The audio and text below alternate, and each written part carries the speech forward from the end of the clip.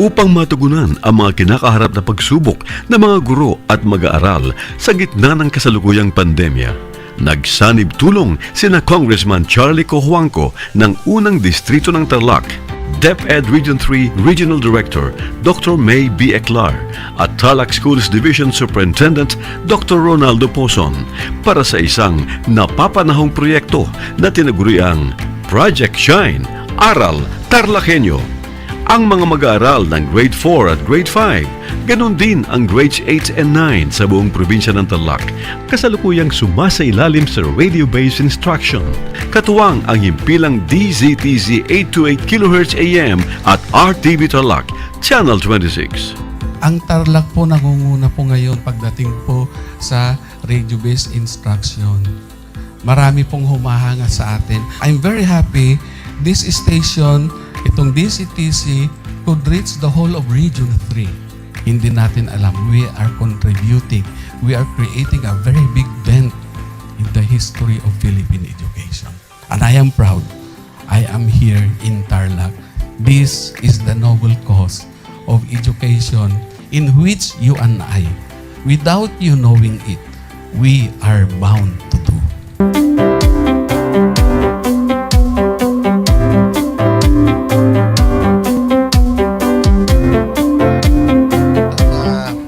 Project natin na Project Shine is a natural consequence dahil sa nangyari sa buong mundo. Let's continue to work together.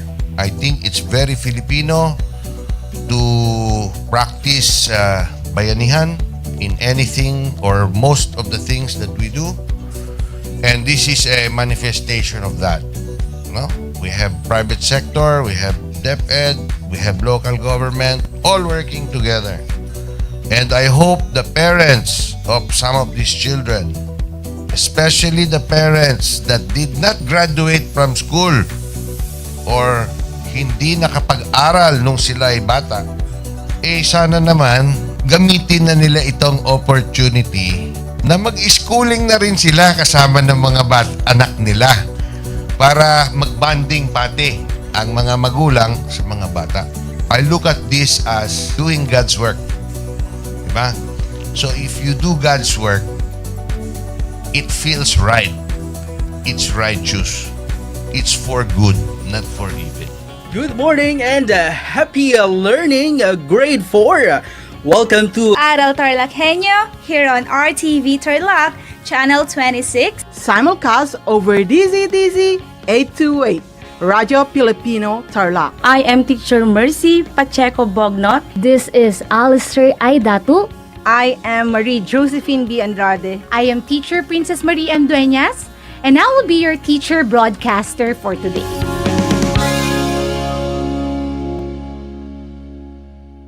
The word boondocks, which is now part of the English Language Dictionary and Vocabulary, comes from the Tagalog word bundok, meaning mountain. Catch Aral TarlakHenyo every Monday to Friday from 8:30 a.m. to 5:30 p.m. over Radio Filipino DCTC 828 and streamed live on Facebook page and YouTube channel of RTV Tarlac, Channel 26. I am Jeremiah Gahutan, your English teacher broadcaster. Let's learn English together only here on Aral TarlakHenyo.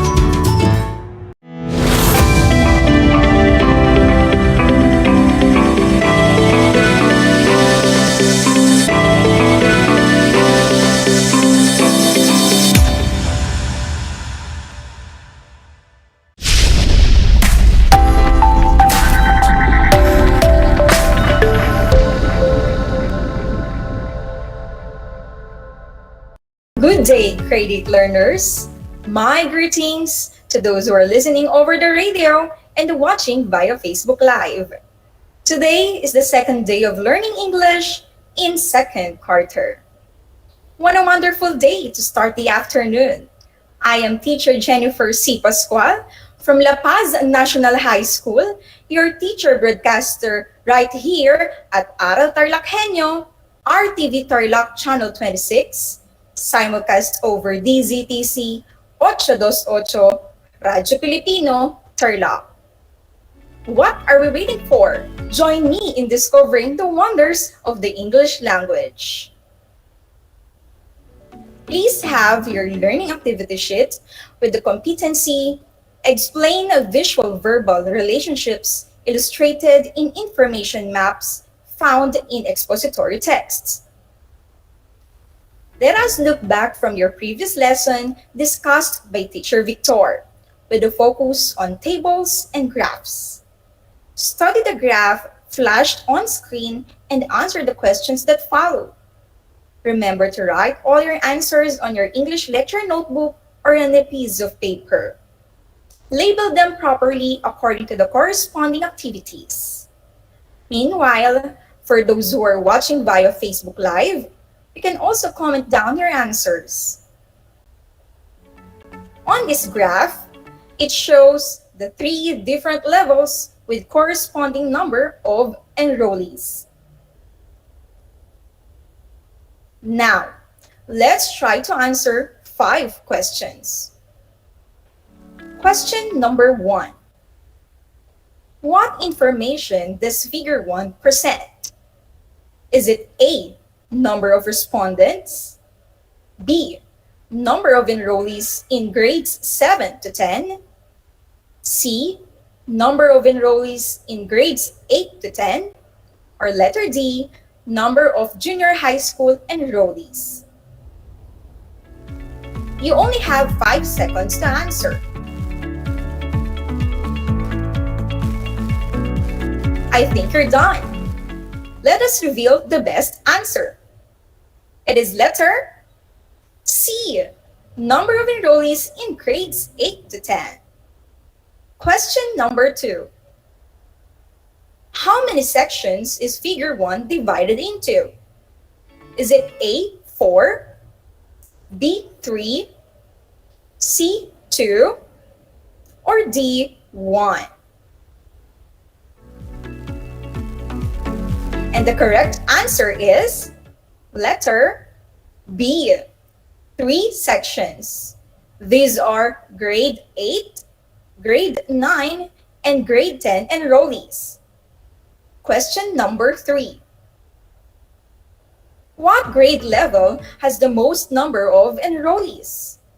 Is it A, grade 7, B, grade 8, C, grade 9, or D, grade 10? And the correct answer is letter D, grade 10. Based from the graph, it shows that grade 10 has over 60 enrollees. Question number 4. What grade level has the least number of enrollees? Is it A, grade 7, B, grade 8, C, grade 9, or D, grade 10?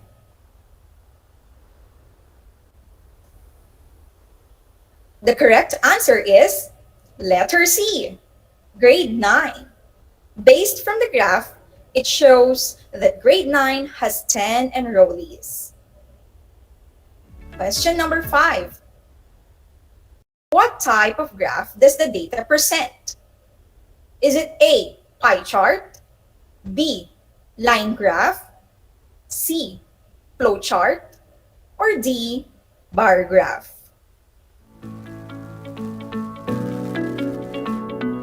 The correct answer is letter B, line graph. Got a perfect score? Well done! I am sure Teacher Victor is proud of you. We have learned from the previous lesson that the use of visuals helps us in understanding data or information. Without reading much the text, one may easily identify and classify the given information through visual presentations, such as graphs and tables.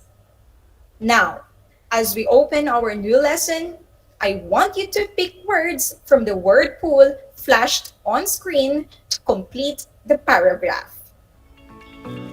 These are the terms to choose: comprehension, fact-based, visual verbal, analytical, visual, and thinking. It's your turn.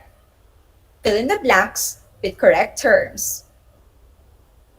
Understanding blank relationships is a powerful tool to improve blank of concepts, ideas, and other data presented in an expository text.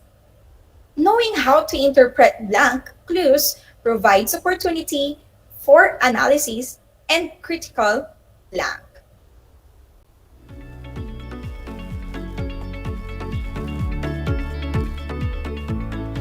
Are you done? Let's check your answers. Number 1, it is visual verbal. For number 2, comprehension. For number 3, visual. And 4, thinking. It goes like this: understanding visual verbal relationships is a powerful tool to improve comprehension of concepts, ideas, and other data presented in an expository text. Knowing how to interpret visual clues provides opportunity for analysis and critical thinking. Did you choose the right terms? That's nice. I'm happy to know that you could understand the value of visual verbal relationships. But let's take a look first with the 5 different information maps, our new lesson for this afternoon. And after the discussion, we will practice your analysis and critical thinking skills. Let's begin with concept map. It is a graphical tool that visually represents relationships between concepts and ideas. Most concept maps depict ideas as boxes or circles, which are structured hierarchically and connected with lines or arrows. This is how it looks like. One is drawn with circles, and one is formed with boxes. The most important thing is to connect the relationship between concept and ideas. Let's have an example. One believes that ideas written in circles around the bigger one are connected to the word triangle. Where it is closed, it has straight sides and has 3 sides. Isn't it easy to remember? Let's have another example of a concept map formed with boxes. The main concept is about trees, where it is connected to the ideas that trees give oxygen and wood. Oxygen is also important to humans, plants, and animals, while wood is used to make paper, houses, and furniture. Let us now move to brace map. It is used for something concrete that can be broken into components or subparts. It shows part to whole relationship. This is how it looks like. You will start your whole item on the left side and breaking it into parts on the right-hand side. This example shows that books have bindings, covered, and have pages. Breaking it into its parts, such as books have titles, authors, pictures, contents, plot or story, and index. The next information map is double bubble map. It is used to identify points of similarity and difference. This is how it looks like. Two ideas being compared are written in the two larger center circles. Outside bubbles contain things that are only possessed by relevant to one of the two ideas, items, or events. The ideas are spiders and bats. Their similarities are they are both superheroes, insects, and color black. While outside bubbles contain their differences such as spiders are poisonous, arachnids, and spinwebs. Bats can fly, pollinate fruit, and they are mammals. Fourth one is thematic map. It is a type of map that portrays the geographic pattern of a particular subject matter in a geographic area. This usually involves the use of map symbols to visualize selected properties of geographic features that are not naturally visible, such as temperature, language, or population. This map shows the northern part of the Philippines. It visualizes the geographic feature of temperature. It has also corresponding data according to its legend or label. This is the map of the Philippines and its corresponding dialect or dialects. Lastly, the story map. It is a web map that has been thoughtfully created, given context, and provided with supporting information. The center of the web are the title of the story and its author. Around it are main and supporting characters, setting, problem, and its solution. Let's summarize the story of Alice in Wonderland. Is it familiar to you? The main characters of the story were Alice, White Rabbit, and the Red Queen. The supporting characters were White Queen, Mud Hatter, and Cheshire Cat. The story happened in England, Wonderland, Rabbit Hole, and Mystical Forest. The problem in the story was Alice tries to maneuver her way through Wonderland to find a way back home. And its solution? Alice realizes in the Queen's Court that Wonderland is a facade and wakes from her dream. There you have it! Those are the 5 information maps that can develop our critical thinking skills found in expository texts. I believe that you are ready to explore the world of visuals.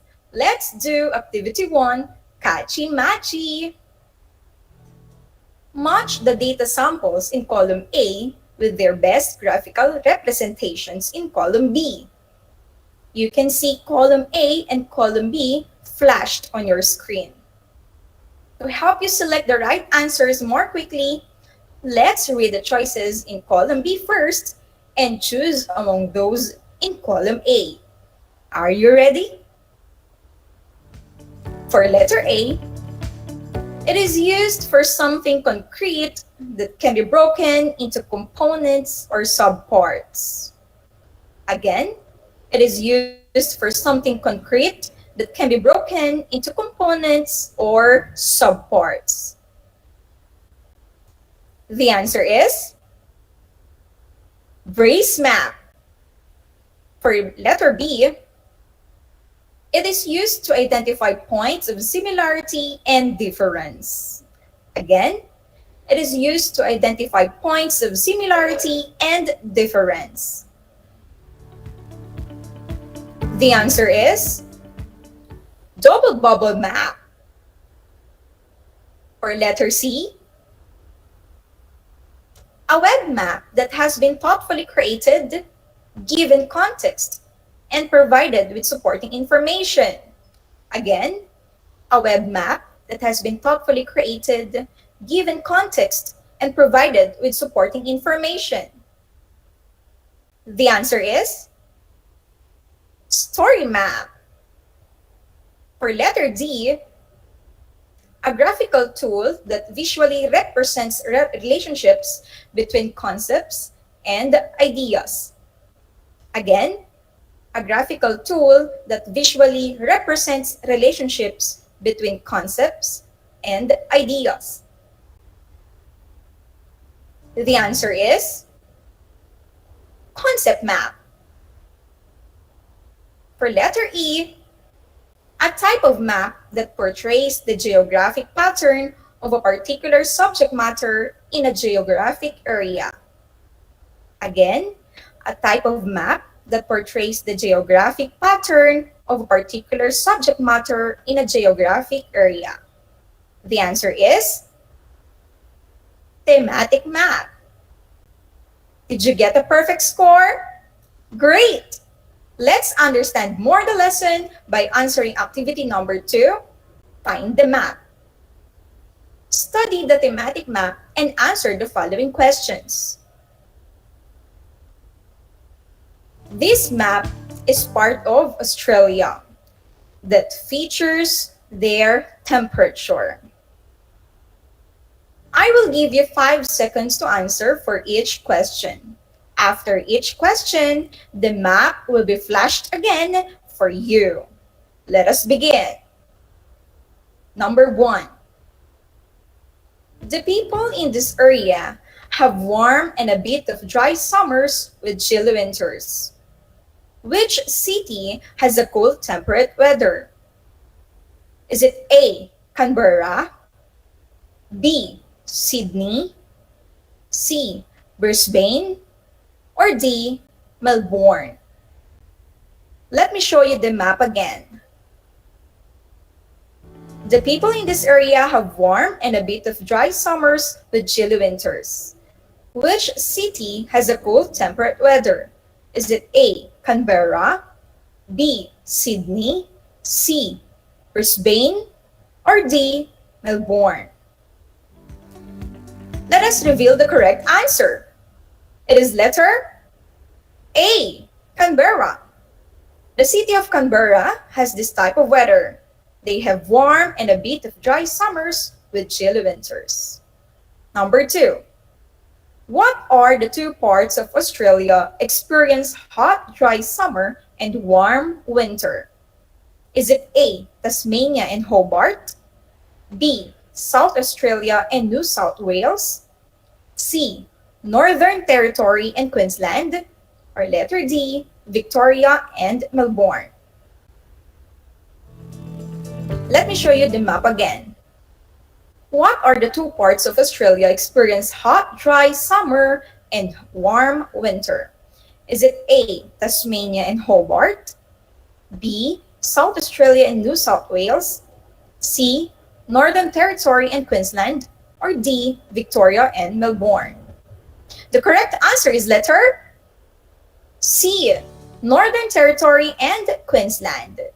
This type of weather is characterized by sunny and warm winter days with cold nights, and it covers the middle part of Australia and the Red Desert. Question number 3. What are the 3 driest regions in Australia where they experience intense heat on daytime and intense cold at nighttime?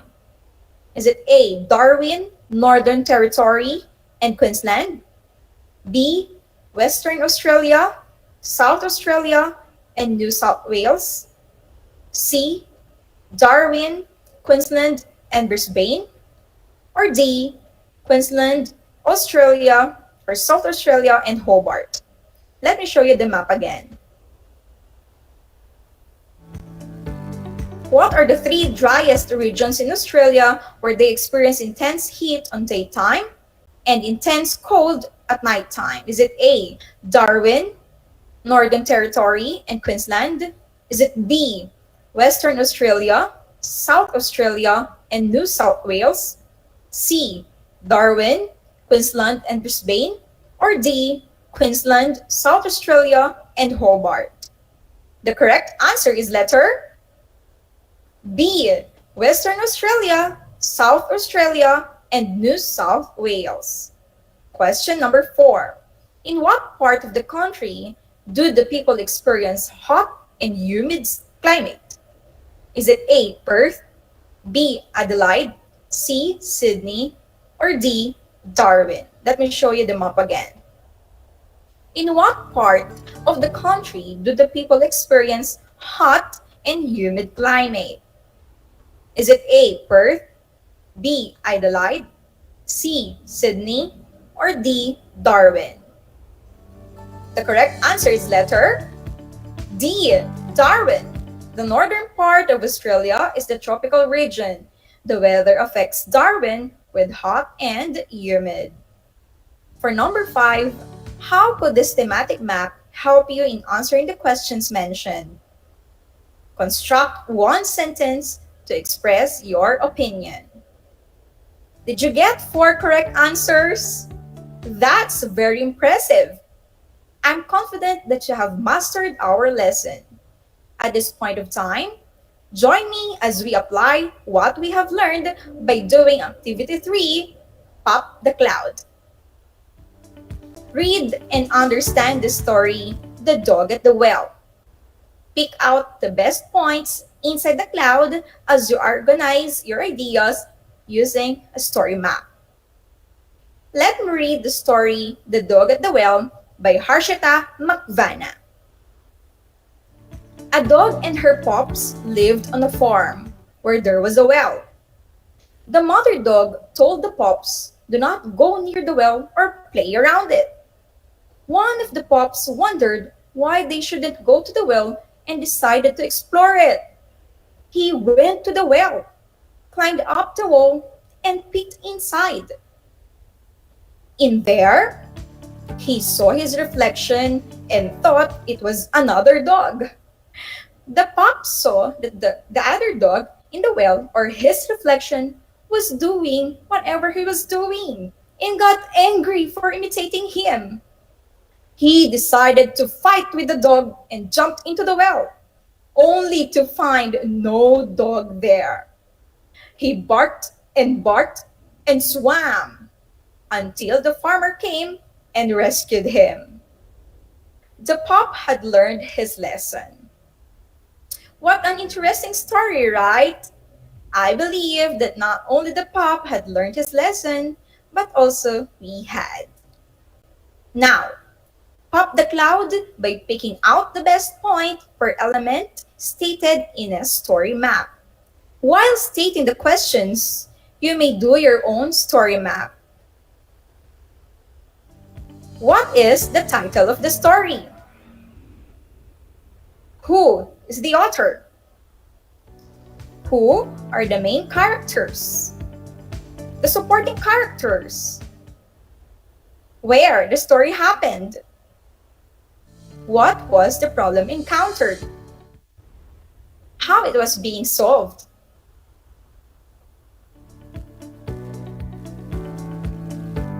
Are you done? Let's check your answers. The title of the story is The Dog at the Well, written by Harshita Makvana. The main characters are the mother and the puppies. The supporting character is the farmer. The story happened in the farm and the well. The problem encountered is the pup decided to fight with the dog and jumped into the well. It was solved by the farmer who rescued the pup. You are brilliant if you answered them correctly. That was a wonderful journey in learning English with you, my dear grade 8 learners. For your assignment, do activity 4, Let Us Strengthen. Refer to the excerpt of a short story, The Dog at the Well. Break down your ideas about the characteristics of a puppy by using concept map. I hope that you have fun. By ending this, do not forget this proverb: never stop learning because life never stops teaching. Once again, live here at La Paz National High School, this has been your teacher broadcaster in English 8, Miss Jennifer Cruz Pascual, always reminding you to always pray to keep COVID away. Keep safe, everyone, and have a great day.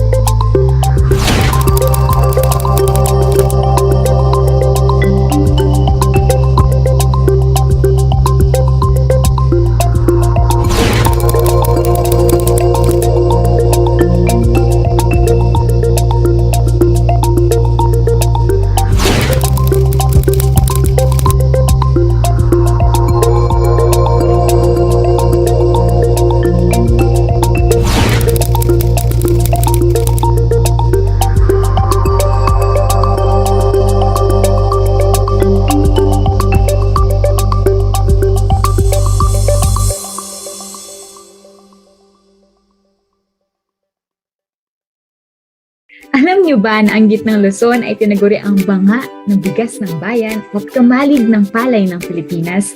Dahil dito nagbumula ang malaking produksyon ng bigas sa ating bansa. Ito ay binubuo ng mga lalawigan ng Aurora, Bataan, Pampanga, Nueva Ecija, Zambales at Tarlac. Ugaliin nating manood ng Aral TarlakHenyo Lunes hanggang Biyernes alas 8:30 ng umaga hanggang alas 5:30 ng hapon. Ako si Binibining Pia Izrin Capiral, ang inyong teacher broadcaster sa Araling Panlipunan dito sa Project Shine Aral TarlakHenyo. Lagi nating tandaan ang pag-aaral ng Araling Panlipunan ay tungo sa daan ng pagiging makadiyos, makakalikasan, makatao at makabansa. I'm back! This is Sir Z, your teacher broadcaster. Magandang araw mga kapantas!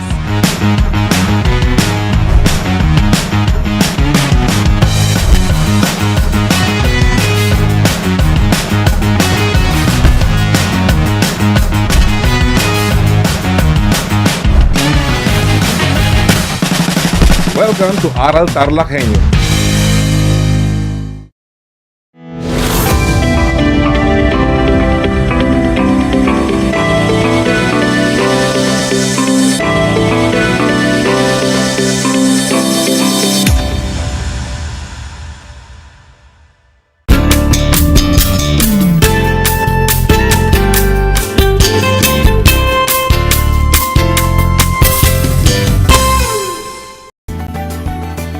Sa ating pong mga magulang na walang sawang sumusuporta at sumusubaybay sa pag-aaral ng ating mga anak, sa ating mga taga-subaybay araw-araw ng Aral TarlakHenyo na hatid sa inyo ng RTV Tarlac Channel 26, at syempre sa lahat ng ating mga nagpupursiging mga mag-aaral?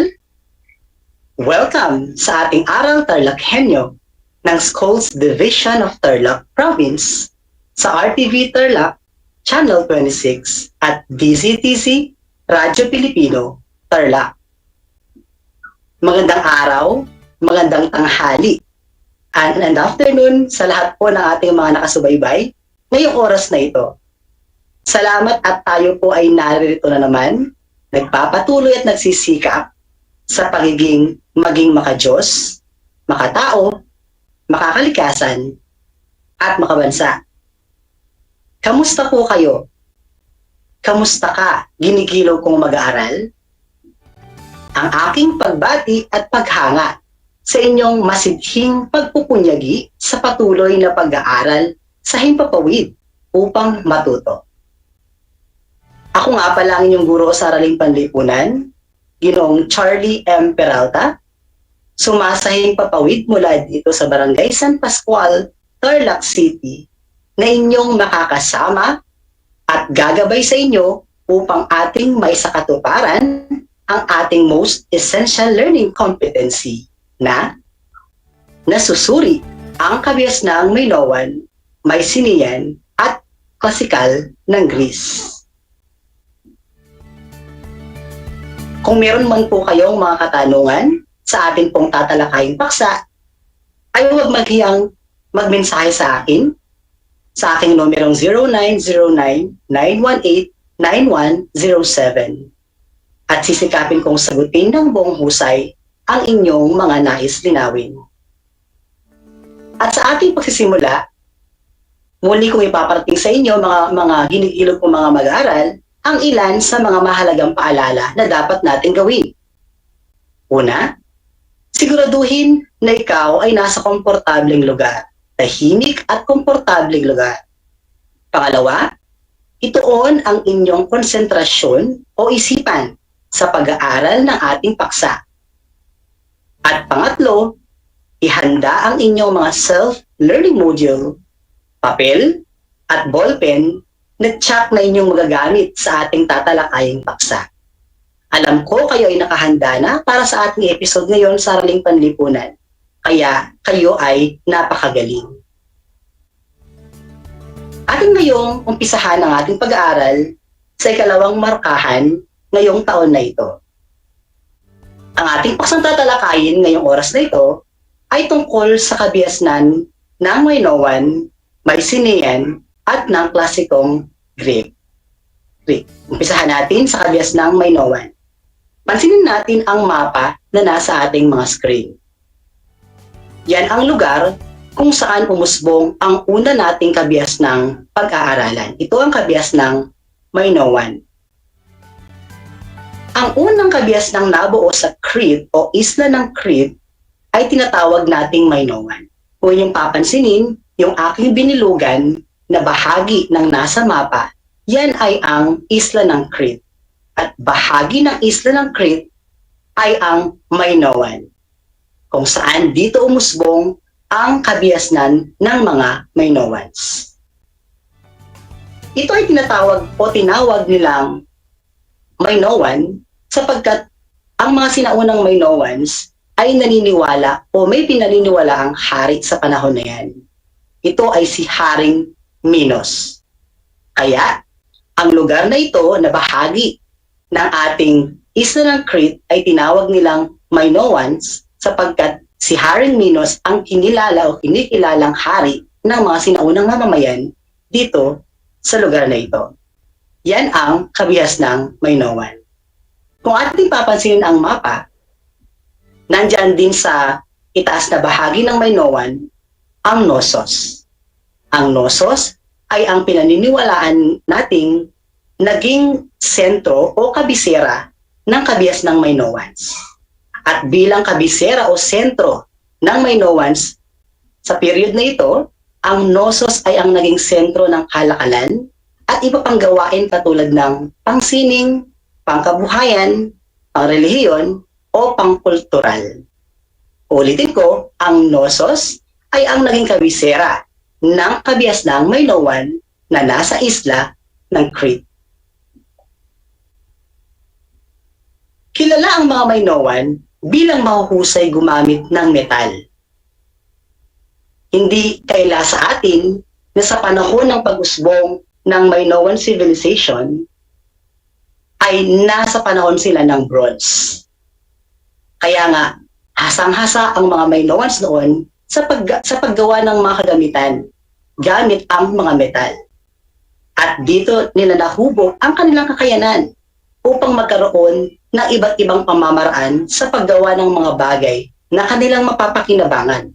Ito ay tinatawag nating teknolohiya.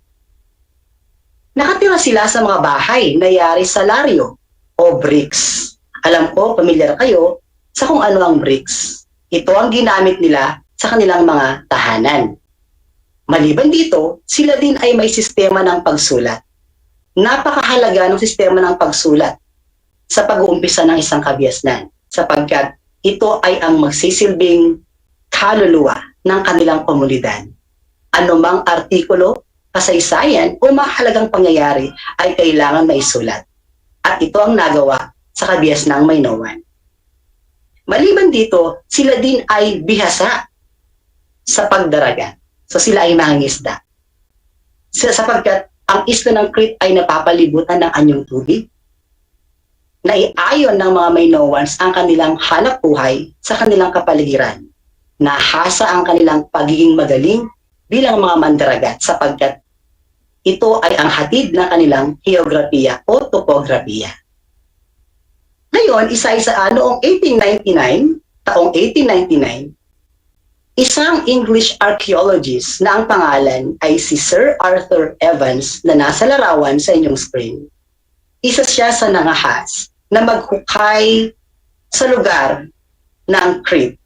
Ang layunin niya ay upang matuklasan ang kultura o ang pamayanan na naganap sa panahon na ito. At sa kanyang paghuhukay ay natuklasan nila ang iba't ibang mga labi ng lungsod ng Knossos.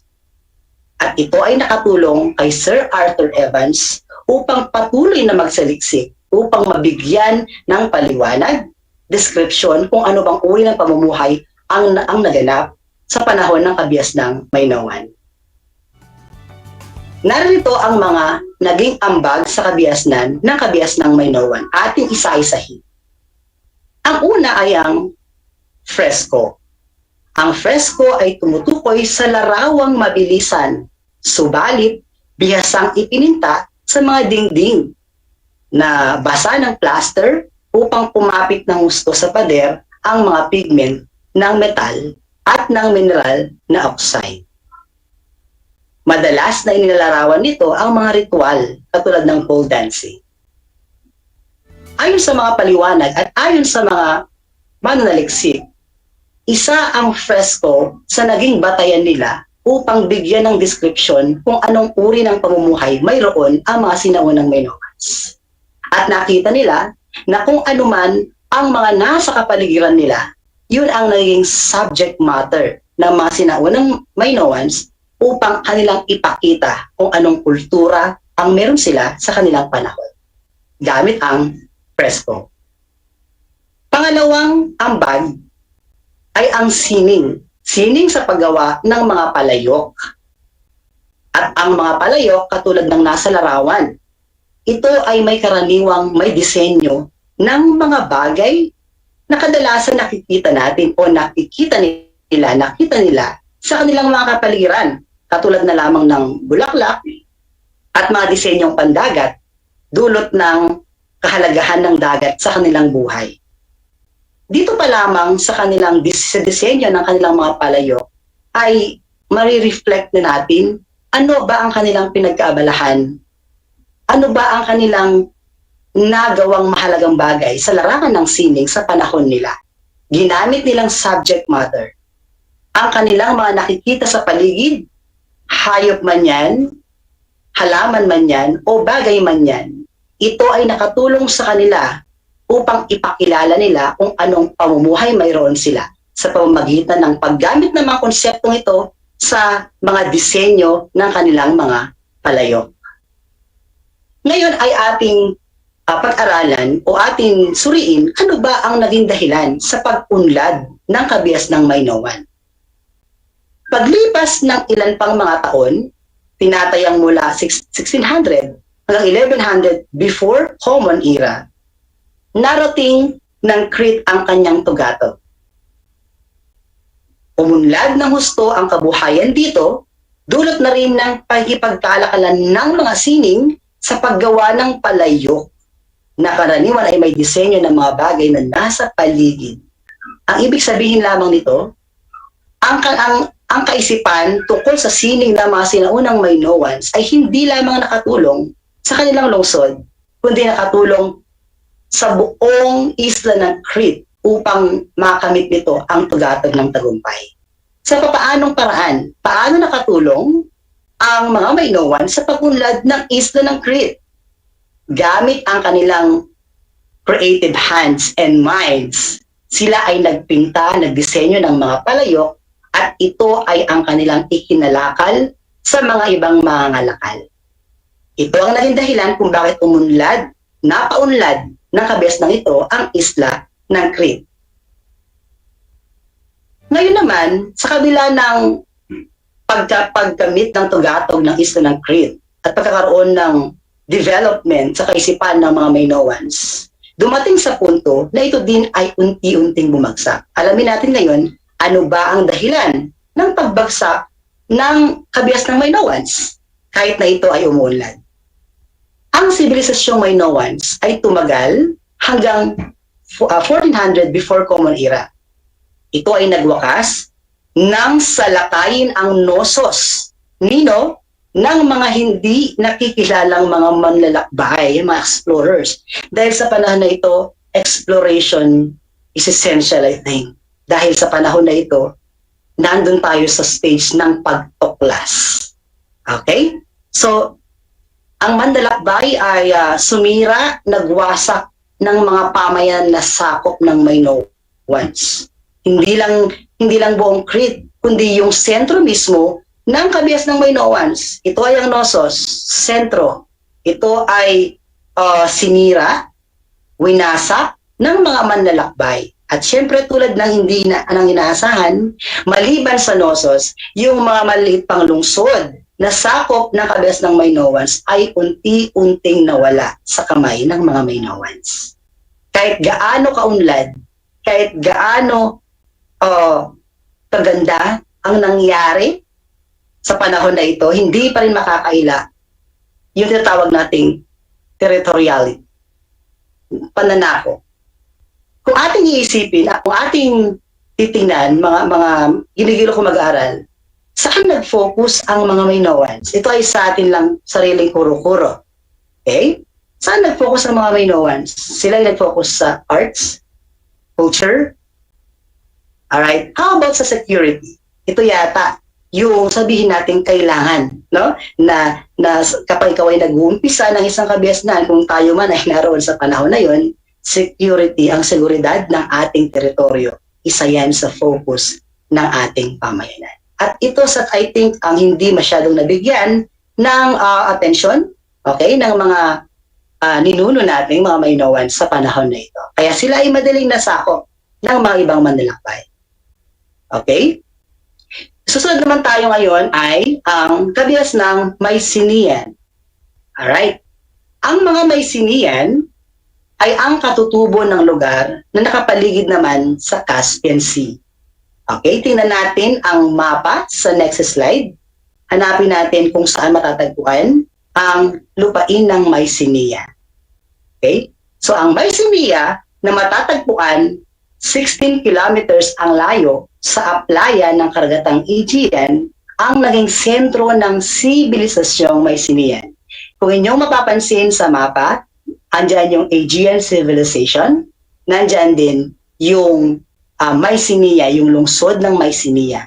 Okay? So, ang pag-uusapan ngayon natin ay ang pag-usbong ng kabias ng Mycenaean. Alright? At sabi dito, ang kabiasnan o ang mga Mycenaean ay mga katutubo daw na nagmula sa lugar na nakapaligid sa Caspian Sea. Ang Mycenae ay matatagpuan daw sa 16 kilometers na layo sa playa ng karagatang Aegean. Ang karagatang Aegean ay ang naging sentro ng Mycenaean Civilization. Bakit ba ang Aegean Sea ay ang kinilala o sabihin na natin tinaguri ang sentro ng Mycenaean Civilization? Sapagkat sa panahon na yan, ang Aegean Sea ay ang ruta na ginagamit ng sinaunang manlalakbay at mananakop papasok at palabas ng isang bansa. At ang mga Mycenaean, yan din ang ginamit na ruta sa pagbuo ng kanilang kabihasnan. Ang mga lungsod dito ay pinag-uugnay ng maayos na daan at mga tulay. So kung ilalarawan natin physically ang mga lugar dito sa Mycenae, kanilang in-improve ang construction ng mga tulay at ng mga daan. Napakahalaga ng tulay, napakahalaga ng daan, napakahalaga ng ruta. Lalo noon, maging ngayon, sapagkat dahil sa mga rutang ito, nagkakaroon tayo ng kaalaman, nagkakaroon tayo ng koneksyon. Okay? So, napaliligiran ng makakapal na pader, atin namang ilarawan ang mismong komunidad o lupain, komunidad o lungsod ng Mycenae. Napapaligiran ng makapal na pader ang lungsod upang magsilbing pananggalang sa mga maaaring lumusob dito. Sa loob ng pader, narito naman nakatayo ang palasyo ng hari. Kung ating ngayong ikukumpara ang kaisipan na naipamalas ng mga Minoans at Mycenaeans, sila ay may pagkakaiba. May pagkakatulad at may pagkakaiba. Isa sa ating nakitang pagkakaiba ay binigyan ng atensyon, ng focus ng mga Mycenaean, hindi lamang ang arts, hindi lamang ang sining, hindi lamang ang relihiyon, kundi ang seguridad. Sila ay nagtayo ng mga makakapal, matataas na pader. Okay? Para maging secure ang kanilang lupain laban dun sa mga nagnanais na pumasok at manira o manakop ng kanilang lugar. Alright? Next slide tayo. Bahagi ng kabias ng Aegean ang Asia Minor. Ang Troy ay lungsod na matatagpuan sa Asia Minor. Ang Asia Minor class ay ang kasalukuyan ngayon na Turkey. Okay? Ngayon, anong kinalaman ngayon? Anong kinalaman ng kabias ng Aegean dito sa kabias ng Mycenaean? Ang Troy, ang pangunahing katunggali ng mga Mycenaean, na kalaunan ay bumagsak din sa kamay ng mga Mycenaean. Ang ibig sabihin lamang nun, sa loob ng kabias ng Aegean, meron nang nagaganap na hindi magandang sa pagitan ng Troy at Mycenaean. Of course, ano bang dahilan? Ito ay dahil sa teritoryo. Subalit, sa kalaunan ay natalo din ng mga Mycenaean ang Troy. Kaya nga sa inyong English subject, natitiyak ko, ito ay napag-aralan na ninyo, di ba? Ang pagkabihag ng Troy ay ikinuwento ni Homer sa Iliad. Kung kilala niyo si Homer ay isang bulag na makata na nabuhay noong ika-8 siglo sa Asia Minor. Ang Iliad ay isang epiko na naganap na labanan at uminog sa kwento ni Achilles, isang mandirigmang Greek, at ni Hector, isang prinsipeng Trojan. Alam ko inyong natandaan yung Trojan War o Trojan Horse. Okay? Connected ang kabias ng Mycenaean doon sa pangyayari ito. Right? So ngayon, isa-isahin natin ano ba yung mga ambag sa kabiasnan ng kabias ng Mycenaean. Ang una, ang kulturang Mycenaean ay mayaman at maunlad na pinatutuhanan ng kanilang mga gawang sining.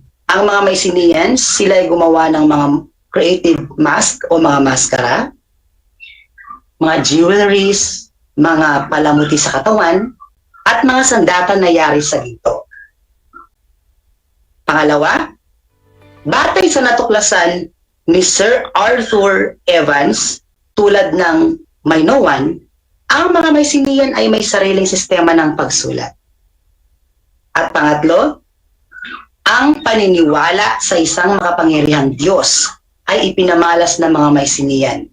Ito ay paniniwala kay Zeus na kanilang pinaniniwala ang naghahari ng isang pamilya at ng mga Diyos at ng mga Diyosa. Kung ating iisipin at pag-aaralan ang ilan sa mga ambag sa kabiasnan ng mga Mycenaeans, mayroong nadagdag kumpara sa Minoan. Ano ang nadagdag?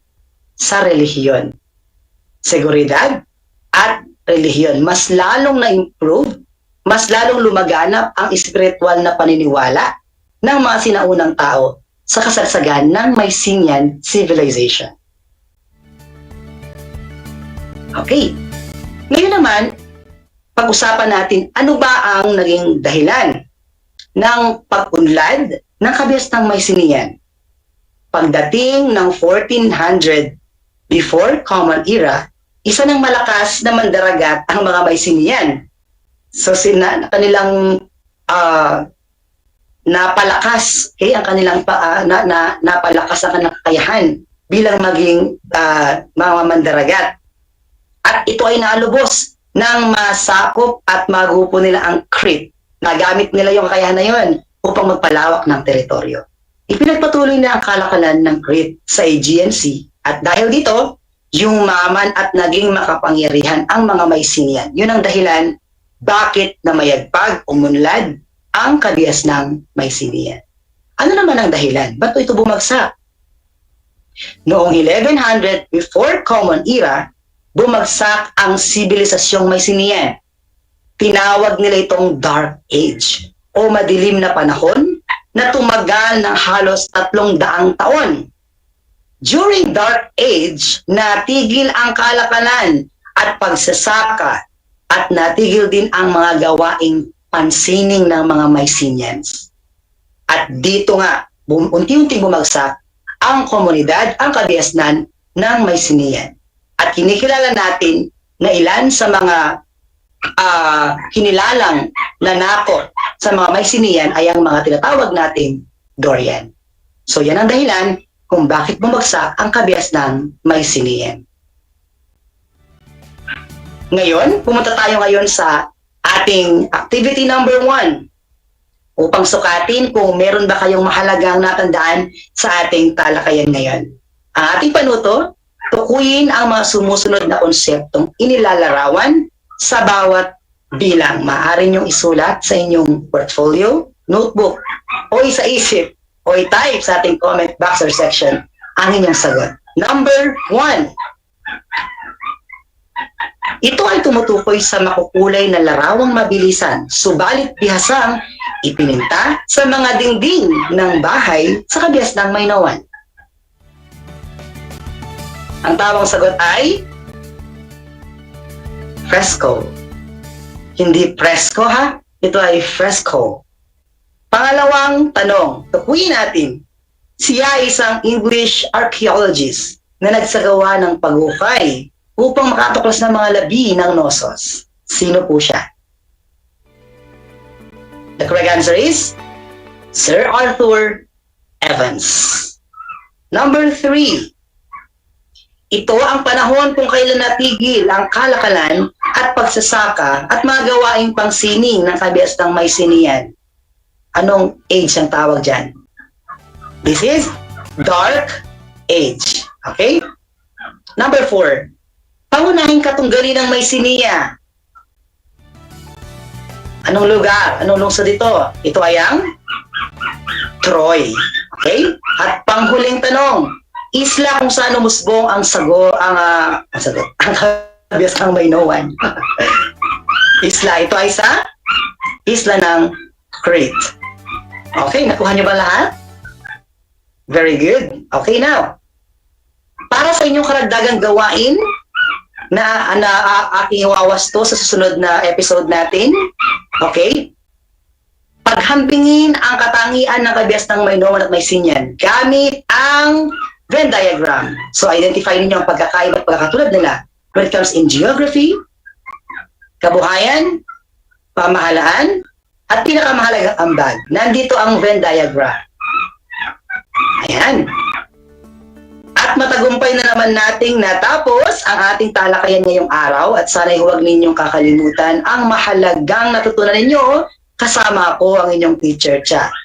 Huwag kalimutang i-share sa inyong mga kamag-anak, kaibigan, kamag-aral ang mahalagang lesson for today. Muli ako si Ginoong Charlie M. Peralta, ang nagsasabing ang pag-aaral ng araling panlipunan ay daan sa pagiging makadiyos, makatao, makakalikasan at makabansa. Hanggang sa muli, mga TarlakHenyo.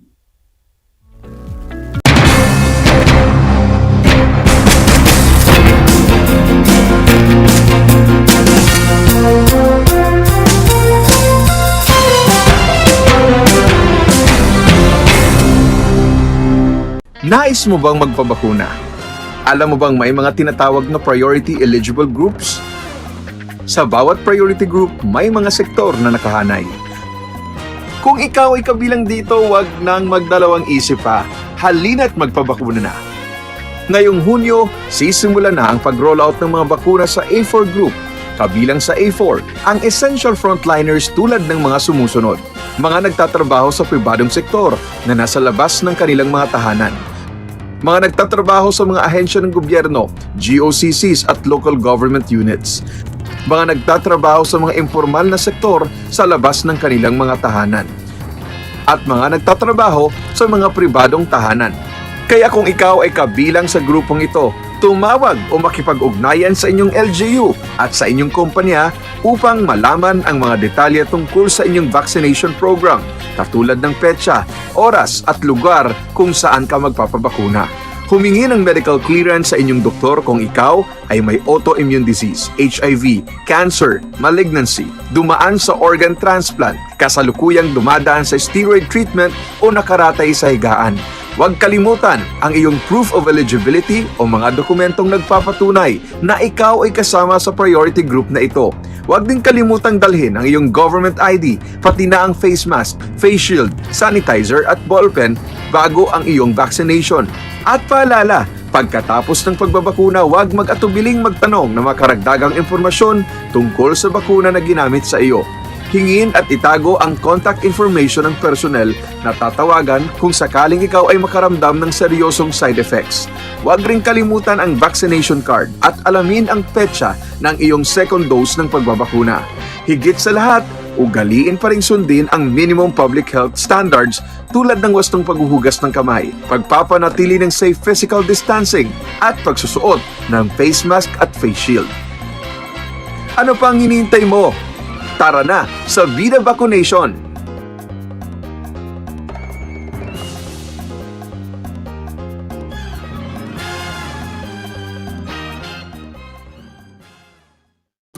Kumusta mga giliw kong tagapakinig? Nagbabalik ang inyong paaralang panghimpapawid, Aral TarlakHenyo, sa RTV Tarlac, Channel 26, at sa bayang naririnig sa DZTC 828, Radyo Pilipino Tarlac. Tayo rin ay napapanood sa FB Live ng RTV Tarlac Channel 26. Sumasahimpapawid mula sa bayan ng Pura Tarlac, mula sa bayan ng San Clemente, mula rito sa Puro Elementary School, Pura Tarlac, sa bayan ng Kapas Tarlac. Ako, ang inyong guro,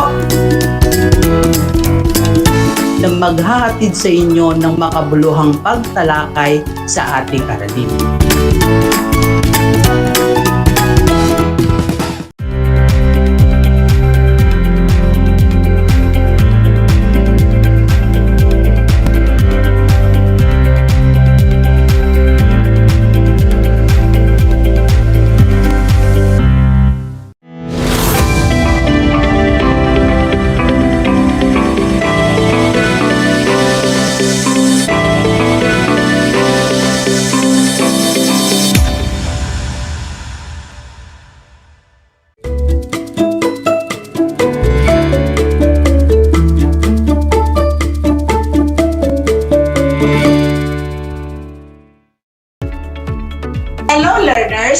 Welcome to another fun-filled learning edition here at Aral TarlakHenyo on RTV Tarlac Channel 26. This is also simulcast over DCTC 828 Radio Filipino Tarlac. And we are also seen via Facebook live stream and via channel 100 of Converge Cable TV. Good afternoon to our dear listeners and viewers, especially to all the grade 8 students out there. This is teacher Norisa P. Santiago, your teacher broadcaster for today, broadcasting live from Benigno S. Aquino National High School, Concepcion, Tarlac. How are you feeling now, my dear students? I hope you are all as excited as I am for the new learning that you are about to experience today. Are you ready? As I start, I want you to listen carefully and attentively.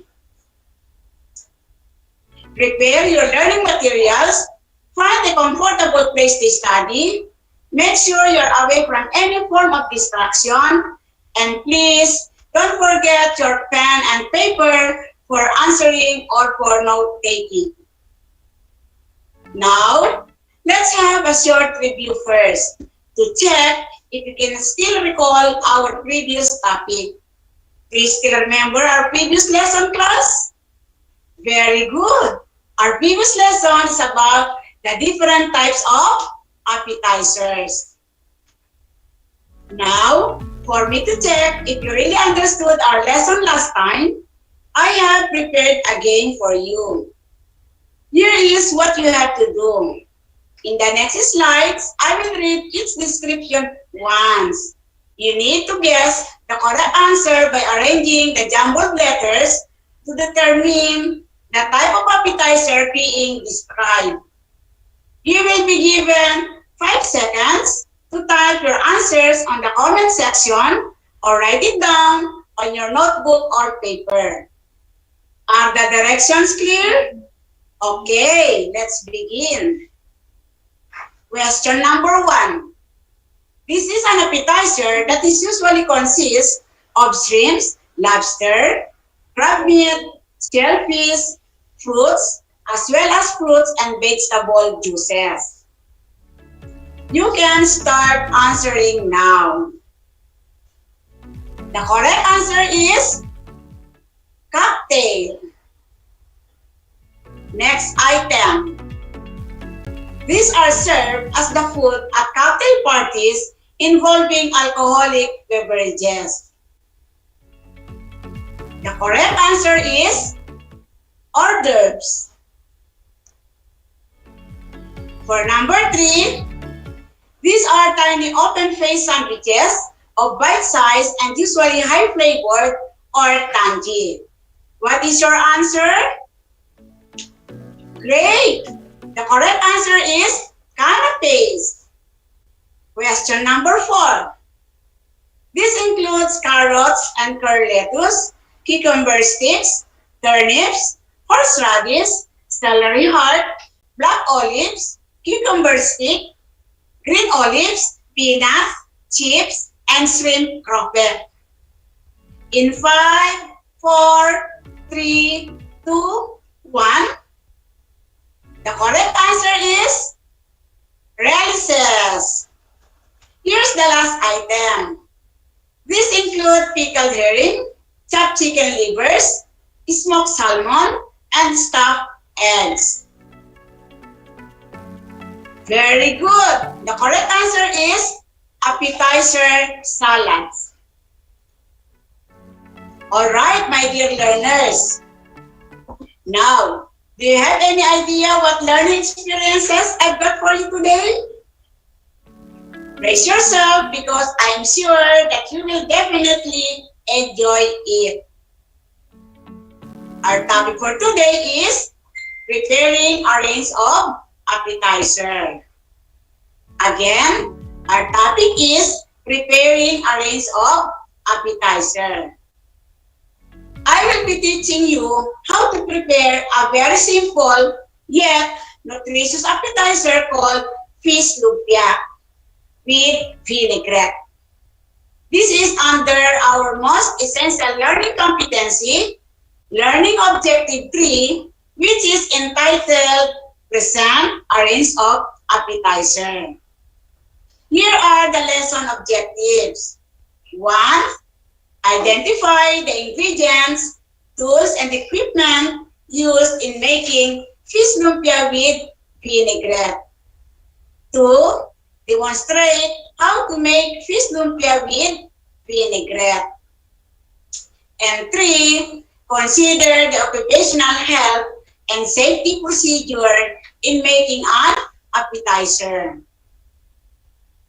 Now, here are the tools and equipment needed in preparing our very simple and nutritious hot appetizer called fish lumpia.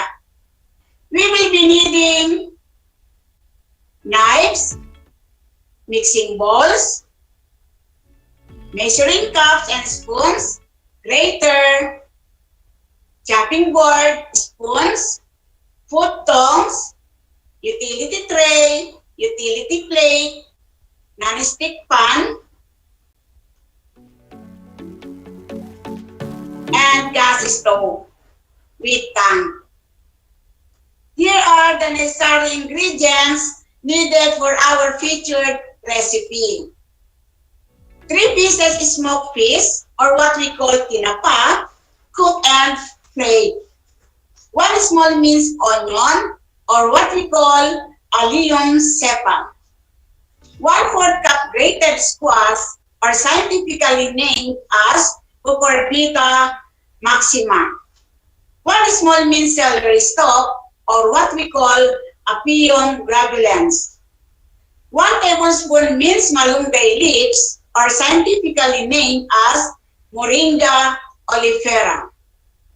1/4 cup grated sweet potato, which is also known as Ipomea batatas. Salt and pepper to taste. Egg was 20 to 25 pieces lumpia wrapper, and 200 ml cooking oil for frying. For our occupational health and safety procedure, you need to do the following. Number 1, always wear your complete personal protective equipment, or what we call PPE, which includes your apron, hairnet, gloves, and face mask. Number 2, consider the 5 S. Seiri, Seiton, Seisu, Seiketsu, and Shitsuki, which are 5 Japanese words meaning tidiness, orderliness, cleanliness, standardization, and sustain. And number 3, check for gas leakage to ensure our safety. Now, are you ready for the steps or procedure in preparing our fish lumpia? Let's begin. Step number 1. You need to prepare all the ingredients and tools needed in preparing fish lumpia. Make sure that all the tools are clean and dry and the ingredients are already measured correctly and ready for use. Step number 2. In a mixing bowl, combine and mix all the ingredients needed for the stuffing. This includes the tinapa, onion, squash, sweet potato, celery, malunggay leaves, salt and pepper, and make sure not to miss out any single ingredient and that all of the ingredients are properly mixed and combined. Step number 3. Put enough stuffing mixture on its lumpia wrapper. Then wrap and seal with egg wash. You can put a spoonful of the stuffing mixture in its lumpia wrapper. Make sure to tightly stop, wrap, and seal the products. Step number 4. Fry the fish lumpia over low to medium heat until they are golden brown in color. Pour and use enough cooking oil to assure even cooking. Check if the cooking oil is hot and ready for frying. Test by using a clean toothpick, just like what you see on the screen right now. flip or turn its lumpia occasionally with the use of food tongs. And for the last step, present the finished product and serve with vinaigrette. And here is our finished product, a very simple and nutritious appetizer known as fish lumpia with vinaigrette. Were you able to follow the steps, my dear students? For you to be able to follow and better understand the step and procedure in preparing our appetizer today, I have prepared a video presentation for you. Please watch and observe closely.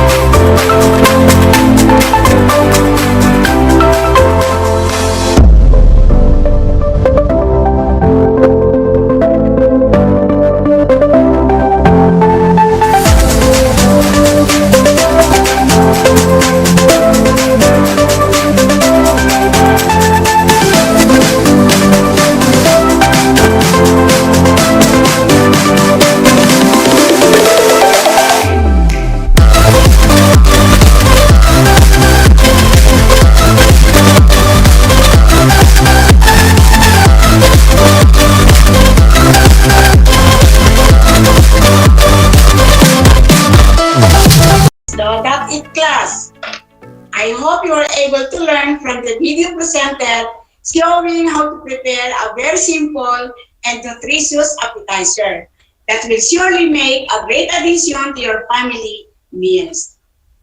Now, let's have a recap on today's discussion. What are the ingredients that we used in preparing our appetizer, the fish lumpia? Very good. The ingredients that we used for our fish lumpia recipe are 3 pieces smoked fish or tinapa, 1/4 cup grated squash, 1/4 cup grated sweet potato, 1 small minced onion, 1 small minced celery stalk, 1 tablespoon minced malunggay leaves, salt and pepper, lumpia wrappers, and vegetable oil. Now, what are the 5 steps in preparing fish lumpia? You got it right. The very simple steps in preparing fish lumpia are step number 1. Prepare all the ingredients and tools needed in preparing fish lumpia. Step number 2. In a bowl, combine and mix all the ingredients needed for the stuffing. Step number 3. Put enough stuffing mixture on each lumpia wrapper, then wrap and seal with egg wash. Step number 4. Fry the fish lumpia over low to medium heat until golden brown in color. And step number 5. Present the finished product and serve with vinaigrette. And now, it's time to put your acquired knowledge to the test. Let me check how much have you learned. I have prepared a 5-point multiple choice quiz. Here's what you are going to do. I will read each question twice, then you just have to choose the correct answer. You can type your answers on the comment section, or you can write it on your paper or notebook. Are you ready? Let us begin. Question number 1. The squash and sweet potato used in the recipe were sliced finely using the blank. Again, the squash and sweet potato used in the recipe were sliced finely using the blank. Choices are letter A, chopping board, letter B, strainer, or letter C, grater. Question number 2. The ingredients needed for the stuffing recipe are the following, except blank. Again, the ingredients needed for the stuffing recipe are the following, except blank. Letter A, tinapa, onion, celery, and squash. Letter B, onion leek, carrot, and bell pepper. Or letter C, malunggay leaves, sweet potato, salt, and pepper. Question number 3. It is a kitchen tool that contains all the ingredients for the stuffing and were mixed. Again, it is a kitchen tool that contains all the ingredients for the stuffing and were mixed. Letter A, mixing bowl. Letter B, food tongs. Or letter C, spoon. Question number 4. The fish lumpia product was fried over blank heat until golden brown in color. I repeat, the fish lumpia product was fried over blank heat until golden brown in color. Letter A, high. Letter B, low to medium. Or letter C, very high. Question number 5. The finished product was presented with a dip known as blank. Again, the finished product was presented with a dip known as blank. Choices are letter A, vinaigrette. Letter B, sauce. Or letter C, syrup.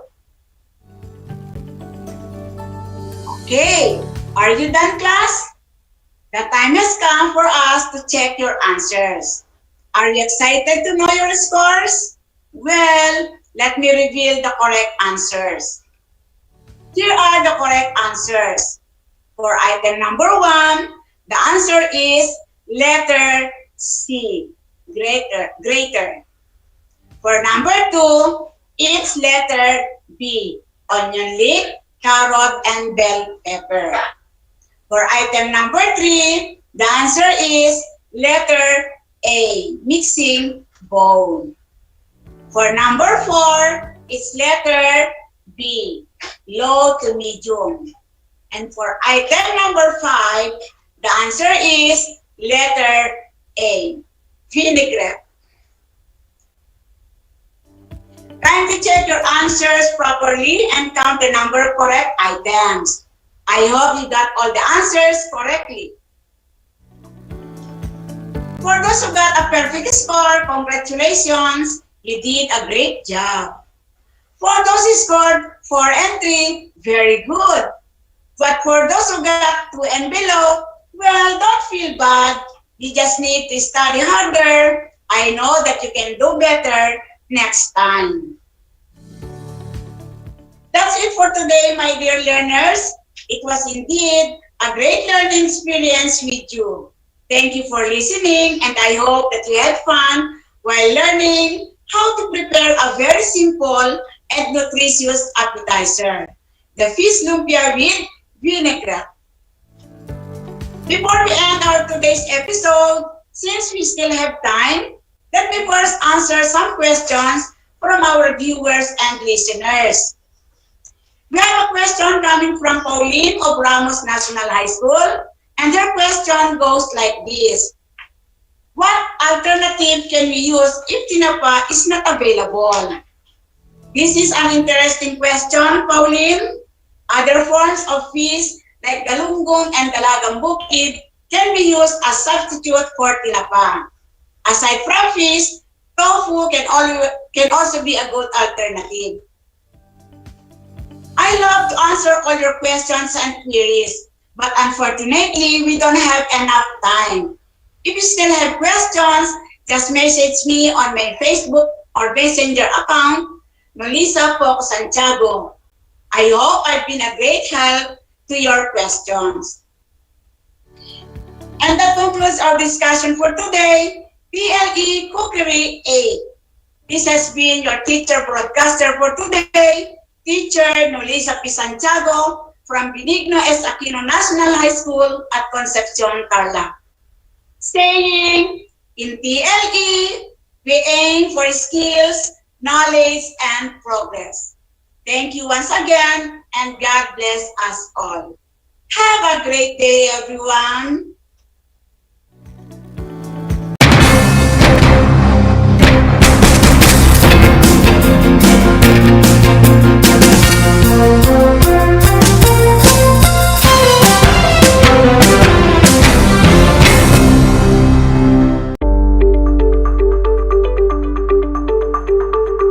Sa pagnanais na mapigilan ang ating pamahalaan ang pagdami ng bilang ng mga kaso ng COVID-19, binuo ang One Hospital Command Center o OHCC upang mas mabilis na matugunan ang medikal na pangangailangan ng ating mga kababayan. Bukas ang OHCC 24 oras araw-araw. Tumawag lamang sa mga hotline nito sa 0919-977-3333 o 0915-777-7777 o 02-886-50500. Maaari ring i-download ang Pure Force Citizens app sa Android o iOS upang mabilis na matugunan ang sinumang nangangailangan. Layon din ng OHCC na maiwasang mapuno ang kapasidad ng bawat ospital. Kaya't kung ikaw ay kinakailangang tumawag sa OHCC, mabibigyan ka ng libreng preliminary consultation. Para sa mga nangangailangan ng emergency quick response, makikipag-ugnayan ang OHCC sa DOH Bed Tracker at sa mga ospital upang makahanap agad ng pinakamalapit na bakanteng ospital. Ang transportasyon o ambulansya naman ng ospital na inirefer ng OHCC sa pasyente ang siyang susundo sa bahay nito.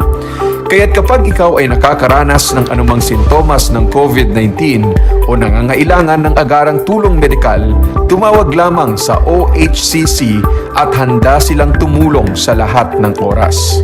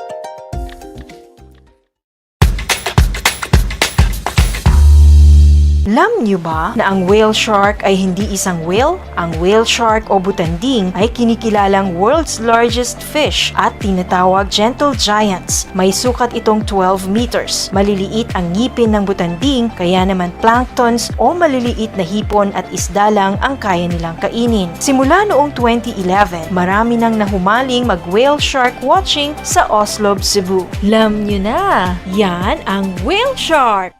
Kumusta mga giliw kong tagapakinig? Nagbabalik ang inyong paaralang panghimpapawid, Aral TarlakHenyo, Sa RTV Tarlac, Channel 26, at sa bayang naririnig sa DZTC 828, Radyo Pilipino Tarlac. Tayo rin ay napapanood sa FB Live ng RTV Tarlac Channel 26. Sumasahimpapawid mula sa bayan ng Pura Tarlac, mula sa bayan ng San Clemente. Mula rito sa Puro Elementary School, Pura Tarlac. sa bayan ng Kapas Tarlac. ako, ang inyong guro, na maghahatid sa inyo ng makabuluhang pagtalakay sa ating aralin.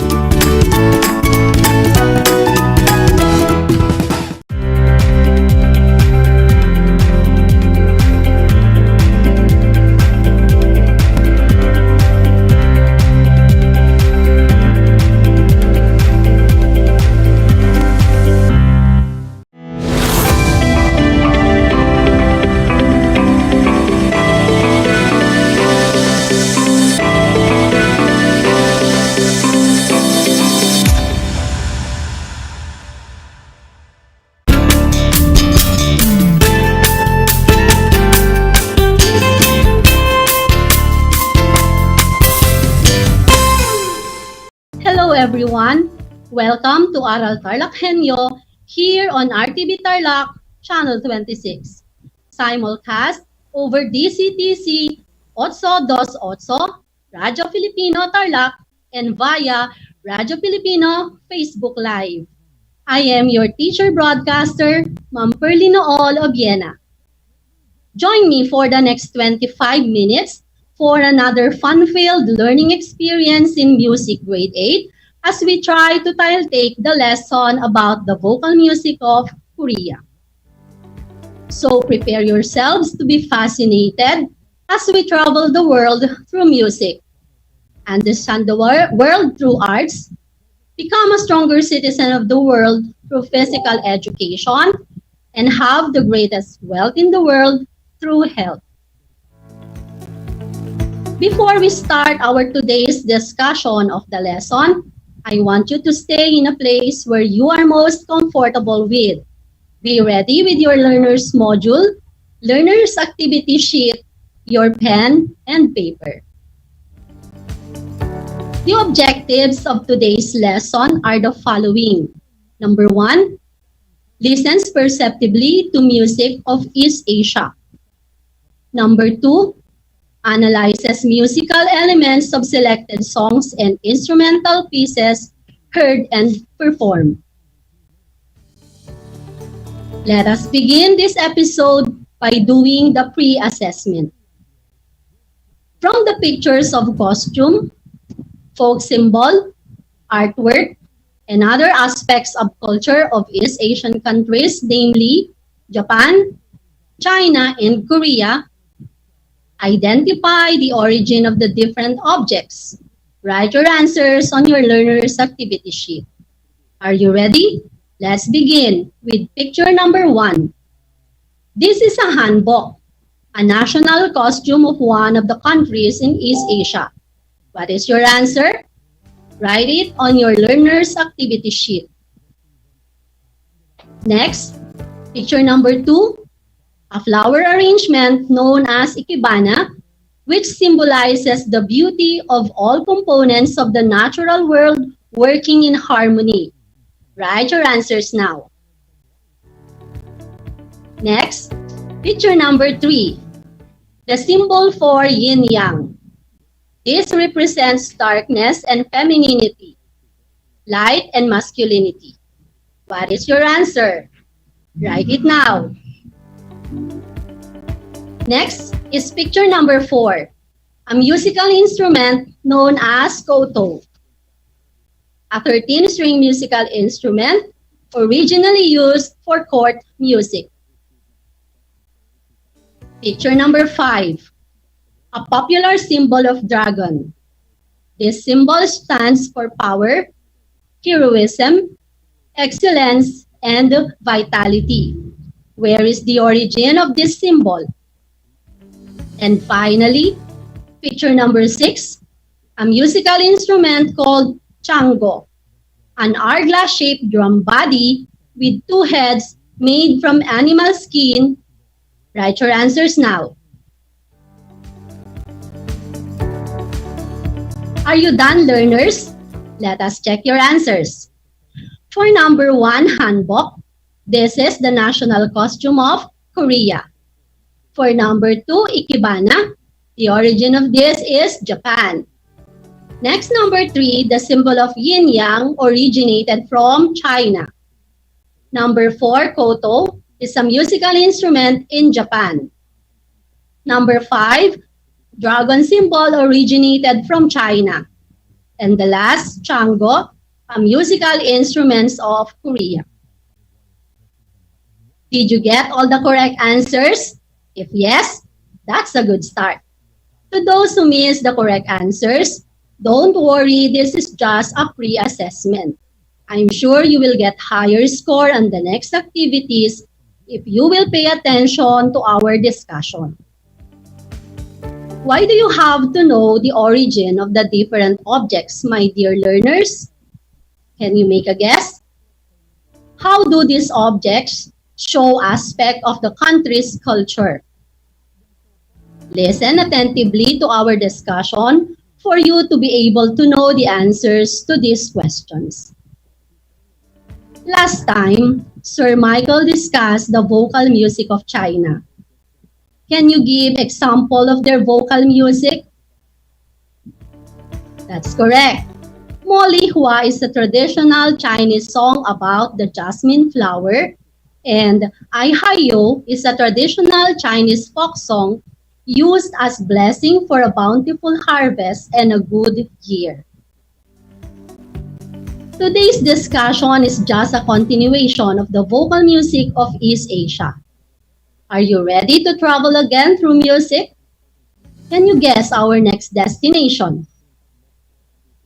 This country is the home of OPPAS and the BTS. 안녕하세요, umagsansannim, mamperliibnida. Welcome to the vocal music of Korea. Korea, or the Korean Peninsula, is a region in East Asia that has been divided into two sovereign states. The North Korea, officially the Democratic People's Republic of Korea, and South Korea, officially the Republic of Korea. North Korean music mostly dealt with support for the party and its revolution with a cult of personality surrounding the supreme leader. The sounds were Soviet-inspired and militaristic right throughout the early years of the country, but in the 1980s, things had started to shift dramatically. The vocal music of North Korea includes a wide array of folk, pop, light instrumental, political, and classical. Music education is widely taught in schools and continues to be relevant to the Democratic People's Republic of Korea. Their musical genres include pansori, long vocal and percussive music played by one singer and one drummer. Nongak, a rural form of percussion music typically played by 20 to 30 performers. Sanjo, an entirely musical that shifts rhythms and modes during the song. North Korea also value their folk music heritage. Musical instruments like the shango and the gayagum are widely used and taught in almost every school to kids from an early age. South Korea, or the Republic of Korea, on the other hand, has a rich vocal tradition and diverse instruments and music forms such as court music, folk music, poetic songs, and religious music used in shamanistic and Buddhist traditions. Folk music generously use bright rhythms and melodies. Their traditional music represents a world of captivating rhythms and melodies whose sounds draw listeners' attention. There are two categories of their folk music. The first is chongake, which means right or correct music. Chongake refers to the music of the noble class, also referred to and some music for men of high social status outside the court. The second category is the sogak or minsogak. This is the music associated with the lower classes or for the general public. It includes genres such as pansori and minyo. Pansori is a kind of music presented to audiences by skilled vocal singers and drummers. Minyo is the song of the folklore. These are traditional music sung mostly frequently by the Koreans. An example of Korean folk song is the arirang. It is used as a symbol for Korea and Korean culture. Arirang is a farewell song that evokes the feelings of tears shed by Koreans and the remembrance of their sad stories. Let us analyze the song Arirang. Can you give the key and time signature of the song? The song has one flat, so it is in the key of F. And it is in 3/4 time signature, wherein there are 3 beats in a measure and a quarter note receives 1 beat. Can you identify the different notes in the song? What are your answers? The notes used are dotted quarter note, 8th note, dotted half note, and half note. Let us listen to the song Arirang by one of my previous grade 8 student, Unica Parcasio for her performance assessment last year.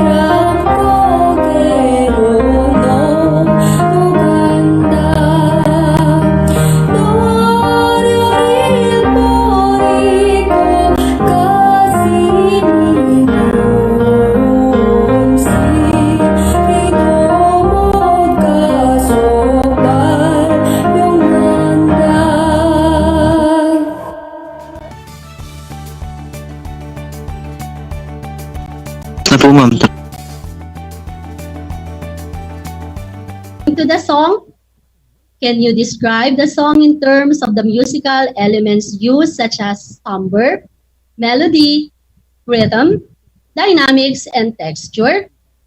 Write your answers on the space provided in your last. I will play the song once more so you can follow.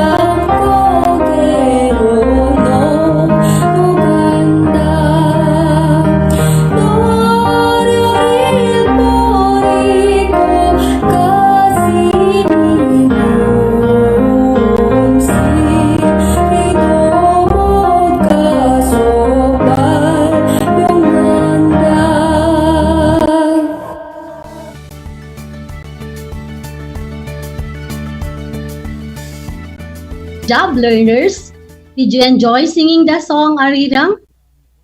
According to the Korean folk music.weebly.com, the term Arirang is often translated as my beloved one. In ancient Korea, Ari meant beautiful and Rang meant the groom. In addition, Arirang is said to be the name of a hill located in the central part of Seoul. Would you like to learn another beautiful song from Korea? Alright, your wish is my command. Here's another beautiful song from Korea. The title of the song is Doraji. Can you give the key signature and time signature of the song? Correct. Doraji is in the key of F and in 3/4 time signature, just like the song Arirang. What are the notes used? We have quarter notes, dotted quarter notes, 8th notes, half notes, and dotted half notes. Islar was used in this song. It is a curved line that connects two or more notes of different pitches. Doraji is a Korean folk song classified as minyo.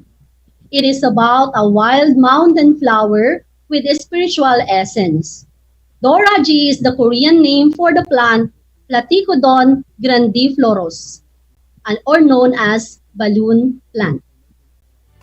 This time, we will listen to the song Doraji, sung again by Unica Apostol, my grade 8 ST student last school year.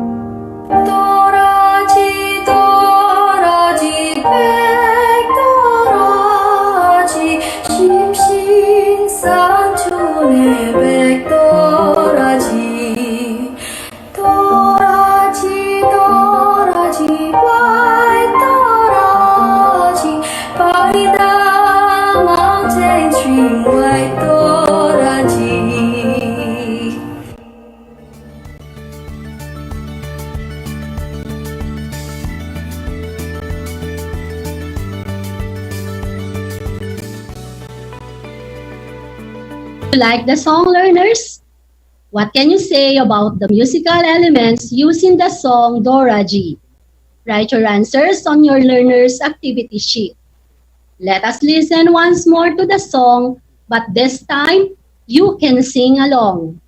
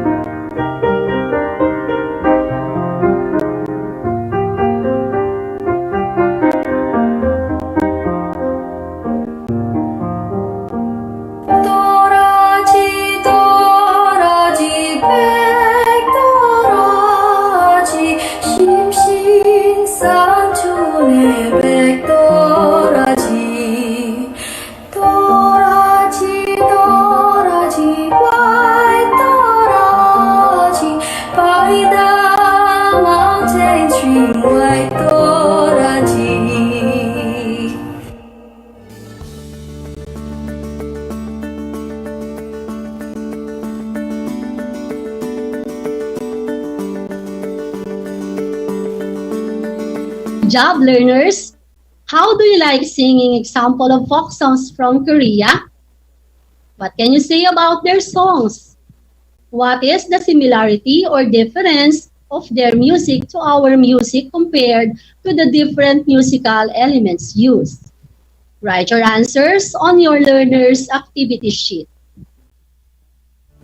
Let us check if you really learned the songs Arirang and Doraji. I will play the accompaniments. All you have to do is sing the songs. Are you ready? Let's start with the song Arirang.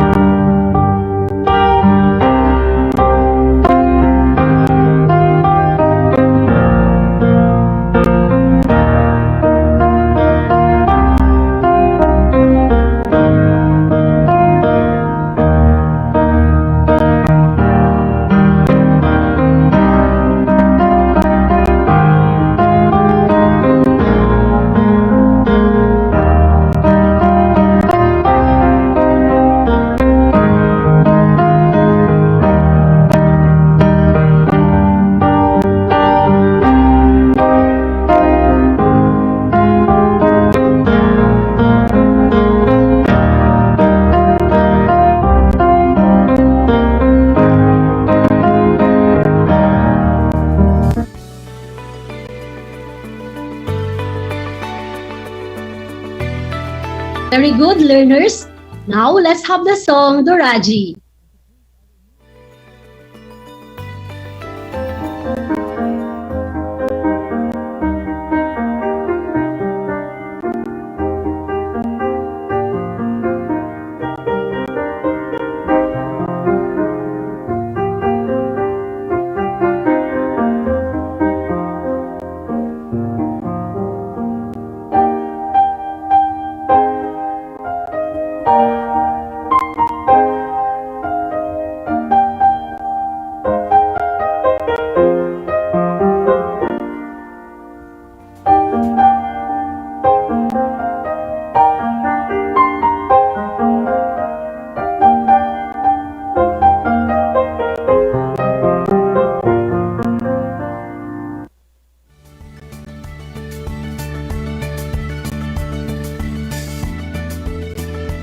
Good job, learners!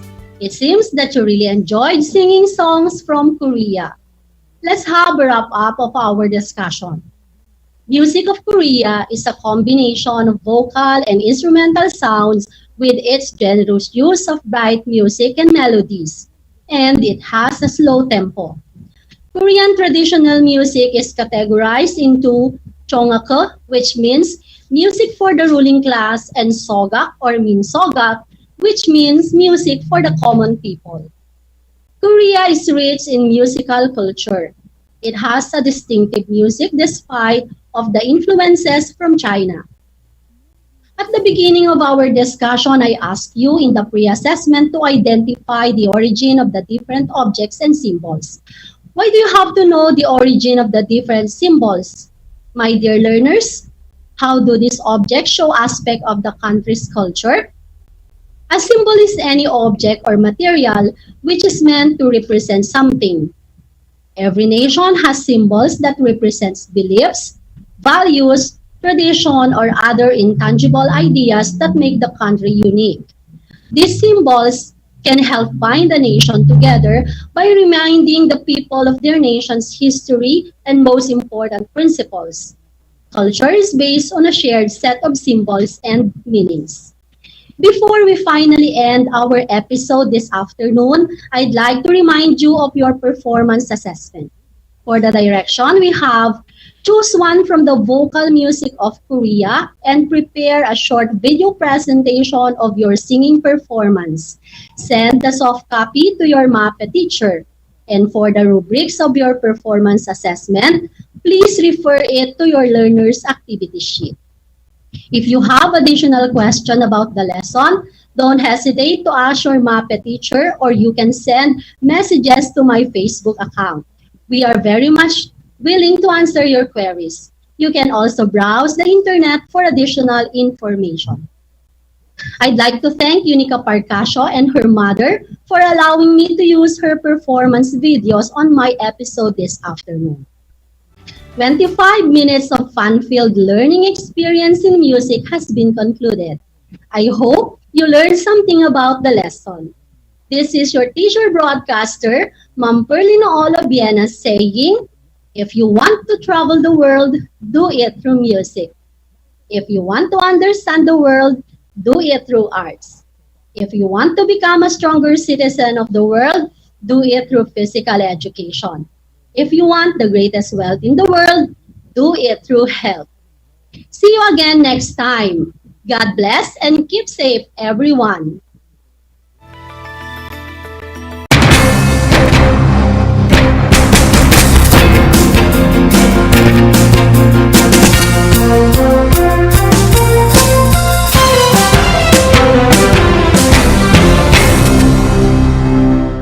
Bahagi mo Radyo Pilipino saan mang bahagi ng Pilipinas, saan mang bahagi ng mundo, anumang uri ng pamumuhay, kabahagi mo Radyo Pilipino. Radyo Pilipino. Sumasahimpapawid sa DWPR 1296 Dagupan, DZTC 828 Tarlac, DZLT 1188 Lucena, DZYM 1539 Mindoro, DWRL 1080 Legazpi, DWRN 657 Naga, DYRB 540 Cebu, DYRL 1035 Bacolod, DYRN 1134 Dumaguete, DXCO 1044 Cagayan de Oro, DXGS 765 General Santo, DXOC 1494 Ozami, DXOW 981 Davao at Radio Filipino Podcast Center Manila. Ito ang kabahagi mo, Radio Filipino, napapakinggan on air, and online sa buong mundo sa pamamagitan ng www.radiofilipino.com. Radiofilipino.com. Impormasyong may kalidad at serbisyong may halaga. Kasama katuwang Kapinoy. Kabahagi mo. Radio Filipino. Radio Filipino.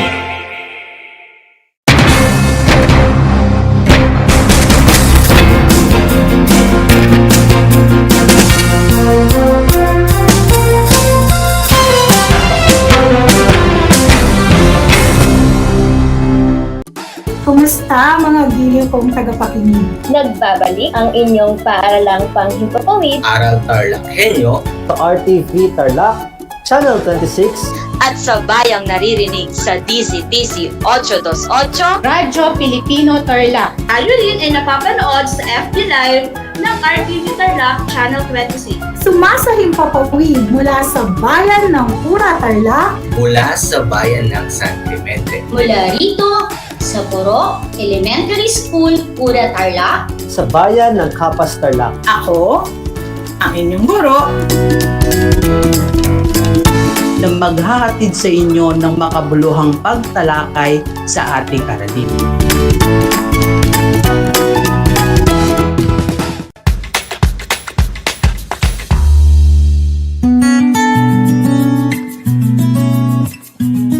Alam niyo ba na ang kinikilalang Guinness Book of World Records holder bilang pinakamaliit na commercially harvested fish ay isang sinarapan? Ito ay matatagpuan lamang sa Pilipinas, sa Lake Buhi sa Bicol River. Isa itong uri ng goby na may transparent na katawan na may sukat na 12.5 mm. Alam mo na, yan ang sinarapan.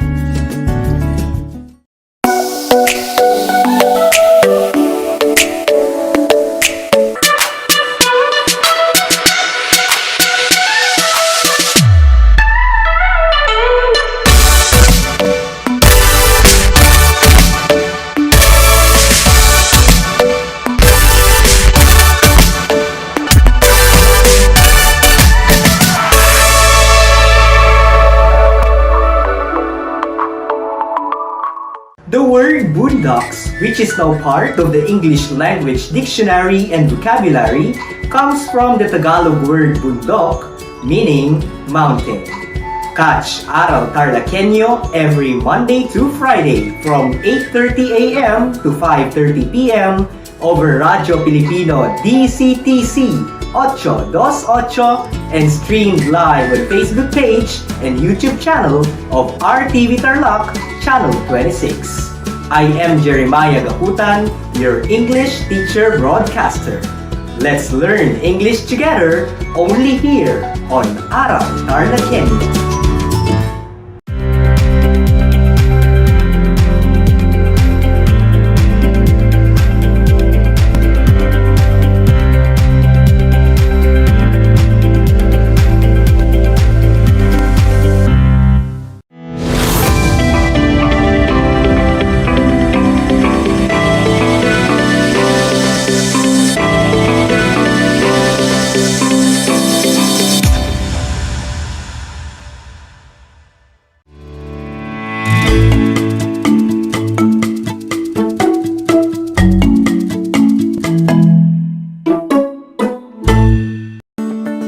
Hello there, grade 9 learners. Welcome to another exciting Thursday learning experience. This is Aral TarlakHenyo here on RTV Tarlac, Channel 26, simulcast over DZTC 828 Radyo Pilipino Tarlac. We are also broadcasting live at Converge Cable Channel 100. This is Ma'am Hazel Grace Barroso from San Julian Santa Maria High School, your teacher broadcaster for today. How are you, students?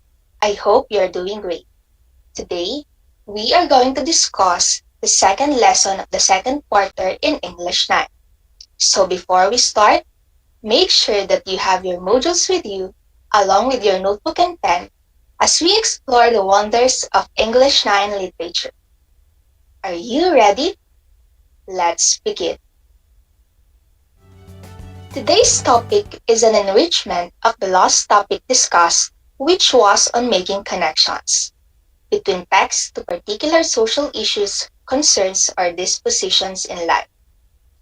At the end of this lesson, you are expected to, first, differentiate the types of connection, and second, make connections between text to particular social issues, concerns, or dispositions in life.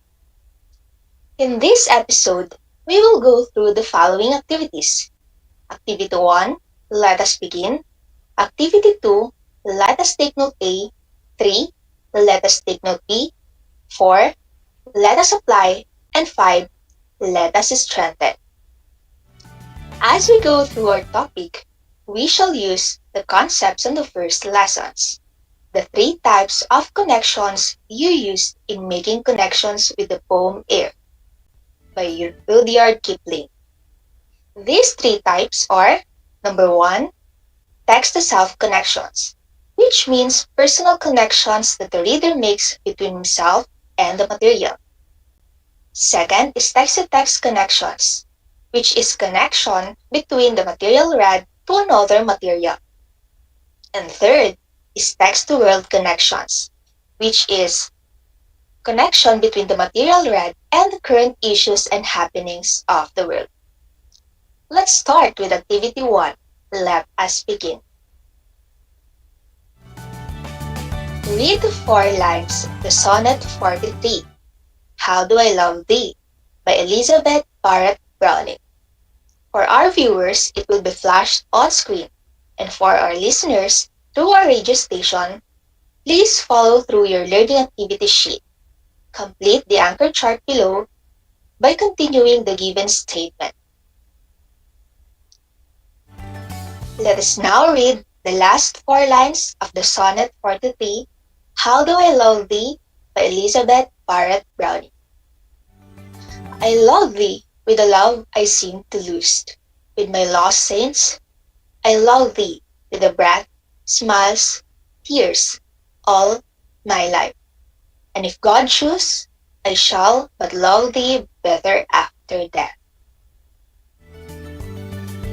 Now, after reading those lines, what time of your love does it remind you?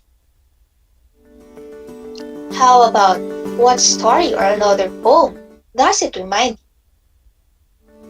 Or what real-life situation does it remind you of? You may now write your answer in your answer sheet, or you may type your answers on the comments section. Your answers are all acceptable, since those questions help us to be connected with the text easier.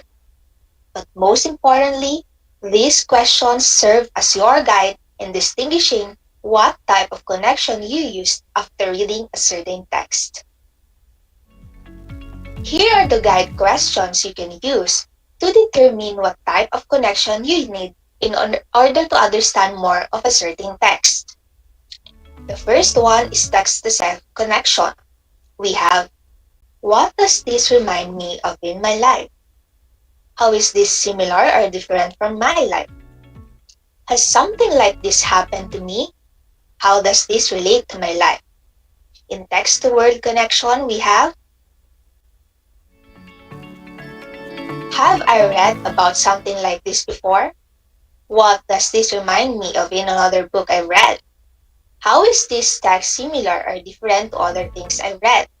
Those are questions for text-to-text connection. And lastly, we have the text-to-word connection. We have, what does this remind me of in the real world? How is this text similar or different to other things happening in real world? How does this part relate to the world around me? Let us now try to use these concepts and discover more by going through a poem analysis with this activity 2. Let us take note A. Read each item carefully. Choose the letter of the correct answers. Are you ready? Let's begin.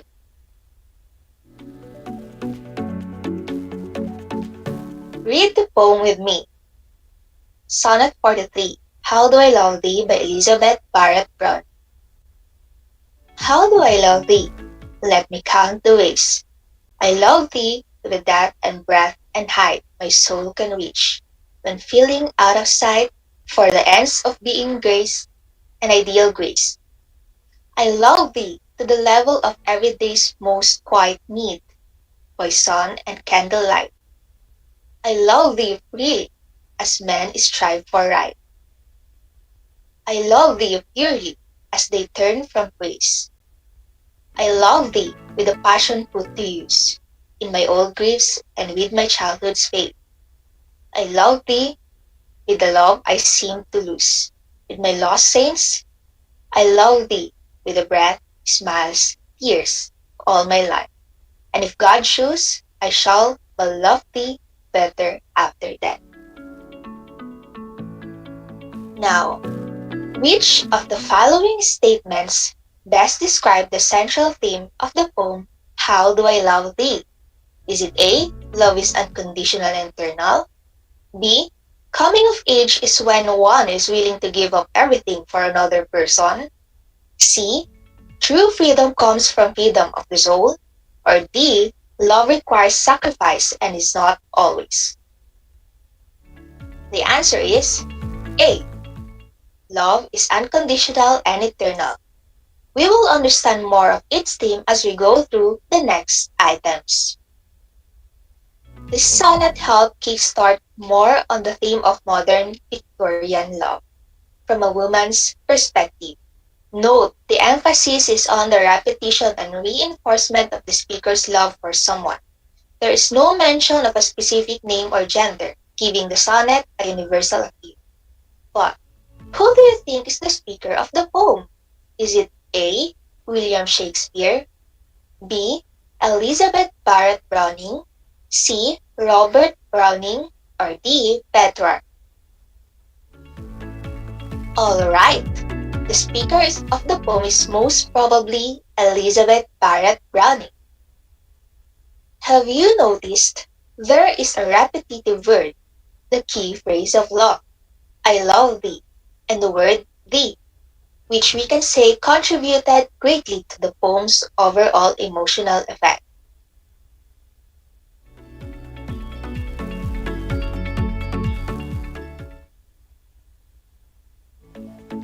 But to whom does thee refer?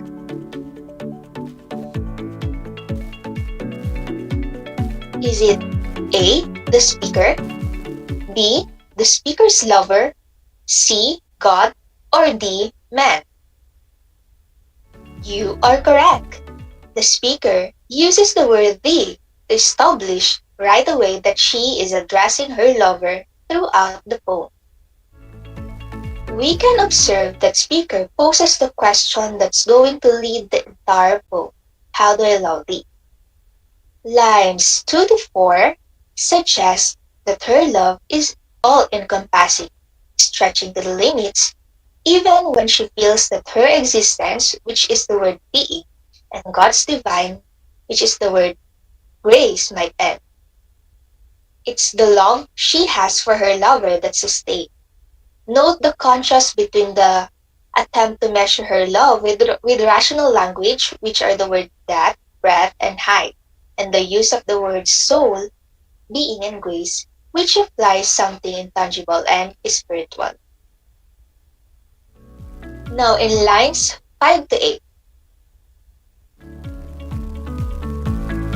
The speaker continues with her passionate need to differentiate the many ways her love for her lover manifests. She clearly tells the reader that she loves him enough to meet all of his simple needs during the most quiet need, by sun and candlelight.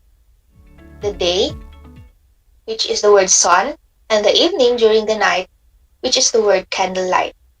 Her love is unconditional and therefore free. She doesn't want anything, for this is freely given. It is a humble kind of love, untainted by ego.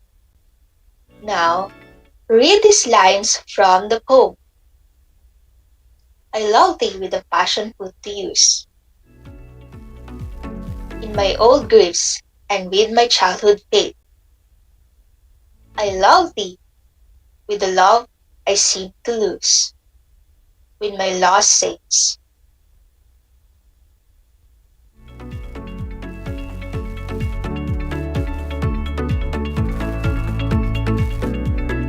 Based on these lines, what can you conclude about the speaker's past? Is it letter A? There have been times of joy and pride in the speaker's past. Letter B. There have been times of sadness and loss in the speaker's past. C. There have been times of hate and violence in the speaker's past. Or D. There have been times of boredom and disgust in the speaker's past. That is correct. It is letter C. There have been times of hate and violence in the speaker's past. The speaker now looks to the past and compares her newfound passions with those of the old griefs. She might have a negative past as an adult. In contrast, her childhood had been a happy one, as she refers to the second half of the line 10. A child's faith is pure and innocent and sees fresh opportunity in everything. How about in these lines? I love thee with the breath, smiles, tears of all my life. This shows that her returned love is her very breath. Not only that, but also the good and bad times with her lover. On the last line, if God choose, I shall but love thee better after death.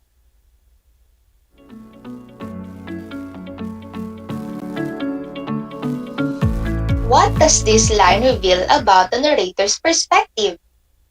Is it A, the speaker believes that she and her loved one shall be together in the afterlife?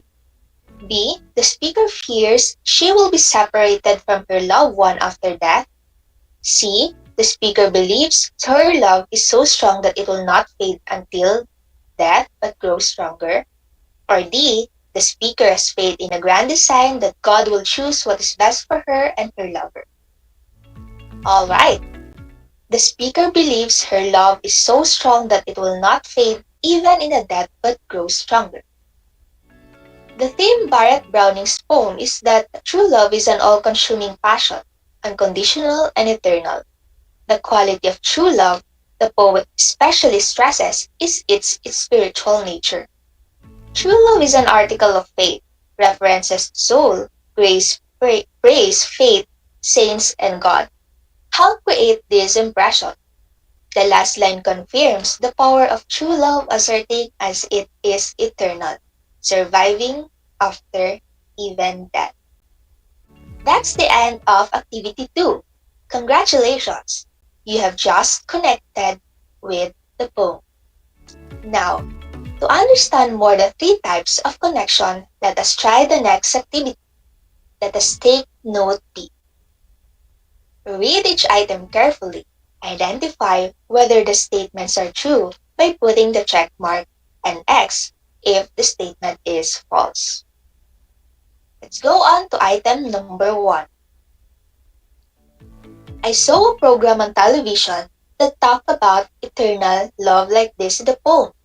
Is an example of text-to-self connection. Is it an X or a check?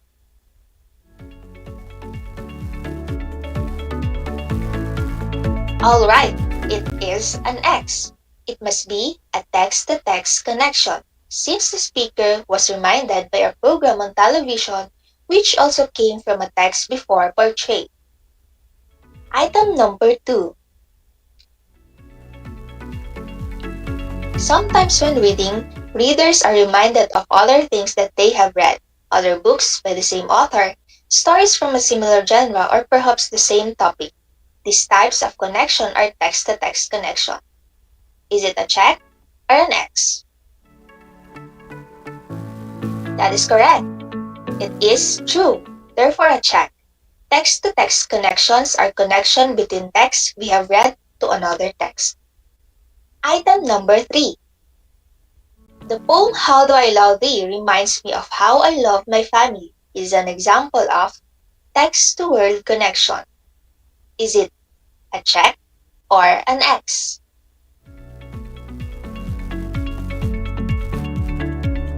You got it right. It is an X. It must be a text-to-self connection since the speaker was reminded of her own feelings. Item number 4. When I read the line I love thee to the level of everyday's most quiet need by sun and candlelight, I remember the times I always show my mom how I love her. Is an example of text-to-self connection.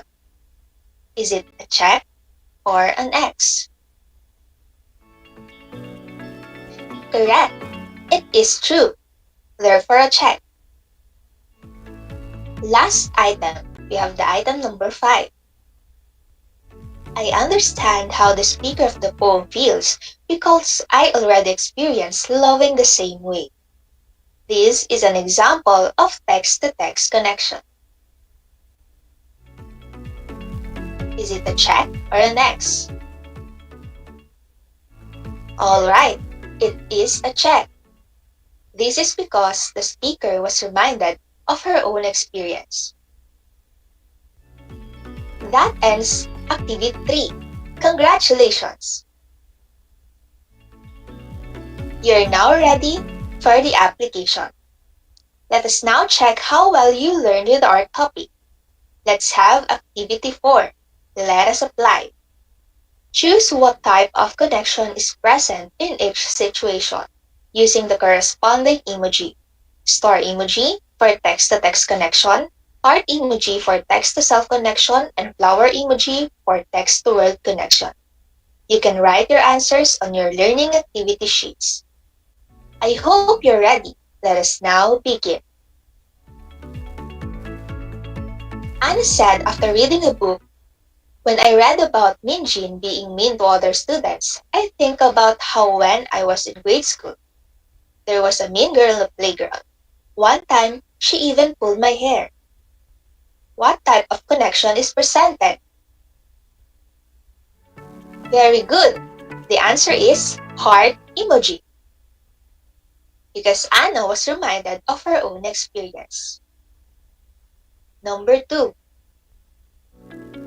The story reminds me of a documentary I watched on CNN yesterday, where a guy got caught stealing a bike and he fell off the bike as the police were chasing him. Is it a star emoji, a heart emoji, or a flower emoji? The answer is heart emoji. Star emoji. It is because a documentary also came from a narrative text. Third item. The news article about the COVID-19 pandemic I read last night made me think about how people surpassed the influenza pandemic in the 1918 and the H1N1 in 2009.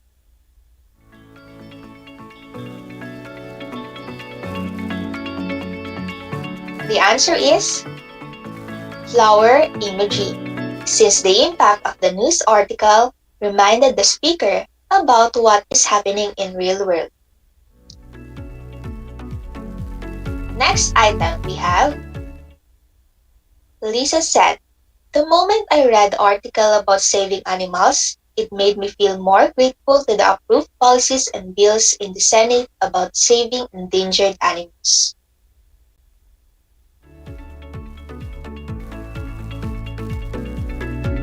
The answer is flower emoji, This is because when Lisa read the text, she immediately thought of a bill and policy which were implemented in real world. Last item, we have, it seems deja vu that I bumped into someone while walking in the streets, holding these flowers. Oh, I remember now. I read like this the other day in one of the romance electronic book in Wattpad. Karil screamed with appeasement while telling her story to her best friend. What emoji shall we put? Correct. It is heart emoji. Karil has connected her experience to the book he had read. That's the end of Activity 4. You did well. You really applied the learnings you acquired from our topic. I hope your learnings on making connections and differentiating them will help you understand more certain texts and apply it to help you understand more of the real world. Now, you are all geared up to strengthen your learnings through the next activity that I will be giving you, which you will be accomplishing after watching this episode. Make your own poem with your own title while having the same theme with How Do I Love Thee. You can use any of 3 types of connection. Highlight the lines that illustrate the type of connection you have used. You can use the following ways to highlight. Underline for text-to-self connection, double underline for text-to-text connection, and italicized or slant for text-to-world connection. Be guided by the following criteria flashed on your screen. This is also given in your learning activity sheets as part of the rubric.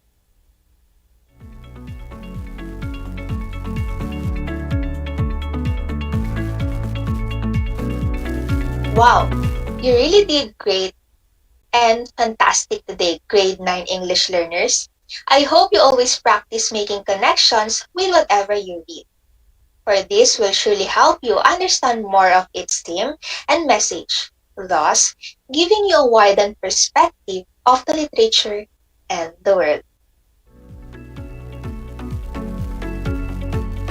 Until our next Learning Discovery learners, here with Aral TarlakHenyo on RTV Tarlac, Channel 26, simulcast over DZTC 828 Radyo Pilipino Tarlac. This has been Ma'am Hazel Grace Barroso, your partner in discovering the wonderful and fantastic world of English 9 literature. Have a great day, everyone!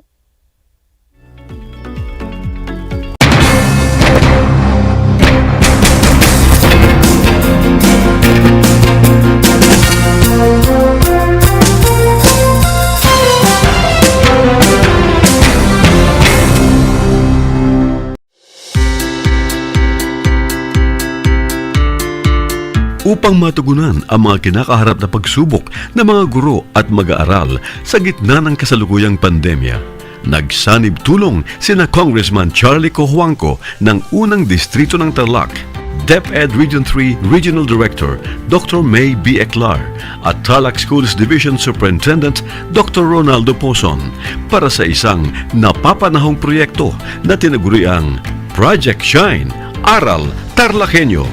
Ang mga mag-aaral ng Grade 4 at Grade 5, ganon din ang Grades 8 and 9 sa buong probinsya ng Tarlac, kasalukuyang sumasailalim sa radio-based instruction. Katuwang ang himpilang DZTC 828 kHz AM at RTV Tarlac, Channel 26. Ang Tarlac po nangunguna po ngayon pagdating po sa radio-based instruction. Marami pong humahanga sa atin. I'm very happy this station, itong DCTC, could reach the whole of Region 3. Hindi natin alam, we are contributing. We are creating a very big dent in the history of Philippine education. And I am proud. I am here in Tarlac. This is the noble cause of education in which you and I, without you knowing it, we are bound to do.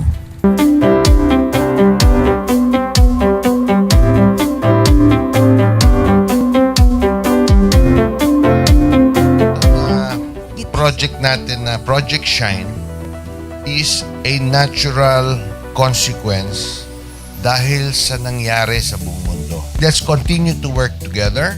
I think it's very Filipino to practice bayanihan in anything or most of the things that we do.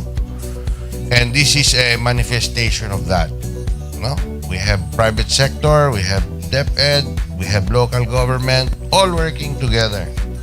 And I hope the parents of some of these children, especially the parents that did not graduate from school or hindi nakapag-aral nung sila ay bata, sana naman gamitin na nila itong opportunity na mag-schooling na rin sila kasama ng mga anak nila para mag-bonding pati ang mga magulang sa mga bata. I look at this as doing God's work. Diba? So if you do God's work, it feels right. It's righteous. It's for good, not for evil. Good morning and happy learning, grade 4.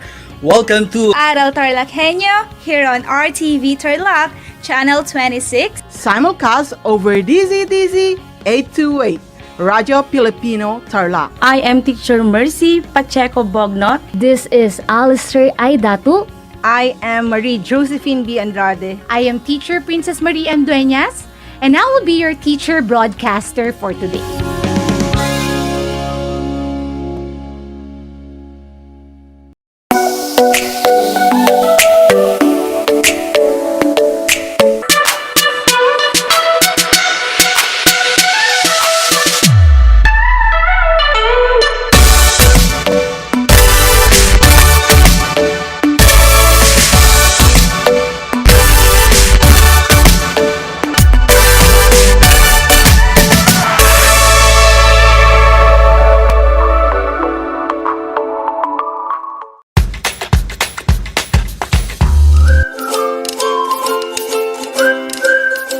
Alam niyo ba na ang jeep ay ang pinakasikat na uri ng transportasyon sa Pilipinas?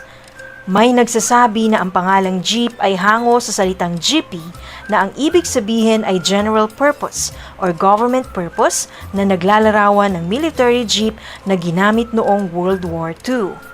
Pagkatapos ng digmaan, iniwan na ng mga sundalong Amerikano ang libu-libong jeep sa kalsada ng Maynila. Ang matibay at makulay na jeepney nga raw ay truly mestizo dahil sa half local at half foreign na katangian nito. Alam nyo na, yan ang jeepney! Alam niyo ba na ang gitnang Luzon ay tinaguri ang banga ng bigas ng bayan at kamalig ng palay ng Pilipinas dahil dito nagmumula ang malaking produksyon ng bigas sa ating bansa. Ito ay binubuo ng mga lalawigan ng Aurora, Bataan, Pampanga, Nueva Ecija, Zambales at Tarlac. Ugaliin nating manood ng Aral TarlakHenyo Lunes hanggang Biyernes alas 8:30 ng umaga hanggang alas 5:30 ng hapon. Ako si Binibining Pia Isrin Capiral, ang inyong teacher broadcaster sa Araling Panlipunan dito sa Project Shine Aral TarlakHenyo. Lagi nating tandaan ang pag-aaral ng Araling Panlipunan ay tungo sa daan ng pagiging makadiyos, makakalikasan, makatao at makabansa. I'm back! This is Sir Z, your teacher broadcaster. Magandang araw mga kapantas!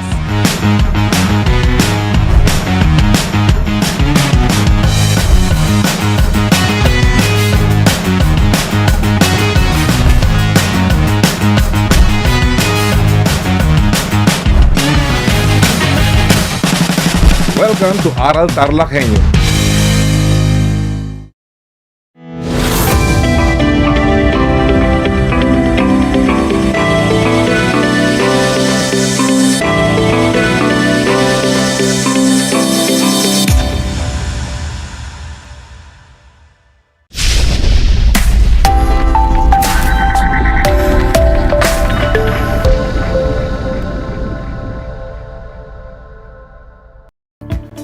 Welcome sa ating Aral TarlakHenyo ng Schools Division of Tarlac Province. Hatid sa inyo ng RTV Tarlac, Channel 26 at DZTC 828, Radio Filipino Tarlac. Isang malusog at ligtas na hapon, mga kabataang TarlakHenyo. Narito na naman tayo, nagsisikap at nagpupunyagi na maging makadiyos, makatao, makakalikasan, at makabansa. Kumusta na kayo mga ginigiliw kong grade 9 Eco Learners? Ang aking pagbati at paghanga sa inyong masidhing pagpupunyagi sa patuloy na pag-aaral sa himpapawid upang matuto sa kabila ng hamon ng pagkakataon ang COVID-19 pandemic. Ako ang inyong guro sa Araling Palipunan, Grade 9, Ginoong Harold G. Giam, upang samahan at gabayan kayong maunawaan ang nilalaman ng ating aralin sa konsepto at salik na nakakaapekto sa demand sa pang-araw-araw na pamumuhay. Bago pa man tayo magsimula sa ating talakayan, narito ang ilan sa ating mga paalaala. Siguraduhin ninyong nasa tamang lugar kayo at komportable, maayos na napapanood at napapakinggan ang ating live broadcast. Sa pagkakataong ito, nararapat lamang na may laman na ang inyong mga tiyan upang mas maging alerto ang inyong pag-iisip at maayos na umaunawaan ang ating aralin sa araw na ito. Sa puntong ito, nais kong kunin ninyo ang inyong module sa Araling Palipunan 9 para sa unang linggo sa ikalawang markahan. Ang ating paksa para sa araw na ito ay patungkol sa pagpapakita ng konsepto ng demand.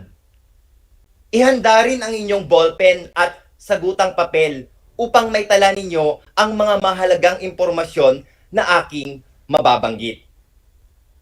Bago tayo magsimula sa ating paksa ngayong araw na to, ay alalahanin muna natin ang naging paksang aralin natin noong nakaraang linggo. Natatandaan pa ba ninyo? Magaling!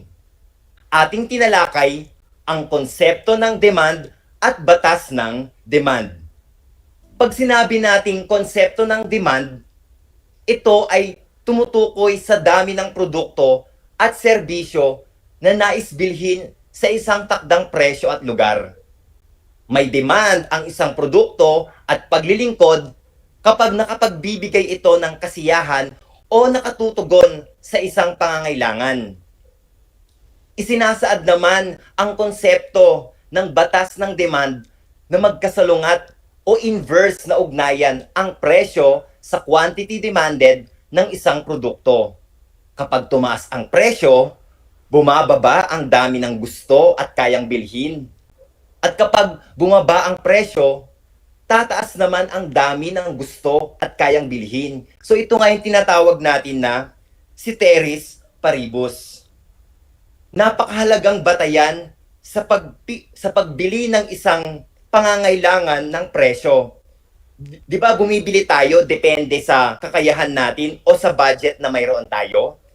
Kaya napakahalaga na matutunan natin ang wastong pagbabudget upang matugunan natin ang pang-araw-araw na demand para sa pangangailangan natin.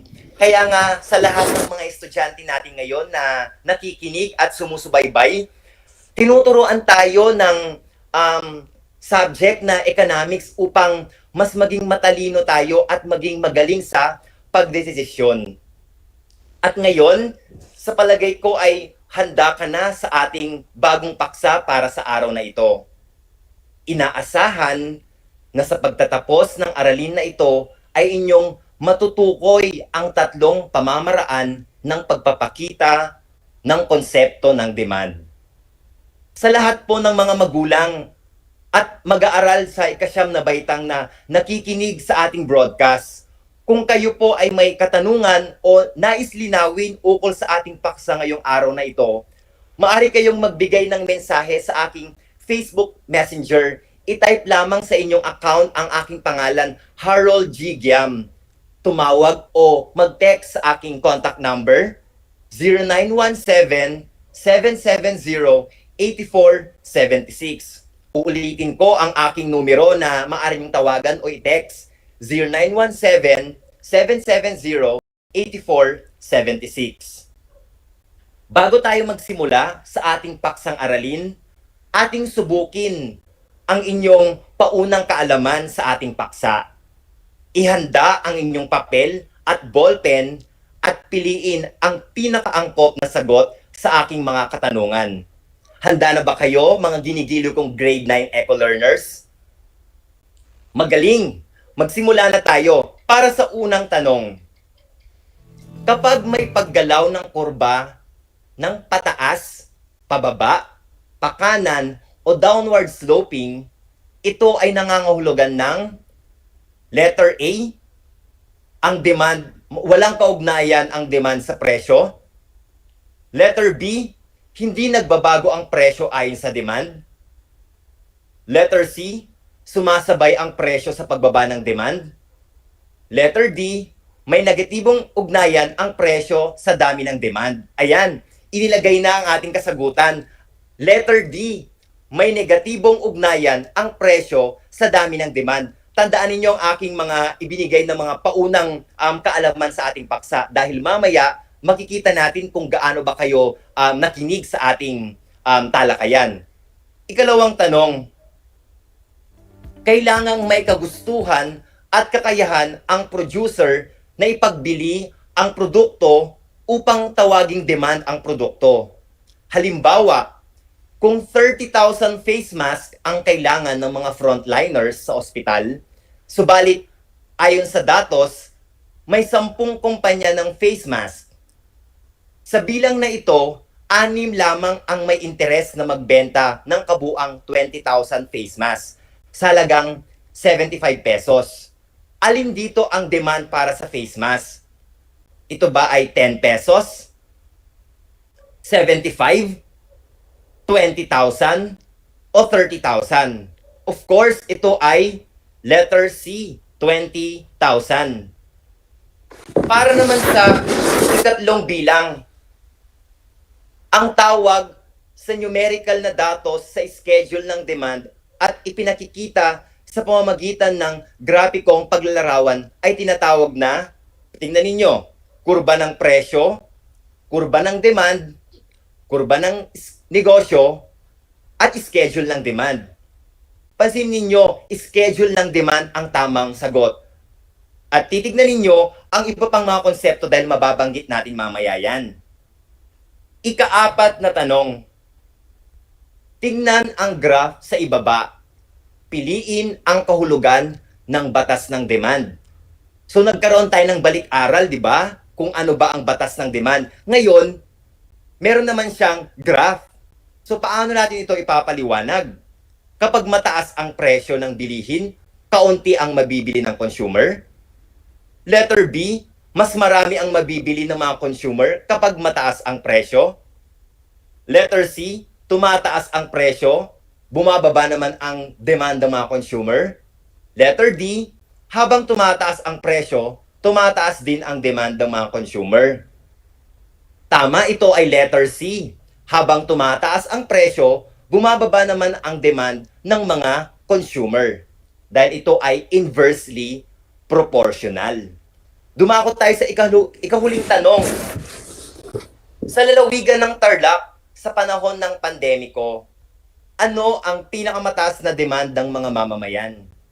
Ito ba'y disenteng trabaho? Maayos na pabahay? Masustansyang pagkain? Ayuda galing sa gobyerno? Nararapat lamang na ang ating sagot ay masustansyang pagkain. Sa ating ginawang paunang kaalaman, inyong tandaan ang mga naging kasagutan at naging konsepto na aking mga binanggit. Ngayon ay dadako na tayo para sa ating talakayan. Mayroon tayong 3 pamamaraan sa pagpapakita ng konsepto ng demand. Ito ang demand schedule, demand curve, at demand function. Higit na mauunawaan ang konsepto ng demand sa pamamagitan ng unang-una nating tatalakayin, ang demand schedule. Pag sinabi nating demand schedule, ito ay isang talaan na nagpapakita ng dami na kaya at gustong bilhin ng mga mamimili sa iba't ibang presyo.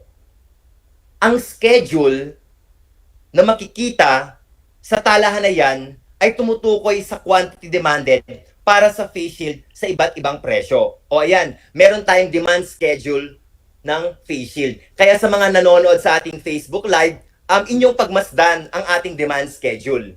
Halimbawa, sa halagang 50 pesos, 6 na po ang dami ng gusto at kayang bilhin ng mamimili. Mapapansin na habang tumataas ang presyo ng face shield, bumababa naman ang dami ng gusto at kayang bilhin. Malinaw na ipinapakita ang magkasalungat na ugnayan ng presyo at quantity demanded. Ito ay sinusuportahan ng konsepto sa batas ng demand. Maliban sa demand schedule, ang demand curve ay isang kurba sa graph na nagpapakita ng salungat na ugnayan sa pagitan ng presyo at sa dami ng gusto at kayang bilhin ng mamimili. Ito ang ikalawang konsepto sa pagpapakita ng konsepto ng demand.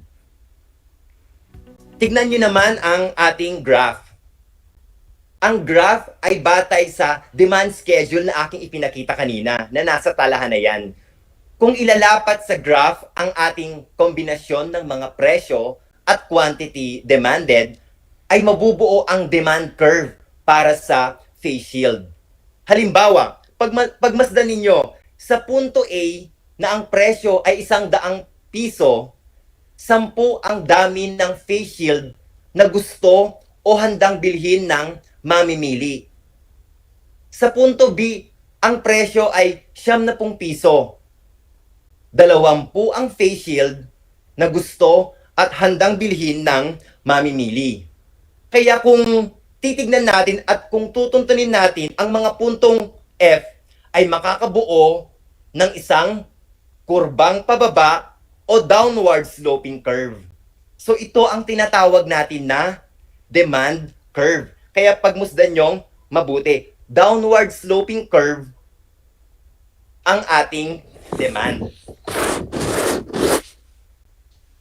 Ang paggalaw sa kurba mula punto A hanggang punto F, makikita na sa pagbaba ng presyo mula sa 100 piso pababa ng 50 piso, ang demand sa face shield ay tataas naman ng 10 piraso. Kapag ang presyo naman ay tumaas ng 10 piso, makikita sa graph na bumababa ang quantity demanded ng 10 piraso. Kaya ito pa rin ay sinusuportahan ng konsepto ng demand at batas ng demand. Ngayon naman, tignan natin ang paggalaw ng demand o yung movement along the demand curve. Ipinapakita sa graph ang paggalaw sa demand curve. Mangyayari ang paggalaw ng demand curve kung ang salik na nakakaapekto ay sariling presyo ng produkto. Kung ang presyo ng face shield ay makikita sa graph na lilipat ang punto A mula sa punto B, kung tataas naman ang presyo mula sa 50 pesos patungong 60, lilipat ang punto C patungong punto D. Ganon ang pagpapakita sa paggalaw ng demand o ang tinatawag natin na movement along the demand curve. Dumako tayo sa ikatlong pamamaraan sa pagpapakita ng konsepto ng demand. Ito ang tinatawag natin na demand function. Balikan natin yung kanina. Meron tayong demand schedule, demand curve, at ang pinakahuli ay ang demand function. Ito ay ang matematikong pagpapakita sa ugnayan ng presyo at quantity demanded. Maaari itong ipakita sa equation sa ibaba. Kung nagtataka kayo, economics, mayroon tayong mathematics dito pag-solve. Yes, tama kayo. So, ang equation dito ay QD o ang quantity demanded equals F times P. So, dito, ang quantity demanded or QD ay tumatayong dependent variable. At ang presyo naman ay ang independent variable. ibig sabihin, nakabatay ang QD o ang quantity demanded sa pagbabago ng presyo. Ang presyo ang nakapagpapabago sa dami ng handa at kayang bilhin ng mga mamimili. Kaya nga nabanggit natin kanina sa unang talakayan natin na isa sa ating kinoconsider na factor ay ang presyo bago tayo bumili ng ating produkto. Isang paraan ng pagpapakita ng demand function sa equation ay QD equals A minus BT, kung saan ang QD ay ang quantity demanded. Ang P naman ay ang presyo, ang A o ang intercept o ang bilang ng QD o quantity demanded kung ang presyo ay 0. At para naman sa letter B ay ang slope. So mapapansin nyo, ano yung maliit na triangle dyan? So ito ay babasahin nating pagbabago or in English, change. So babasahin natin pagbabago sa quantity demanded over pagbabago sa presyo. Or in English, change in quantity demanded over change in price. Nagpapakita ang slope sa pagbabago sa quantity demanded sa bawat pisong pagbabago sa presyo. Upang mapatunayan na ang datos sa demand schedule sa itaas at ang demand function ay iisa rin, suriin at pag-aaralan natin ang computation na aking ipapakita. So dito, gagamitin pa rin natin kanina ang demand function mula sa demand schedule para sa phase shield. O pansinin ninyo, gamit ang demand function, maaaring makuha ang dami ng quantity demanded kung may given na presyo. Ang gagawin lang natin, i-substitute ang presyo ng piso sa variable na P at i-multiply sa slope na 1. Ang makukuhang sagot ay ibabawas sa 110.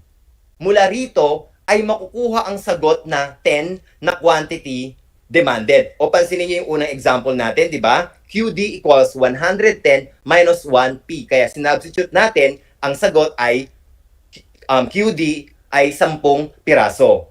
Kapag ang P naman equals 50, ano naman ang kanyang QD? Ang magiging sagot natin ay, ang quantity demanded nito ay 6 na piraso. Naunawaan nyo ba ang mga konsepto mula sa demand schedule, demand curve, at demand function? Natutuwa ako dahil nag-e-enjoy kayo sa ating talakayan. Dito na muna nagtatapos ang ating talakayan patungkol sa 3 pamamaraan ng pagpapakita ng konsepto ng demand. Pero para makasiguro ako na kayo ay talagang nakinig at naunawaan ang ating talakayan, magkakaroon tayo ng maikling gawain. Ihanda ang inyong ballpen at sagutang papel. At para mas maging interactive ang ating talakayan sa lahat ng mga nanonood at patuloy na sumusubaybay sa RTV Tarlac Channel 26 at nanonood by Facebook Live, ay i-comment nyo lang ang inyong mga kasagutan para sa ating magiging quiz para sa araw na ito. Kailangan ma-perfect ninyo o kailangan mataas ang inyong maging score dito. Handa na ba kayo mga grade 9 eco learners? Simulan na natin. Number 1. Ito pala ang ating panuto. Kompletuhin ang mga katawagan at konseptong tinutukoy ng sumusunod na pangungusap. Isulat ang mga tamang letra, sapat lang upang mabuo ang salita. Maliwanag ba ang ating panuto? Magsimula na tayo para sa unang tanong. Tumutukoy sa dami ng produkto at serbisyo gusto at kayang bilhin ng mga mamimili. Uulitin ko. Tumutukoy sa dami ng produkto at serbisyong gusto at kayang bilhin ng mga mamimili. Ayan, buuin nyo yung mga blanco sa mga letra. Number 2. Nagsasaad na mayroong magkataliwas na ugnayan sa pagitan ng presyo at quantity demanded. Ulitin ko, nagsasaad na mayroong magkataliwas na ugnayan sa pagitan ng presyo at quantity demanded. Ikatlong tanong, ito ay grafikong paglalarawan ng presyo at quantity demanded. Ito ay grafikong paglalarawan ng presyo at quantity demanded. Para sa ika-4 na tanong, ipinagpapalagay na ang presyo lamang ang salik na nakakaapekto sa pagbabago ng quantity demanded habang ang ibang salik ay hindi nagbabago. Uulitin ko sa mga nanonood dyan. Ipinagpapalagay na ang presyo lamang ang salik na nakakaapekto sa pagbabago ng quantity demanded habang ang ibang salik ay hindi nagbabago. At pinakahuling tanong, ito ang matematikong pagpapakita sa ugnayan ng presyo at quantity demanded. Ito ay matematikong pagpapakita sa ugnayan ng presyo at quantity demanded. Ngayon, ay atin nang iwasto ang inyong mga kasagutan. Tignan natin kung na-perfect nyo at nakinig talaga kayo sa ating talakayan. Para sa number 1, ito ay demand. Dahil ito nga ay ang konsepto na dami ng produkto at handa na kayang bilhin ng mga mamimili. Ikalawa, ang batas ng demand. Ikatlo, ang demand curve. Ika-4, ceteris paribus.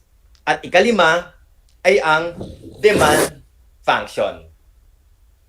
Ilan ang nakuha ninyong tamang sagot? Ayan, ilagay nyo nga yung score nyo dyan kung ilan ang inyong nakuha. Kayo ba ay nakakuha ng perfect score? 5 ba? 4? 3?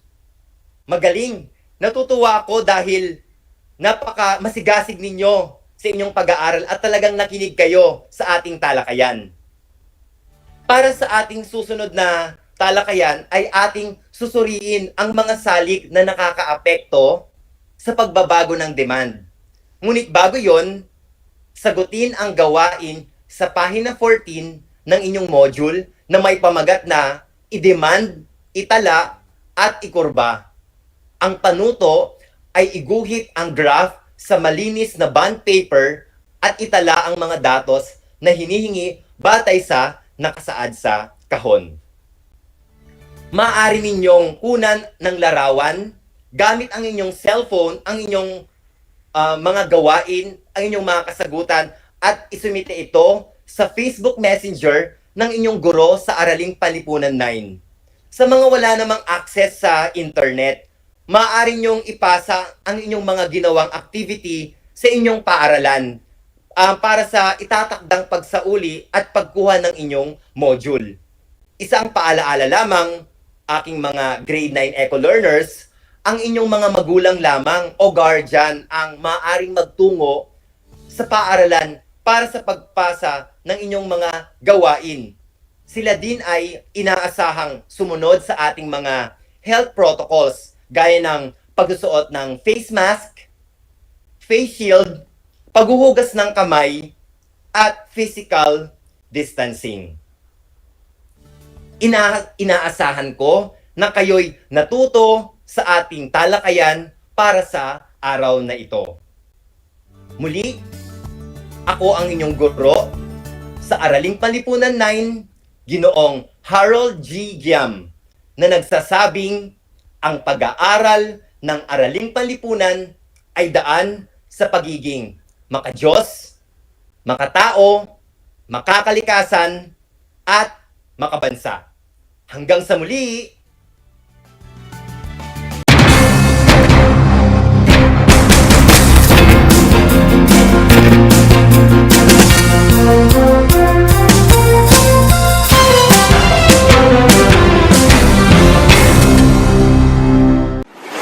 Kabahagi mo Radyo Pilipino.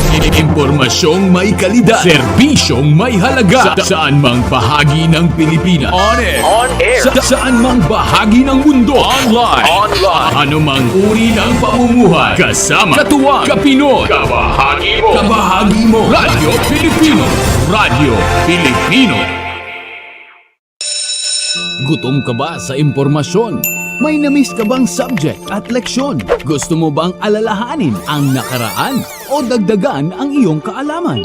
Lahat yan alamin natin because the Professor is in. Professor on air and online. Kasama si Professor Willie Perez. Isang oras na kaalaman, isang oras na makabuluhan. Professor on air. Mamangha at tumawa sa mga tips at trivia. Sa gabay at tanong, sagot ka rin niya. Professor on air and online. Kasama si Professor Willie Perez. Tuwing Sabado, alas 10 hanggang alas 11 ng umaga. Mapapakinggan sa Radyo Pilipino at mapapanood sa RTV Tarlac Channel 26. Professor on air.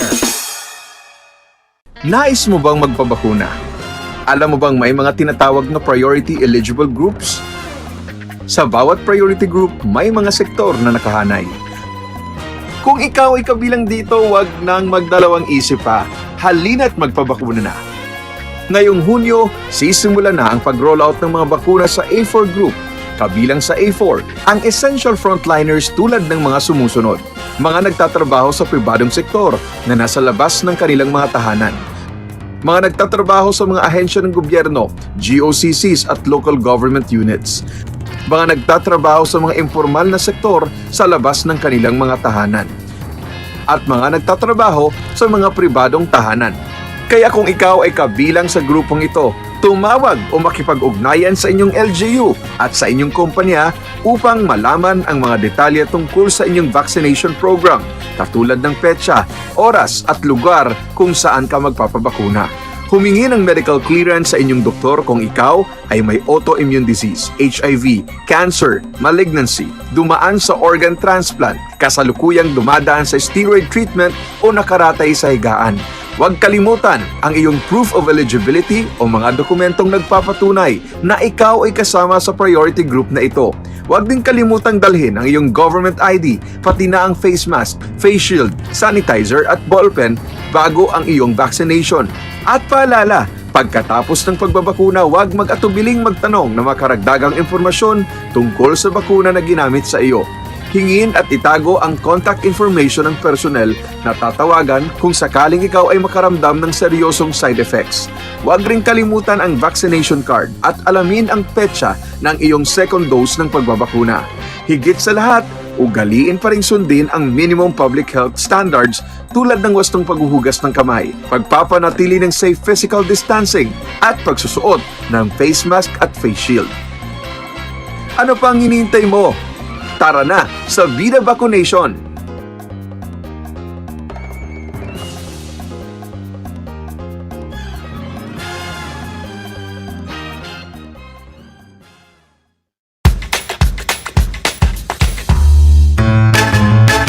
Alam niyo ba na ang salitang yoyo at ang makabagong bersyon nito ay naimbento ng isang Pilipinong nagngangalang Pedro Flores? Taong 1920s nang dinala ni Flores ang laruang ito sa Estados Unidos. Sinimulan niya ang paggawa nito sa kanyang maliit na pabrika sa California at ipinakita sa mga tao ang iba't ibang tricks ng paggamit nito. Alam mo na, yan ang yoyo! Kumusta mga giliw kong tagapakinig? Nagbabalik ang inyong paaralang panghimpapawid, Aral TarlakHenyo, RTV Tarlac, Channel 26, at sa bayang naririnig sa DZTC 828, Radyo Pilipino Tarlac. Tayo rin ay napapanood sa FB Live ng RTV Tarlac Channel 26. Sumasahim papawid mula sa bayan ng Pura Tarlac, mula sa bayan ng San Clemente. Mula rito sa Puro Elementary School, Pura Tarlac, sa bayan ng Kapas Tarlac. Ako, ang inyong guro,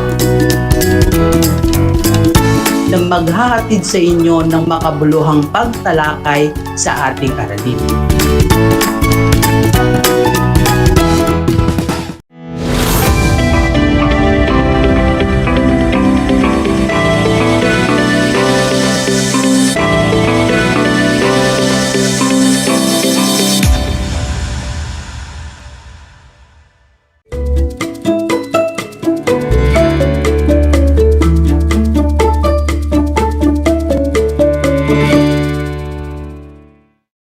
Good afternoon, learners! Welcome to Aral TarlakHenyo. Here on RTV Tarlac, Channel 26, simulcast over Cable 100, and DZTC 828 Radyo Pilipino Tarlac. I am Criza Marie H. Romilo from Ramos National High School, your teacher broadcaster in TLE ICT Computer System Servicing Grade 9. How are you today? I hope that you are all well and safe. And if ever you have any questions about today's topic, you can text or call me at 0995 520 5882. Again, 0995 520 5882. Before we start, make sure that you are in a comfortable place and away from any distractions. And don't forget to prepare your self-learning module in computer system servicing, and of course, your pen and paper for taking down notes. Now, dear students, are you ready to enjoy and learn something new? If you are, then so am I. Before we proceed to our new lesson, let us first have a short review of our previous lesson. We spoke about the four main types of a computer network in our previous lesson. Can you still recall the different types of a computer network? Let's see if your answers in mind are correct. The different types of networks are, first, we have Personal Area Network or PAN. Personal Area Network connects electronic devices within a user's immediate area. And here's the illustration. The second type of network is Local Area Network or LAN. A LAN is a network contained within a small geographic area, usually within the same building. And here's the example. The third type of network is Metropolitan Area Network or MAN. A MAN is a computer network that connects computers within a metropolitan area, which could be a single large city, multiple cities and towns, or any given large area with multiple buildings. And here's an example. And the last among the types is the Wide Area Network or WAN. A wide area network is a large computer network that connects groups of computers over large distances.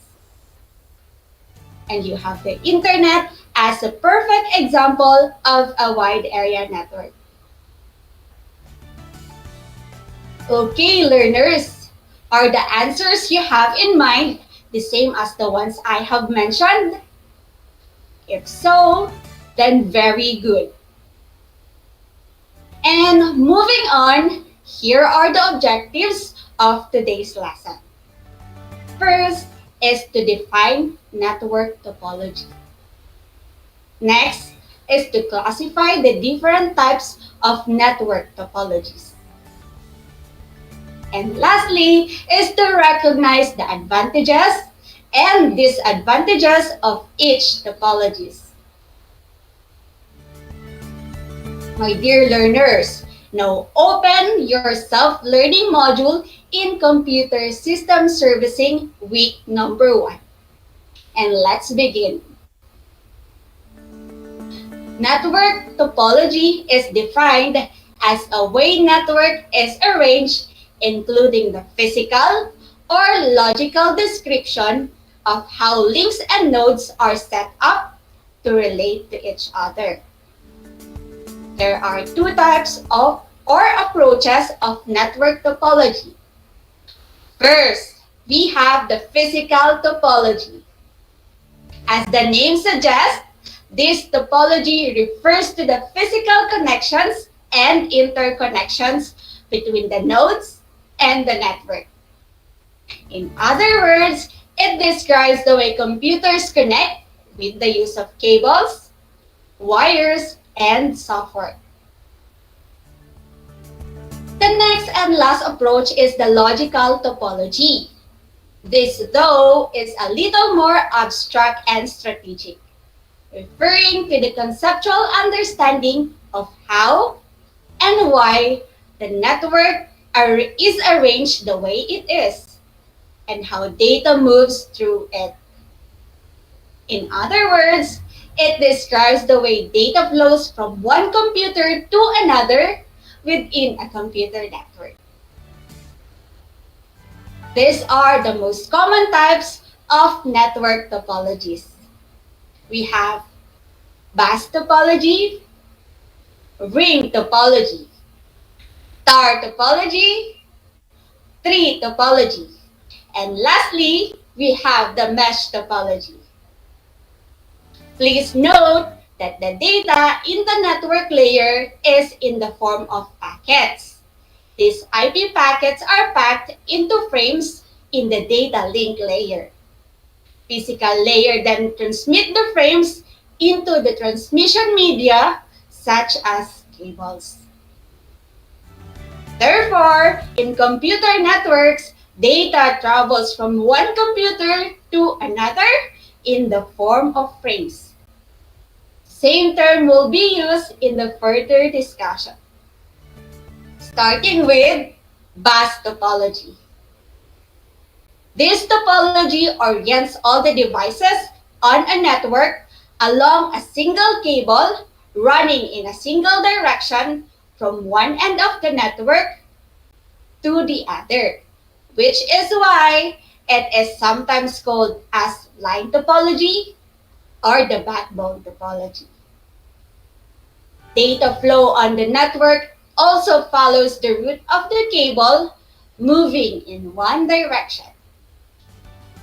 In bus topology, computers connect to a shared central cable called bus or backbone. And in bus topology, a device wanting to communicate with another device on the network sends a broadcast message onto the wire that all other devices see, but only the intended recipient actually accepts and processes the message.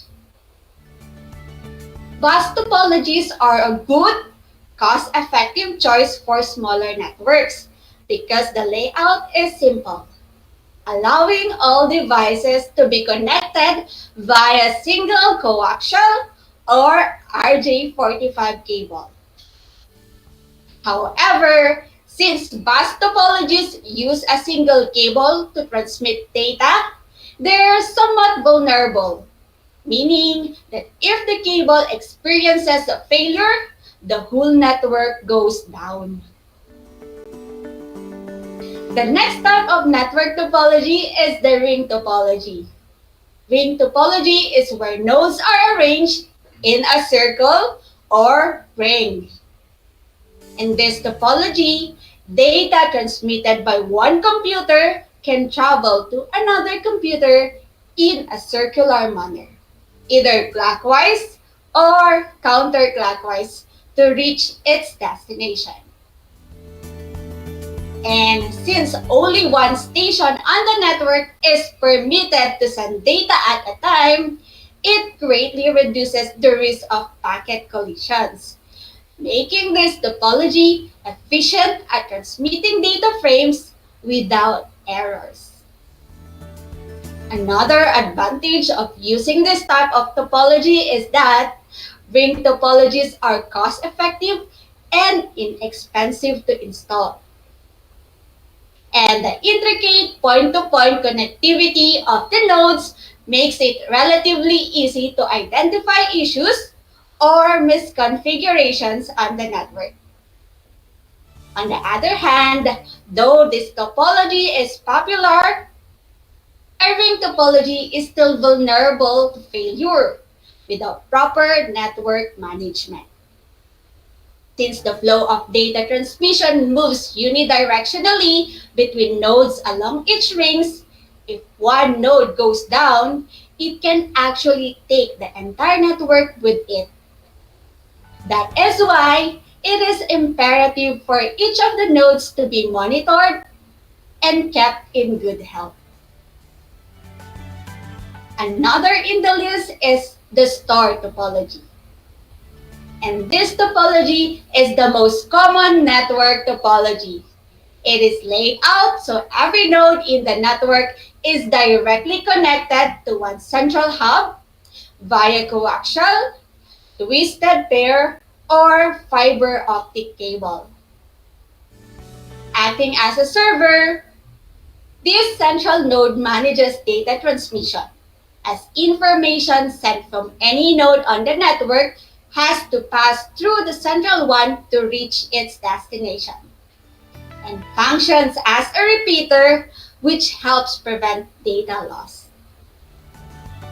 Star topologies are common since they allow you to conveniently manage your entire network from a single location. And because each of the nodes is independently connected to the central hub, should one go down, the rest of the network will continue functioning unaffected, making the star topology a stable and secure network layout. And in addition, devices can be added, removed, and modified without taking the entire network offline. But on the flip side, if the central hub goes down, the rest of the network can't function. But if the central hub is properly managed and kept in good health, administrators shouldn't have too many issues. The fourth in the list of the most common types of network topology is the tree topology. The tree topology structure gets its how the central node functions as a sort of trunk for the network, with nodes extending outward in a branch-like fashion. On the contrary to where each node in a star topology is directly connected to the central hub, a tree topology has a parent-child hierarchy to how the nodes are connected. Those connected to the central hub are connected linearly to other nodes, so two connected nodes only share one mutual connection. Combining elements of the star and bus topologies allows for the easy addition of nodes and network expansion, making troubleshooting errors a straightforward process and, of course, easier, as each of the branches can be individually assessed for performance issues. But one of the disadvantages of this type of network topology is that since the entire network depends on the health of the root node in a tree topology structure, should the central hub fail, the various node branches will become disconnected, although connectivity within but not between. So branch systems will remain. And furthermore, tree topologies are expensive because of the sheer amount of cabling required to connect each device to the next within the hierarchical layout. And last from our list is the mesh topology. A mesh topology is a key network architecture in which devices are connected with many redundant interconnections between network nodes. Thus, if any batteries or nodes fail in a wireless mesh topology, still there are many other ways available for two nodes to communicate. A mesh topology is often used in conjunction with other topologies, such as star, ring, and bus to form a hybrid topology. Mesh network can either be full or partial mesh. And while partial mesh topologies are mostly interconnected with a few nodes with only 2 or 3 connections, full mesh topologies, on the other hand, as the name suggests, are fully interconnected. The advantage of using this type of topology is that mesh topologies are reliable and stable, and the complex degree of interconnectivity between nodes makes the network resistant to failure. For instance, no single device going down can bring the network offline. But on the downside, mesh topologies are incredibly labor-intensive. Each interconnection between nodes requires a cable and configuration once deployed. So it can also be time-consuming to set up. As with other topology structures, the cost of cabling adds up fast. And to say mesh networks require a lot of cabling is an understatement. I hope that you learned something from our topic for today. My dear students, are you still with me? If yes, then great.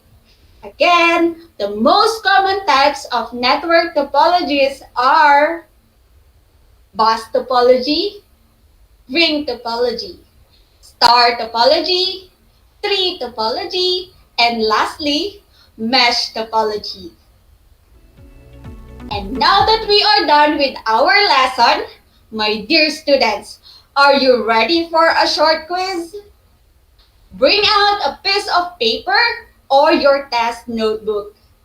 Choose only the answer that best describes the statement and write your answers on a piece of paper or your test notebook. So I will read the questions and choices twice, okay? Let's begin. For our question number 1, it is a type of network topology where nodes are arranged in a circle. Is it A, ring topology, B, star topology, C, mesh topology, or is it D, bus topology? Again, it is a type of network topology where nodes are arranged in a circle. Is it A, ring topology, B, star topology, C, mesh topology, or is it D, bus topology? Question number 2. This topology can either have fully or partially connected computers. A, bus topology, B, ring topology, C, mesh topology, or D, tree topology. Again, this topology can either have fully or partially connected computers. Is it A, bus topology, B, ring topology, C, mesh topology, or is it D, tree topology? Moving on to our third question. This network topology is laid out so every node in the network is directly connected to one central hub via coaxial, twisted pair, or fiber optic cable. Is it A, tree topology, B, star topology, C, mesh topology, or is it D, ring topology? Again, this network topology is laid out so every node in the network is directly connected to one central hub via coaxial, twisted pair, or fiber optic cable. Is it A, tree topology, B, star topology, C, mesh topology, or is it D, ring topology? Question number 4. It describes the way computers connect with the use of cables, wires, and so forth.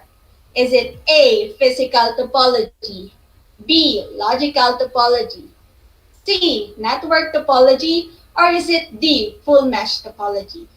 Again, it describes the way computers connect with the use of cables, wires, and so forth. Is it A, physical topology, B, logical topology, C, network topology, or is it D, full mesh topology? And for our last question, it describes the way data flows from one computer to another within a computer network. Is it A, physical topology, B, logical topology, C, network topology, or is it D, half mesh topology? Again, it describes the way data flows from one computer to another within a computer network. Is it A, physical topology, B, logical topology, C, network topology, or is it D, half mesh topology? You have 5 seconds to finalize your answers. And in 3, 2, 1, time is up. Alright, let us now check your answers. And here are the correct answers. Number 1, it's A, ring topology. Number 2 is letter C, mesh topology. Number 3 is B, star topology. Number 4 is A, physical topology. And for our last number, number 5 is B, logical topology. How many correct answers did you get? Did you get a perfect score? If so, then great. Before I officially end our lesson, I'd like to have a minute to answer at least one of your questions. And this question is from Luisa Torio of Ramos National High School. What is the most common network topology being used in computer shops? Alright, thank you Luisa for your question. And to answer that, the most popular and most commonly used network topology in computer shops is the star topology. Why? First, because you can manage the entire network from one location, that is through the central hub or switch. Another reason is, in terms of physical network structure, star topologies require fewer cables than other topology types, which means it is simpler to set up and manage, and plus the fact that it is less expensive compared to the other types too. And because of the simplicity of the overall design, troubleshooting is easier when dealing with some network performance faults. I hope that answers the questions. And that's it. That ends our lesson for today.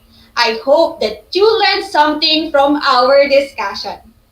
This is Project Shine Aral TarlakHenyo, brought to you by the Department of Education, Tarlac Province, in cooperation with Cable 100 and DZTC 828 Radyo Pilipino, Tarlac.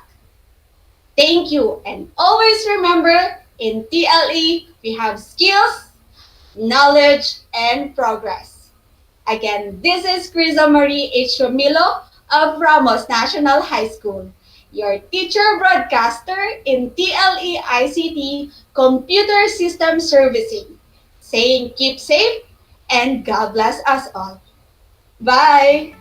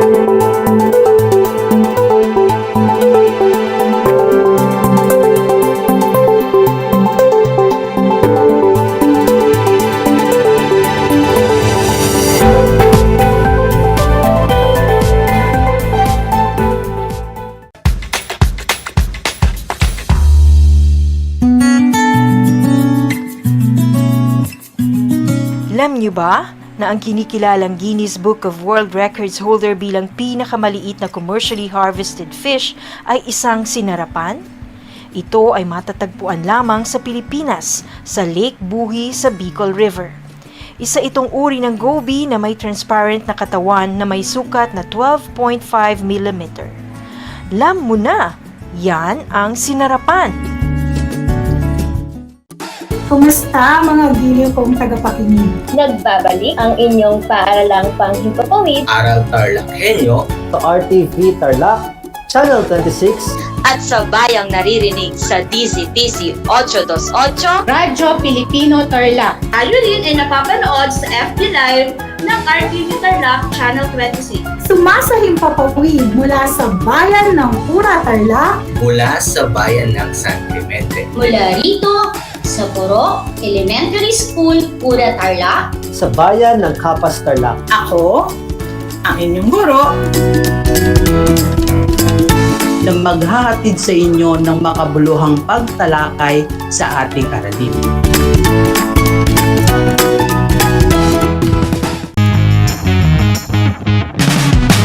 I'm back!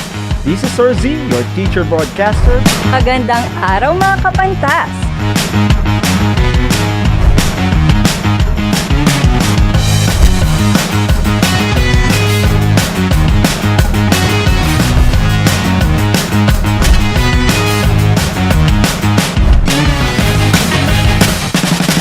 Welcome to Aral TarlakHenyo.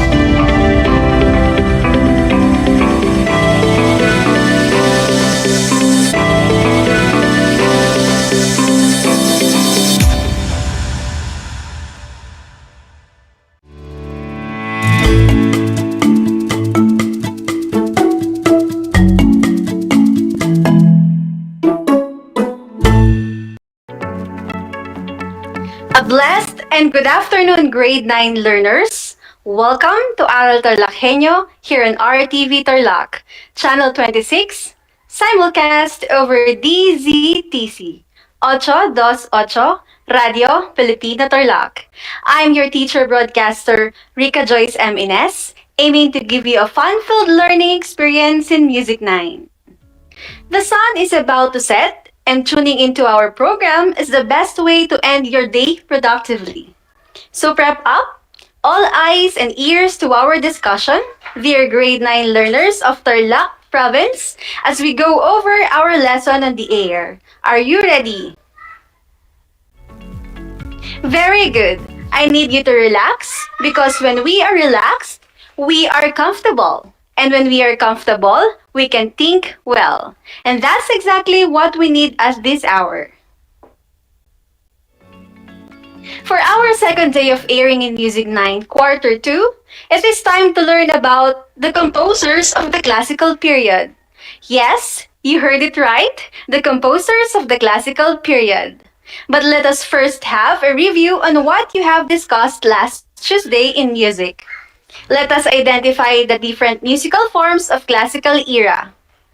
With your paper and pen, write fact if the statement is correct and bluff when the statement is incorrect.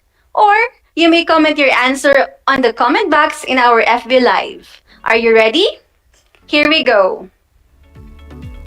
Number 1. Sonata is a musical composition composed of multi-movement for solo instrument or a small instrumental ensemble. What is your answer? If you have answered fact, you are correct. Next number. Symphony is the speed of underlying beat. It can be fast, moderate, or slow. What is your answer? If you have answered bluff, you are correct because the word being defined is not symphony. It is tempo. Number 3. A melody is a linear succession of musical tones that the listener perceives as a single entity. Did you answer fact? You were correct. Next, opera buffa is also known as comic opera. What is your answer? Is it fact? Wow, you were correct.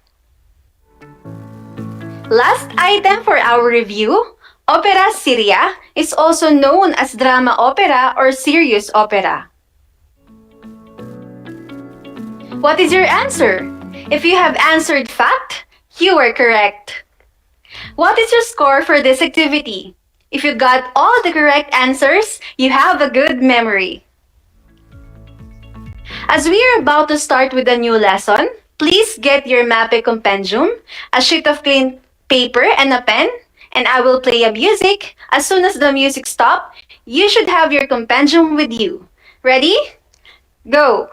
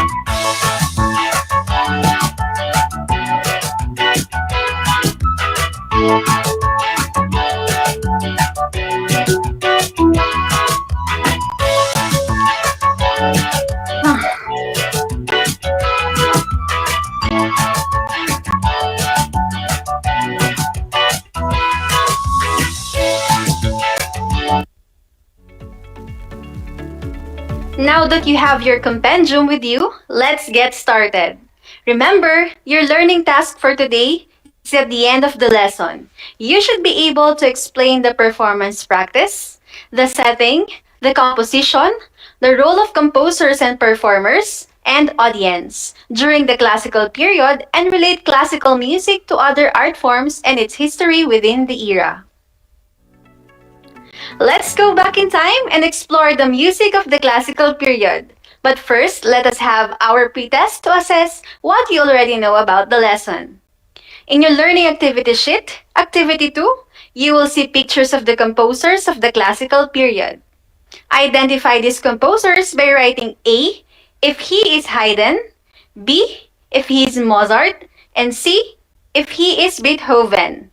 I am giving you 1 minute to answer. Ready? Start!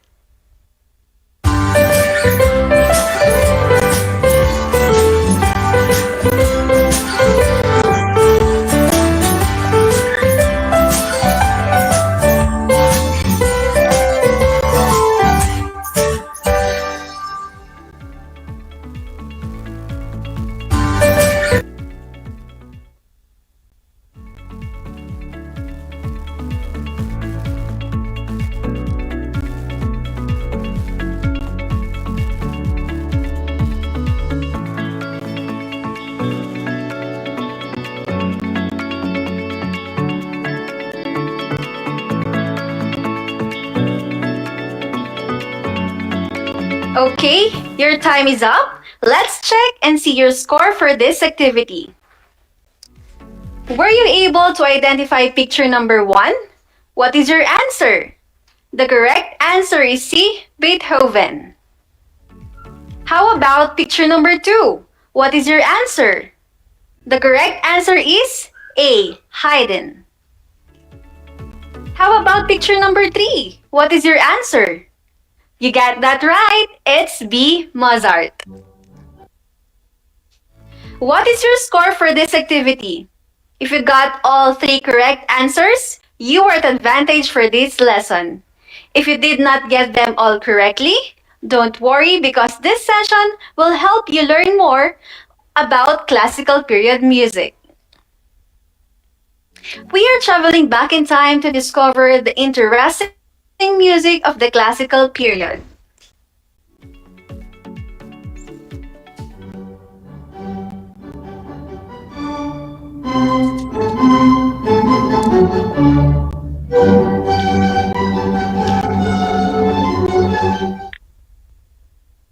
The classical era is the period from 1750 to 1820.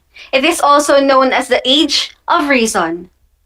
During those days, the cultural life was dominated by the aristocrats as patrons of musicians and artists who have commonly influenced the arts. When we say aristocrats, they are the members of the nobility or the highest social class in a country. The music of this period was generally of an orderly nature with the qualities of clarity, balance, emphasizing formal beauty rather than emotional express. In the middle of the 18th century, Europe has begun new style in architecture, literature, and the arts. This is known as classicism. This pushed changes in the economics order and in social structure. The instrumental music was patronized primarily by nobility. Now it is time for you to meet the masters of classical music.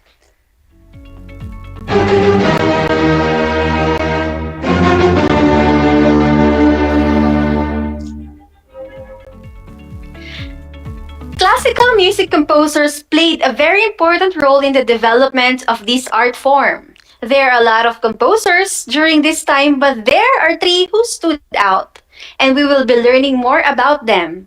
Our first featured composer is none other than Franz Joseph Haydn.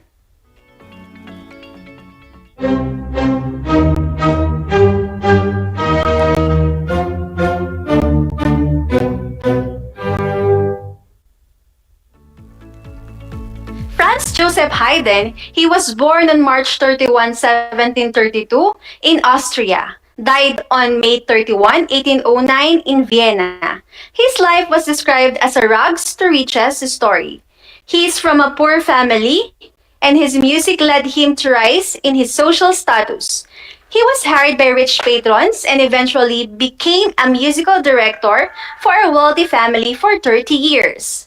His personality and character reflect in his music, and these are calm, balanced, and serious, with little touch of humor. Haydn was named as the father of symphony, creating 106 symphonies in his musical career. Among his 106 symphonies, the Clock Symphony, the Military, and the Surprise Symphony are 3 of the most famous.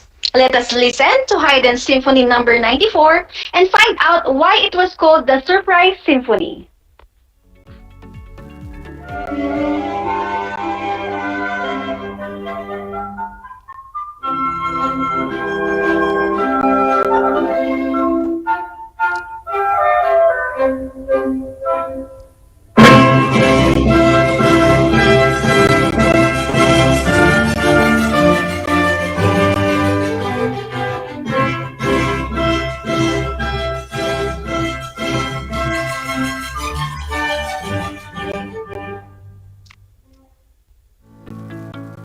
The story of this music was that there was a man who attended Haydn's concerts and eventually fell asleep in the midst of his performance.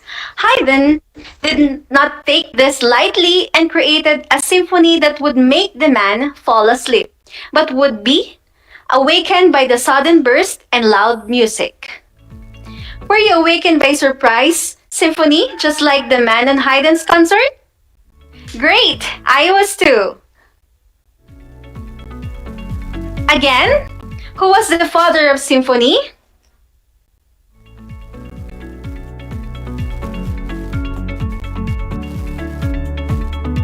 Again, who was the father of symphony?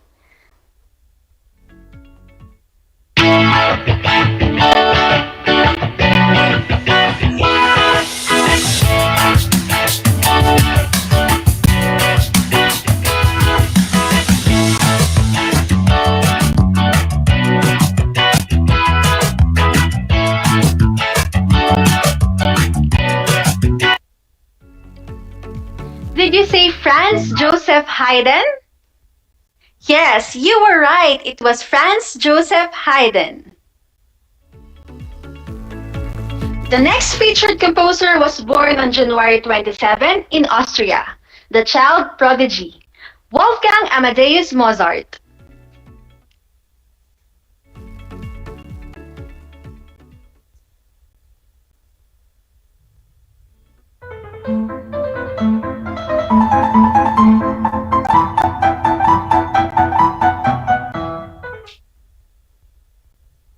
He is widely known as the most amazing genius in musical history.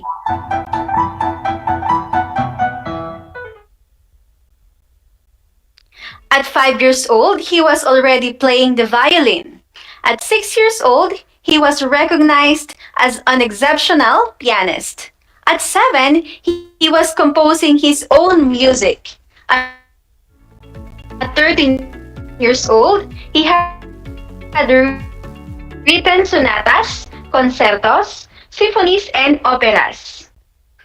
Due to mismanaged finances, Mozart lived his life in poverty and died young, buried in an unknown grave. In his lifetime, he created more than 700 compositions.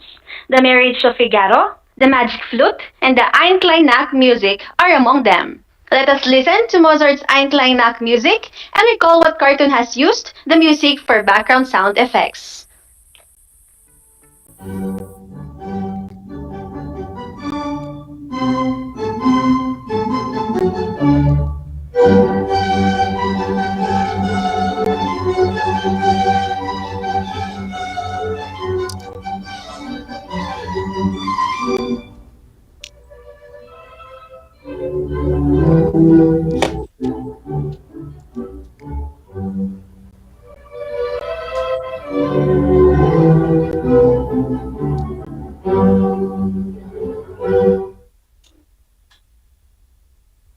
Were you able to identify some cartoons that use Ein Klein Nacht music for background sound effect?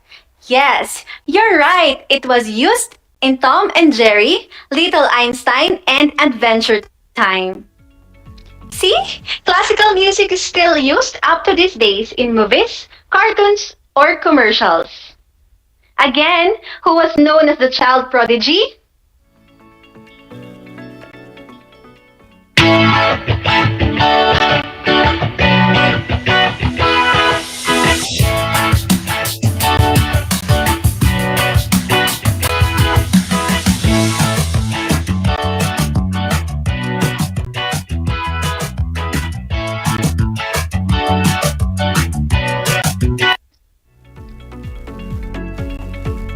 You answered Wolfgang Amadeus Mozart? Galing! You were correct. It was Wolfgang Amadeus Mozart. The last but not the least to be featured is known as the greatest composer of all times. He is Ludwig van Beethoven. Please play clip for Ludwig van Beethoven.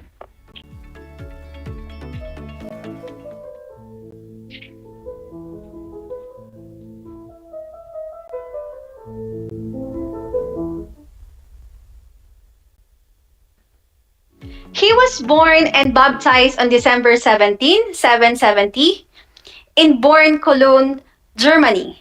Beethoven belonged to a family of musicians and studied music at an early age. He is the composer who bridged the late classical era and the early romantic era. He is a brilliant pianist and composer. Just like Mozart, Beethoven faced a challenge in his life. Beethoven started going deaf when he was in his 30s. Imagine a deaf composer. That is surely heartbreaking for him. Although he could no longer hear well enough to play the piano. This did not become a hindrance and he continued composing. He did this by listening to the vibrations of the piano while composing his music. Did you know that some of his famous compositions were made when he was deaf? He never lost hope of his passion in music and made ways on how he can still compose those great music. 32 piano sonatas, 21 set variations, 9 symphonies, 5 concerto for piano, 16 string quartet, and choral music are the numbers of his work. Let us listen to Symphony Number 5 of Ludwig van Beethoven and try to associate it to a movie genre.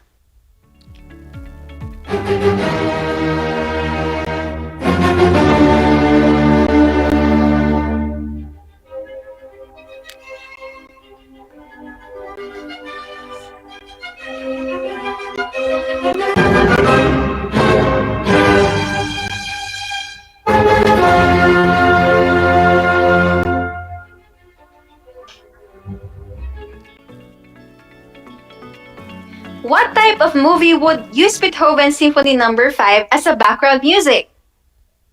You are correct. Suspense, horror, and sci-fi movies best fit Symphony Number 5. Once again, who was known as the greatest composer of all times?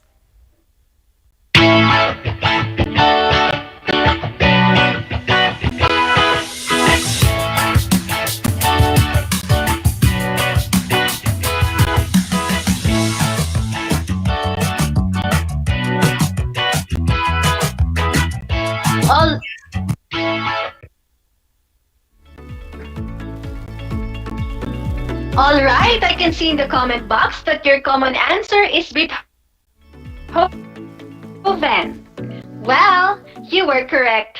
It was Ludwig van Beethoven. It's time to have a wrap of our discussion.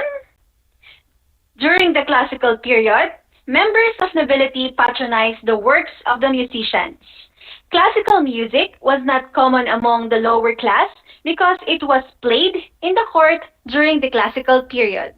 Haydn was named as the father of symphony, Mozart as the child prodigy, and Beethoven as the greatest composer of all times. Now, let us see how much you have learned for today's lesson.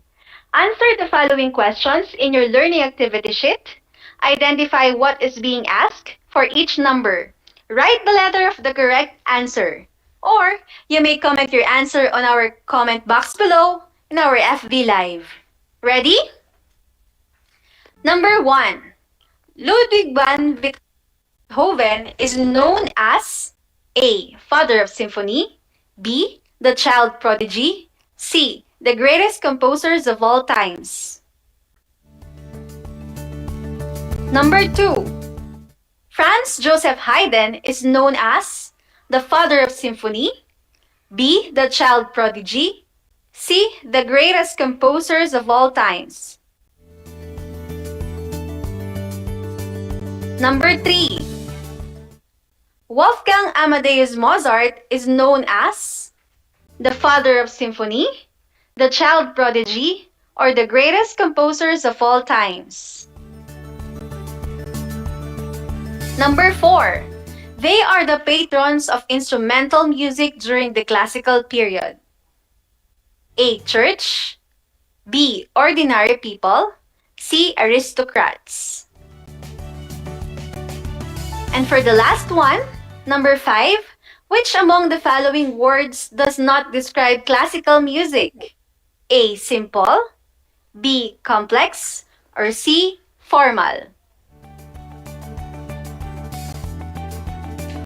Let's check your answers. Practice honesty while checking your own work. The answer for number 1 is C. The greatest composer of all times. The answer for number 2 is A. The father of symphony. The answer for number 3 is B. The child prodigy. And the answer for number 4, C. Aristocrats. And for the last number, the answer is B. Complex. What is your score for this activity? If you got all 3 correct answers, very good. If you have wrong answers, you can always read back in your compendium, and your MAPE teachers are more than willing to give you clarifications. All right, shout out and thank you grade 9 learners from the different schools in Tarlac province. Great job. Do not forget to turn on notifications of this page, RTV Tarlac. Watch out on television channel 26, channel 100 on Converge cable, and always listen over our radio station DZTC 828 Radio Pilipina Tarlac. So you will be updated in the different subject learning areas and their lessons. Next tune in an episode on music will be on Tuesday. It has been a very much learning for all of us today. I hope you have learned a lot.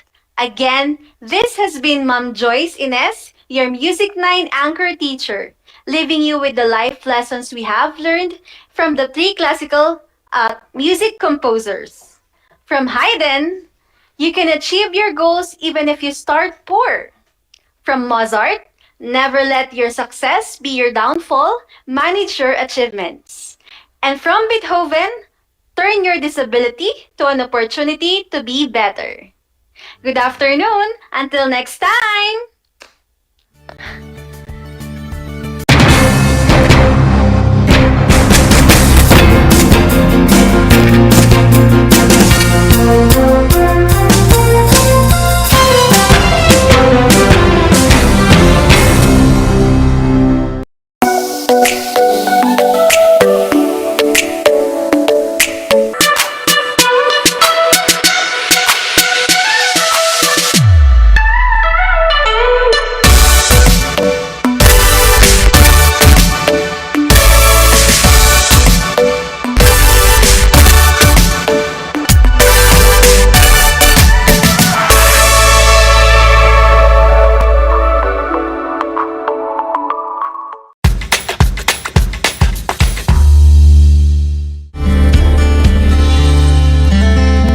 Alam niyo ba na ang Pilipinas ay mayroong 7,641 islands? Mula sa bilang na 7,107 islands, nadagdagan ito ng 534 na isla noong 2017. Tanging 2,000 lamang sa mga islang ito ang natitirhan.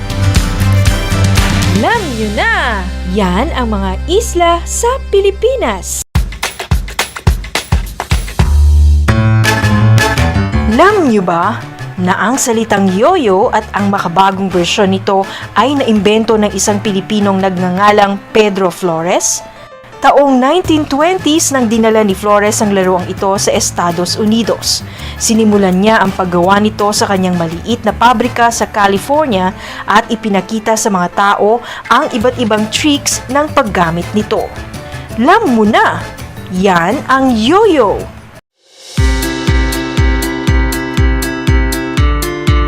Upang matugunan ang mga kinakaharap na pagsubok ng mga guro at mag-aaral sa gitna ng kasalukuyang pandemya, nagsanib tulong sina Congressman Charlie Cojuangco ng unang distrito ng Tarlac, DEPED Region 3 Regional Director Dr. May B. Eclar at Tarlac Schools Division Superintendent Dr. Ronaldo Pozon para sa isang napapanahong proyekto na tinaguriang Project Shine, Aral TarlakHenyo.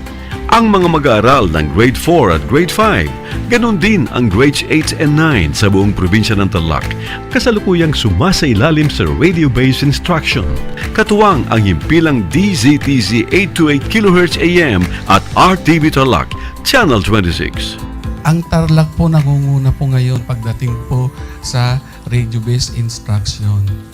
Marami pong humahanga sa atin. I'm very happy this station, itong DCTC, could reach the whole of Region 3. Hindi natin alam, we are contributing. We are creating a very big dent in the history of Philippine education. And I am proud. I am here in Tarlac. This is the noble cause of education in which you and I, without you knowing it, we are bound to do.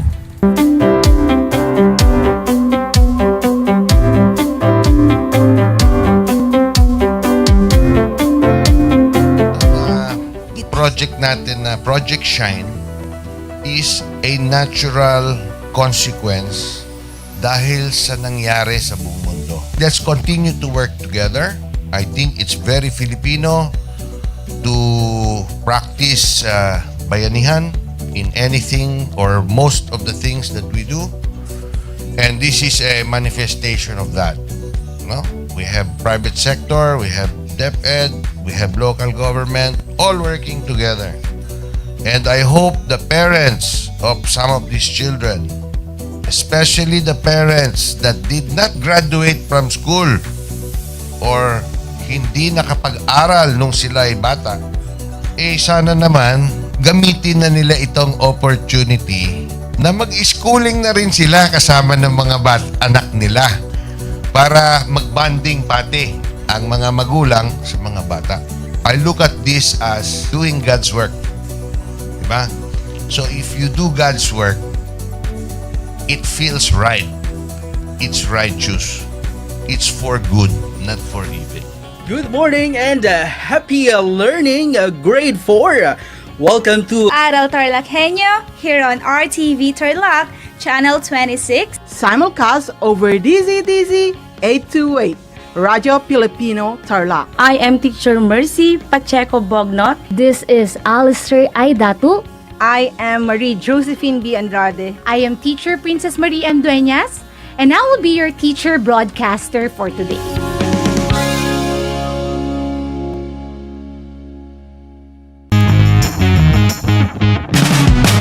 I'm back!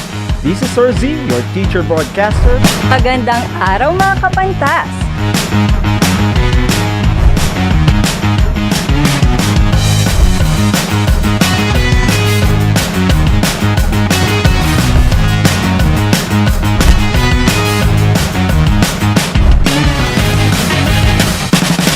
Welcome to Aral TarlakHenyo.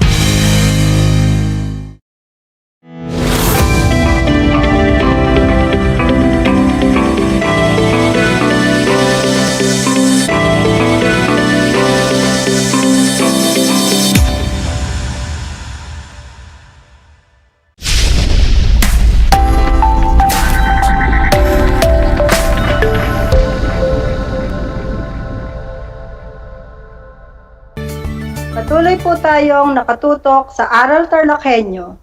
Welcome to Aral TarlakHenyo here on RTV Tarlac, Channel 26, simulcast over DCTC Radio Filipino Tarlac. I am Nurse Kichi, your segment host for today's special episode for Health Hour, School-Based Feeding Program. Ngayong hapon po ay pag-uusapan natin ang tungkol sa isa sa mga programa ng Oplan Kalusugan sa DEPED, ang School-Based Feeding Program. So, meron po tayong isang makakapanayam na kung saan eksperto siya dito sa programa na ito. Siya ay 5 taon ng focal person at nais ko po siyang ipakilala, si Ma'am Marizon Nisperos Villegas, ang ating Division Focal Person ng SBFP. Mars? Maraming salamat, Maring Kichi. Happy birthday! Thank you! Oo, napakasaya ng birthday ko, Mars. Tama. Nagkaroon tayo ng ganito. Birthday mo. Magandang araw din sa lahat ng ating tagapakinig at viewers. Oo, maraming salamat, Mars, at nabigyan mo kami ng oras ngayon para maipaliwanag kung ano nga ba ang school-based feeding program dahil magi-start na yata tayo dahil nagsimula na ang school year 2021-2022. Oh, Mars, talagang target sana natin ay ngayong November 2021 ang feeding natin ng nutritious food products at saka ng gatas. Okay. So, ano nga ba itong school-based feeding program, Mars? Oo. Pag sinabi school-based feeding program, ang napupunta sa ating isipan ay ang pagpapakain sa mga mag-aaral. Matagal na itong programang ito kasi, di ba, nung umpisa, noon pa, meron tayo. Naalala ko, di ba? May Nutriban tayo, may Trigo. Yung skim milk. Skim milk, yung mga pinamimigay nila nung tayo ay elementary.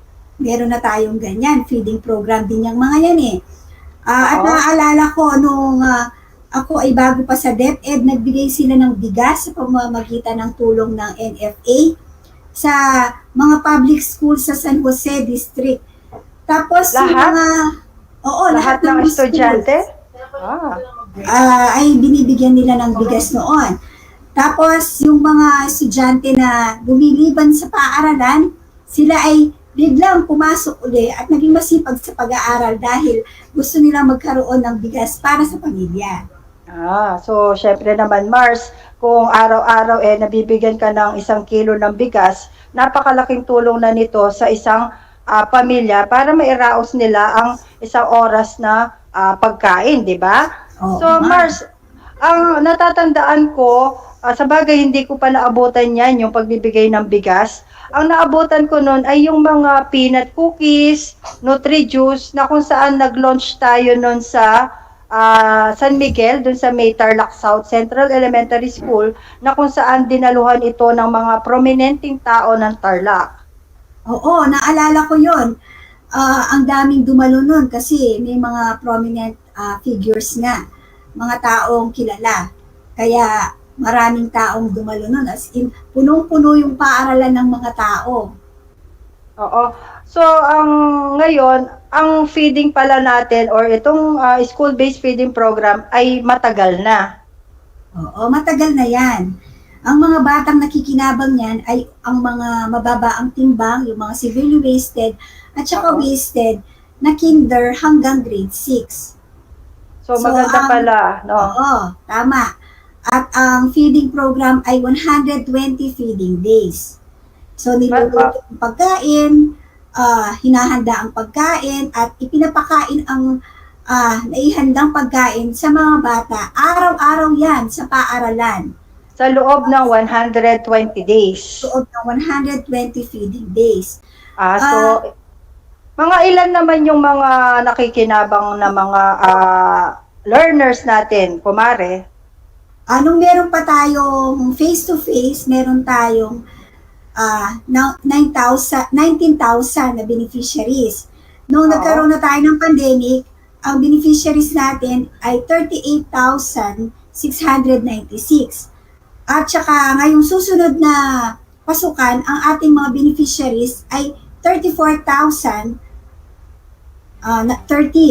Kaya nga bumaba ang ating allotment, ang pondo binigay sa atin dahil kumonti ang ating beneficiaries. Kaya nga ang ating mga paaralan ngayon ay bumaba rin ang kanilang mga beneficiaries dahil kumonti ng bumaba halos yung pondo. 5,000 ang binigay sa ating pondo. So ano ba talaga ang layunin ng school-based feeding program? Ang layunin ng school-based feeding program ay ang matugunan ang gutom sa mga learners, mabawasan ang micronutrient deficiency at anemia, pagpapabuti ng partisipasyon at attendance, at pagtaas ng academic at cognitive performance ng mga bata. Kasali na rin siguro dito, kumare, yung halimbawa, yung natutunan nila na proper hygiene. Syempre, lalo na ngayon, panahon ng pandemic, ang number 1 na depensa natin laban sa COVID-19 ay frequent hand washing, di ba? So, yan, natutunan din nila. Oo, tapos yung pagdarasal bago at pagkatapos kumain, yung pagpapasalamat nila dahil nabigyan ng nutrisyon ang kanilang katawan, yung disiplina sa pila kapag nagdi-distribute. Ito yung mga nung hot meal, di ba? Yung mga hot meals natin. Nakikita mo talaga yung mga bata, natuto silang pumila at maghintay ng kanilang turn, di ba? Noong una kasi, parang nag-uunahan sila, excited, akala nila nauubusan sila ng pagkain, pero actually bilang naman yan. Kumbaga minsan nga may sobra pa, di ba? Yung mga iba na gustong umulit, nakakahingi pa rin naman sila. Tama yan. At saka natututunan din nila na maging maayos sa pagkain nila, linisin at saka ibalik sa tamang lalagyan yung mga pinagkanan nila. At maging maayos sa pagkain nila. So, at itong mga to, di ba? Ang mga yan, kumare, 'di ba, yung mga yan kumare, hindi lang naman sa school pinractice, pati sa bahay nila. Oo. At saka hindi lang yan. Dahil sa SBFP, natututuhan nilang kumain ng mga masusustansyang pagkain, katulad ng prutas at gulay. Oo. So yung halimbawa, alam natin na ang mga programa or bawat programa, merong mga partners yan, 'di ba? May mga partnership. Sa SBFP, sino ang ating mga katuwang para maging successful ang ating implementasyon?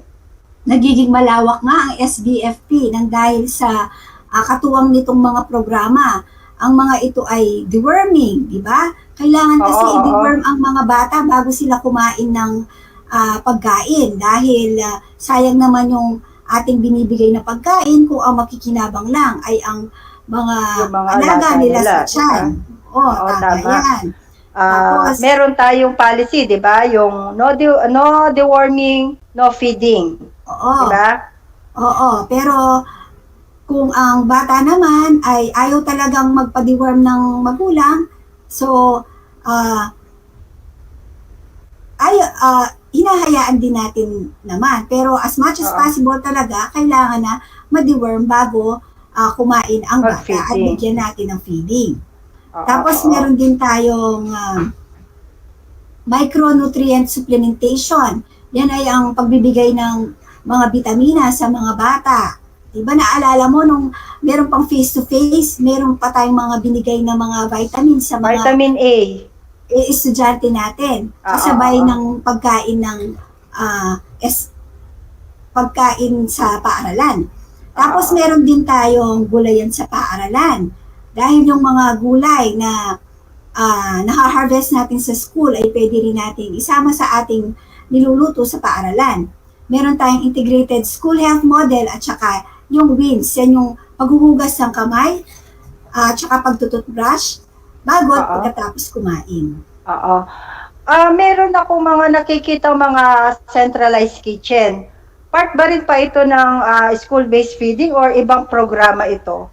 Siyempre, sa centralized kitchen, nagluluto din dyan at saka naghahanda ng pagkain. Kaya kasama rin talaga yan sa school-based feeding program. Nung may hot meals. Oo, yung mga centralized kitchen.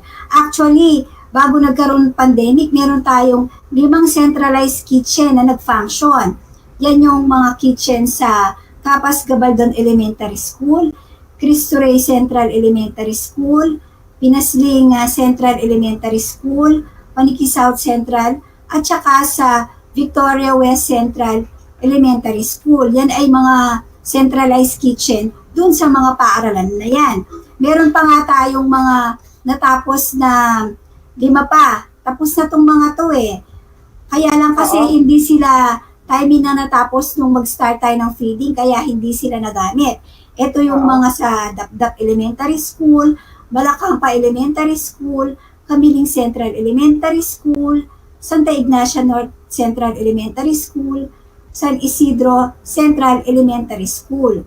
So itong mga ito na itayo sa tulong ng Provincial Government of Tarlac at saka yung ating LGU at iba pang NGOs at private sectors, sila ay tumutulong para maipatayo ang ating mga centralized kitchen. Tumutulong sila na mag-provide ng gamit para sa ating centralized kitchen katulad ng mga kawali, yung mga weighing skills natin, yung mga stoves, yung sterilizer para sa mga eating utensils, at saka marami pang iba. Tapos, nung nakaraan, tumulong din sila para magbigay ng bayad para sa mga nagluluto sa kitchen. Ano pa ba? Yung transportasyon. Yung transportasyon ng mga satellite schools. Kasi pag may central kitchen yan, merong mga satellite schools na kumukuha ng pagkain doon sa ating central kitchen. Ito ay bawas trabaho para sa mga guro at saka hindi na sila naghahanda ng pagkain dun sa mga satellite schools dahil kukunin lang nila ang pagkain dun sa central kitchen. At saka hindi lang yan, tumulong din sila para sa transportasyon. So, yun, no, transportasyon sa kuryente at saka tubig ng eskwelahan. So, maraming bagay na itutulong ng mga NGOs at saka LGUs sa SBFP natin, no? Lalo na Oo, sa tama. mga may central kitchen tayo. Oo. Ngayon, meron din akong mga nakitang ongoing ang construction ng central kitchen. Ibig sabihin yan, madadagdagan pa sila, di ba? So, halimbawa, kasalukuyang ginagawa yung nasa Concepcion North Central Elementary School. Oo. Nadadagdagan pa, no? Nadadagdagan pa yan. Kaya nga sana nga magkaroon na tayong face-to-face. Kasi sayang naman yung mga central kitchen natin kung hindi sila magagamit at magiging functional. Kaya sana nga talaga magkaroon na ng face-to-face. Mars, merong nag-message sa akin at nagtanong. Yes, Mars. Ngayon daw pandemic, dahil wala tayong face-to-face, meron pa rin bang SBFP? Paano daw ba ang implementation nito? Yes, Mars. Dahil sa pandemic, dati-dati, di ba, meron tayong 120 feeding days. So, nabawasan na siya. Naging na lang siyang 60 feeding days. So, ang pagluluto, syempre, ayaw na natin gawin yan sa paaralan. At saka yung araw-araw na pagkain ng mga bata ay ayaw na rin natin gawin yan sa paaralan dahil na pandemic syempre, pag merong ganyan, kakalat ang sakit at dadami ang mga may sakit. Kaya nga, wala na tayong everyday feeding sa school. Kaya ang nangyari, nagkaroon ng pagbabago sa pagbibigay ng pagkain. Once or twice a week na lang kinukuha ang pagkain sa paaralan at ang kumukuha ay ang mga magulang. At ang ibinibigay natin ngayon sa mga mag-aaral na kasama sa feeding ay ang fortified bread, Nutri-Pack, Nutriban, prutas. Kasi hindi kaagad napapanis siyang mga yan. Ang mga kindergarten natin, kahit na wala silang timbang, isinama na rin sila sa feeding program. Hindi lang yon, excuse me.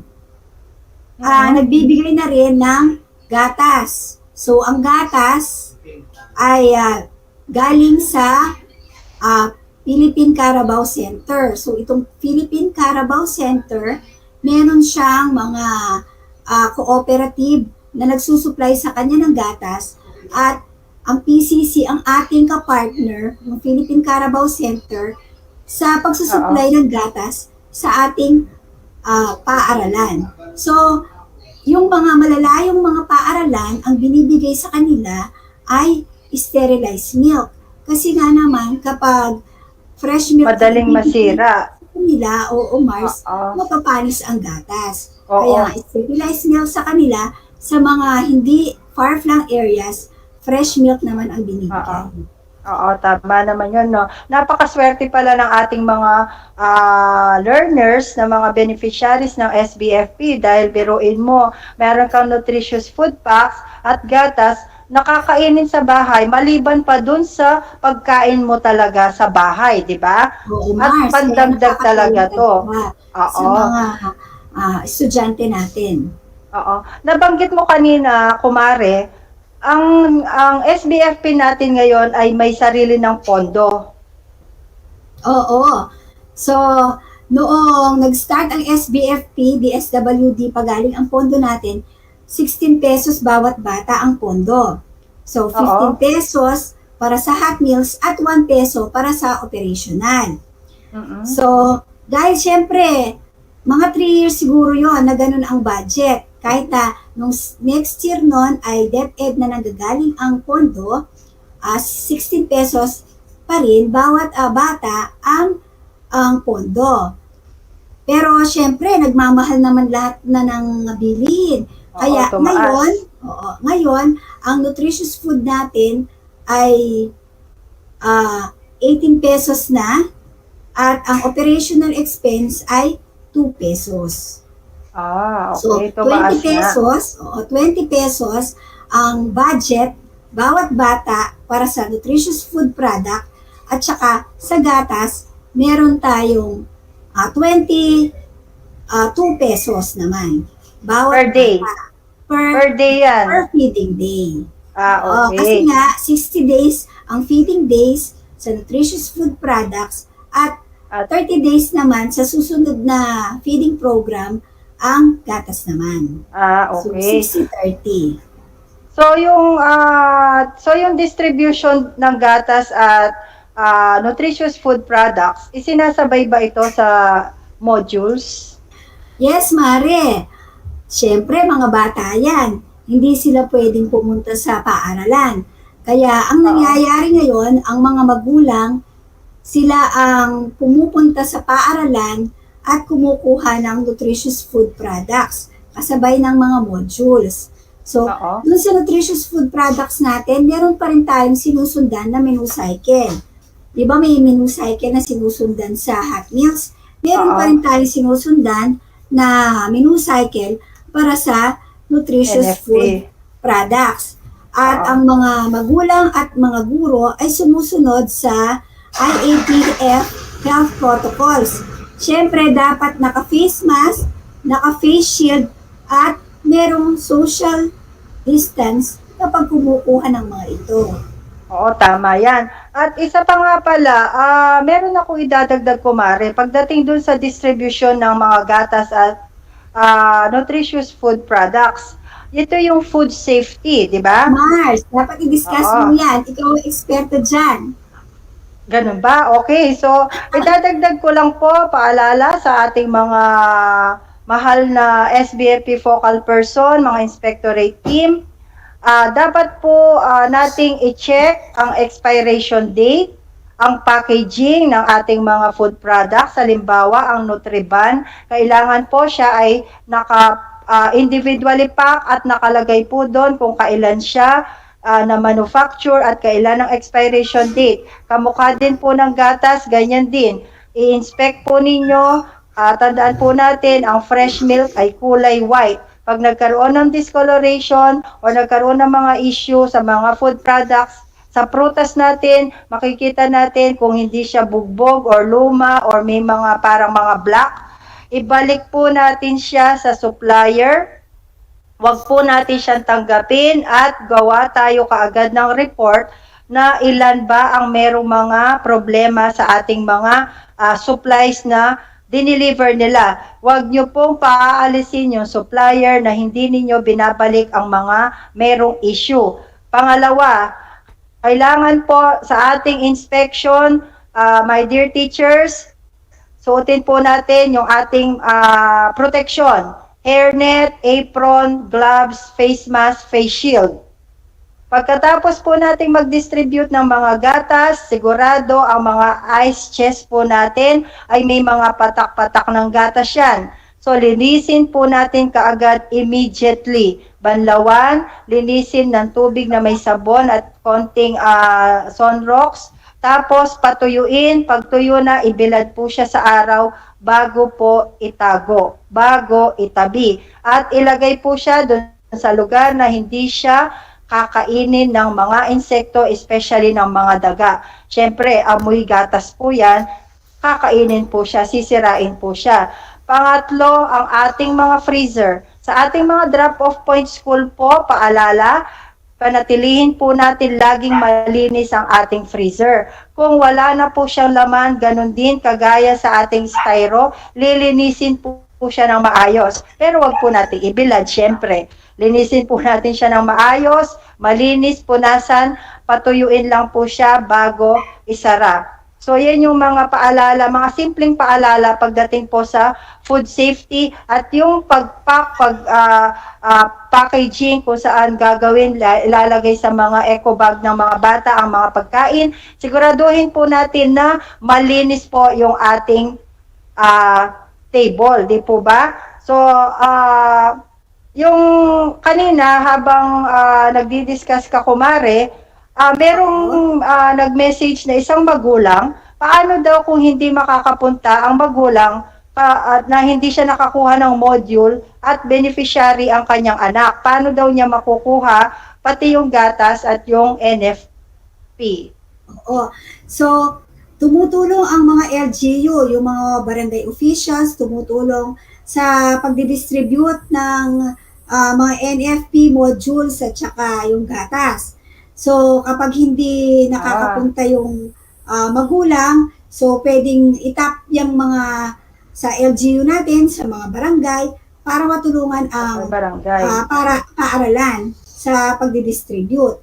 Tapos, dyan nakakabilib ang sipag at tiyaga ng ating mga focal persons, pati mga guro. Dahil kapag hindi nakakapunta ang magulang, inihahatid nila ang mga modules at saka ang mga NFP products at gatas sa bahay ng mga estudyante.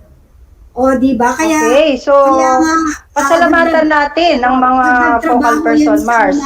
Dagdag trabaho yan sa mga guro. Kaya dapat talaga natin pasalamatan ang mga SBFP focal persons, ang mga school heads, ang mga custodians, inspectorate team. Dahil kung hindi sa kanila, naku, paano na ang programa natin? Napakadami ng kanilang tinutulong sa atin talaga. Okay, so maraming salamat, Kumare, sa isang makabuluhang talakayan tungkol sa school-based feeding program. Meron ka bang reminders tungkol sa SBFP para sa ating mga focal persons? Dahil ngayong November ang target natin para sa school-based feeding program, tayo ay merong virtual orientation sa Miyerkules na yan, November 3, 2021.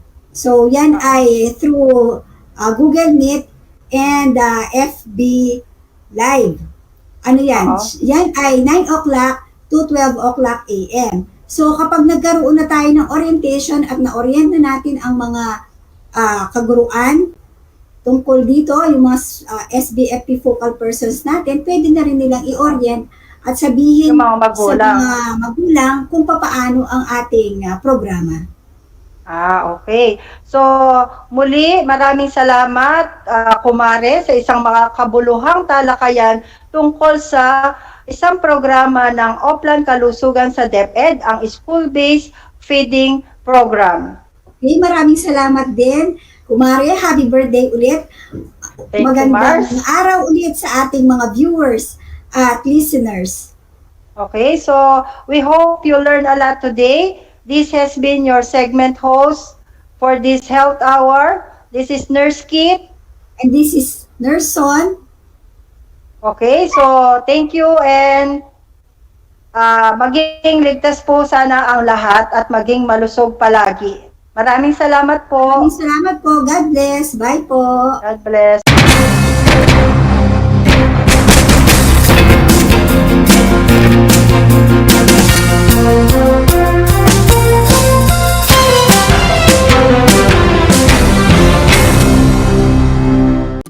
Kumusta mga giliw kong tagapakinig? Nagbabalik ang inyong paaralang panghimpapawid, Aral TarlakHenyo, sa RTV Tarlac, Channel 26, at sa bayang naririnig sa DZTC 828, Radyo Pilipino Tarlac. tayo rin ay napapanood sa FB Live ng RTV Tarlac Channel 26. Sumasahimpapawid mula sa bayan ng Pura Tarlac, mula sa bayan ng San Clemente. Mula rito, sa Puro Elementary School, Pura Tarlac. sa bayan ng Kapas Tarlac. Ako, ang inyong guro, na maghahatid sa inyo ng makabuluhang pagtalakay sa ating aralin.